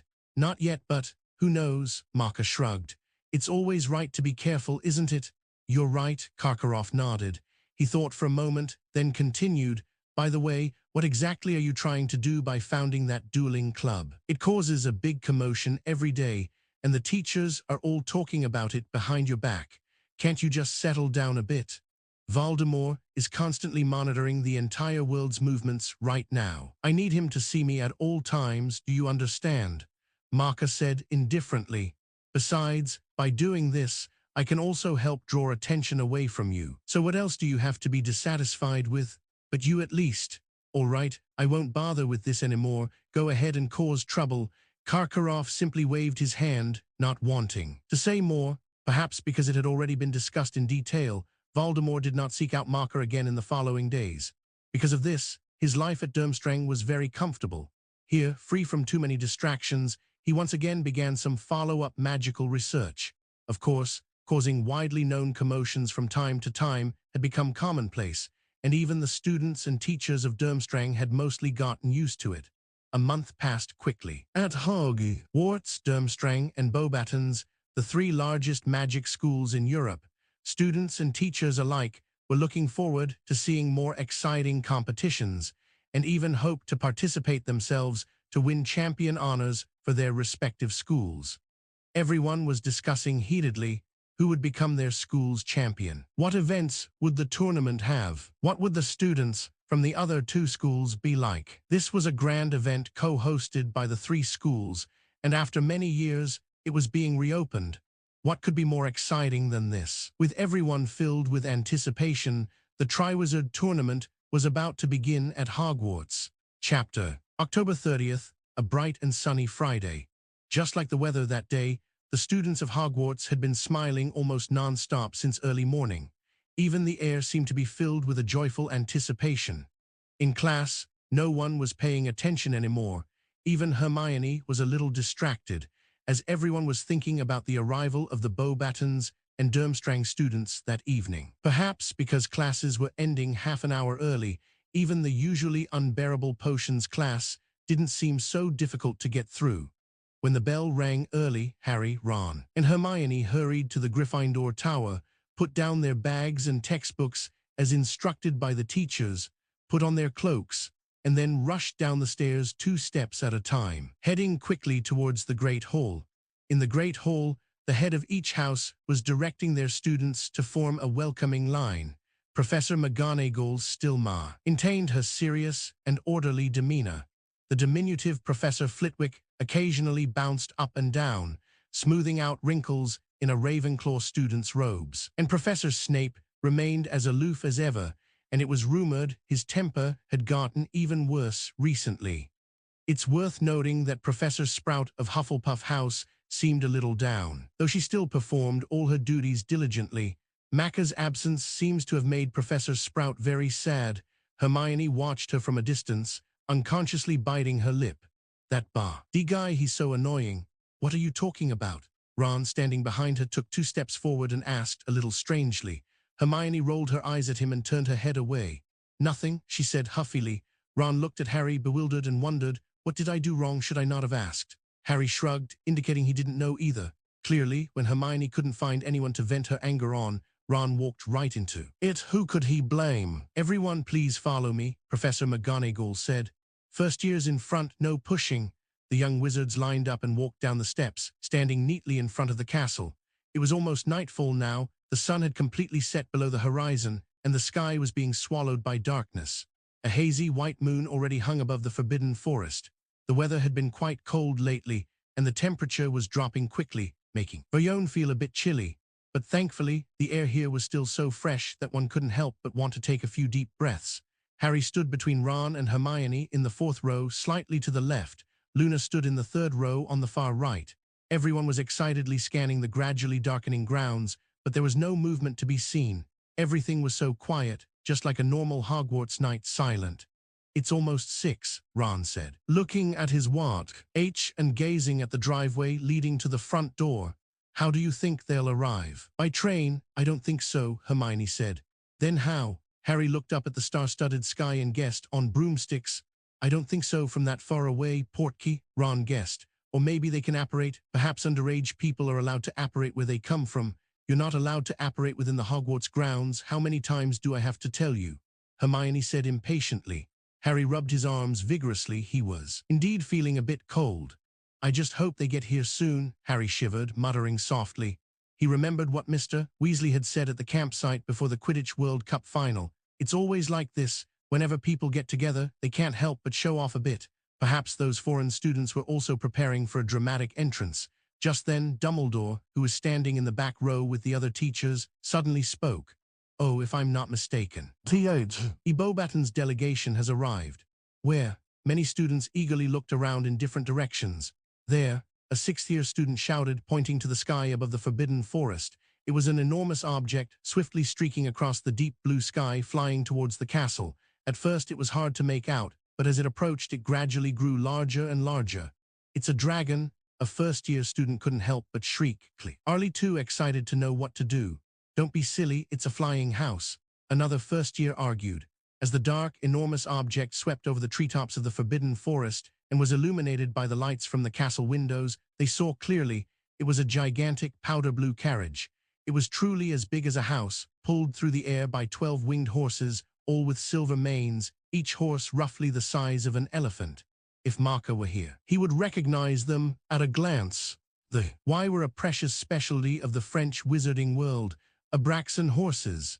Back at the Chateau de Blois, on one occasion, Fleur's father had traveled in a carriage pulled by Abraxan horses when going to meet guests. Although that carriage was also exquisitely made, it seemed to be less than a quarter the size of this Beauxbaton's carriage. The carriage flew even lower, descending rapidly towards the open ground in front of everyone, causing the students in the first 3 rows to quickly retreat several steps. P-class equals. Block 1 then, with a tremendous crash that made Neville jump back and land heavily on a 5th-year Slytherin student's foot. The horses' hooves slammed onto the ground, each one as big as a Hogwarts dinner plate. In the blink of an eye, the carriage also landed. Its massive body shook a few times on its equally massive wheels. At the same time, the golden horses tossed their enormous heads, their fiery red eyes darting around. On the carriage door was a crest, formed by 2 glittering, crossed wands, with 3 brilliant stars emerging from the tip of each wand. Soon, the carriage door was opened from the inside. A boy in light blue robes jumped out of the carriage, bent down, and fumbled around on the carriage floor. Immediately, a golden spiral staircase unfolded. He respectfully jumped back, and everyone saw a shining black high-heeled shoe extend from inside the carriage. The shoe was as big as a child's sled. The next moment, a supersized woman befitting the shoe emerged from the cage. If anyone could compare in size to this woman, it was clearly only Hagrid. Dumbledore began to clap, and the students followed suit. Many stood on tiptoes, trying to get a clearer look at the woman. Her face relaxed, breaking into an elegant smile. Then she extended a glittering hand and walked towards Dumbledore. Although Dumbledore was tall, he barely had to bend down to kiss her hand. "My dear Madame Maxime," Dumbledore said, "welcome to Hogwarts." "Dumbledore," Madame Maxime said in a deep voice, "I hope you are well." "Very well, thank you," Dumbledore replied politely. "My students," Madame Maxime said, waving a large hand casually behind her. It was then that everyone, shifting their gaze from her, noticed that about a dozen or so male and female students had disembarked from the carriage and were now standing behind Madame Maxime. From their appearance, they seemed to be around 17 or 18 years old, and each of them was trembling slightly. It was no surprise they felt cold, as their robes seemed to be made of exquisite silk, and none of them wore cloaks. Some students had wrapped scarves or headscarves around their heads. "Has Karkaroff arrived?" Madame Maxime asked. "He'll be here any minute." "You are," Dumbledore said, then suddenly turned his head. "Oh, it seems he has already arrived." The young wizards, who had been listening to Madame Maxime and Dumbledore's conversation, immediately looked in the direction Dumbledore was looking. Soon, everyone heard a very loud, strange sound drifting towards them from the darkness. It seemed to be a suppressed rumbling and gurgling sound, like a giant vacuum cleaner moving along a riverbed in the lake. A student pointed to the lake and shouted, "Look at the lake." They didn't need him to say it. Everyone had already seen it. Everyone stood on the slope of the lawn overlooking the grounds, clearly seeing the calm, dark surface of the water. At this moment, the lake surface suddenly became anything but calm. There was a commotion underwater in the center of the lake, and huge waves surged on the surface, pushing the water to crash against the shore in successive waves. Then, right in the center of the lake, a large whirlpool appeared, as if some terrifying water monster was greedily gulping down the cold lake water. Suddenly, A long, dark, pole-like object shot up from the whirlpool, its sea, meant to be the thick mast of a large ship. As if to confirm everyone's guess, a large ship broke through the water and slowly revealed itself to everyone's sight. It looked very strange. The ship's keel protruded slightly, like the skeleton of a giant creature. The entire ship looked old and eerie, as if it were the remains of a recently salvaged shipwreck, with not a glimmer of light visible from its portholes. Just as everyone thought the ship would sail towards their side of the shore, a small figure suddenly flew up the ship's deck and rushed straight towards them at a considerable speed. Chapter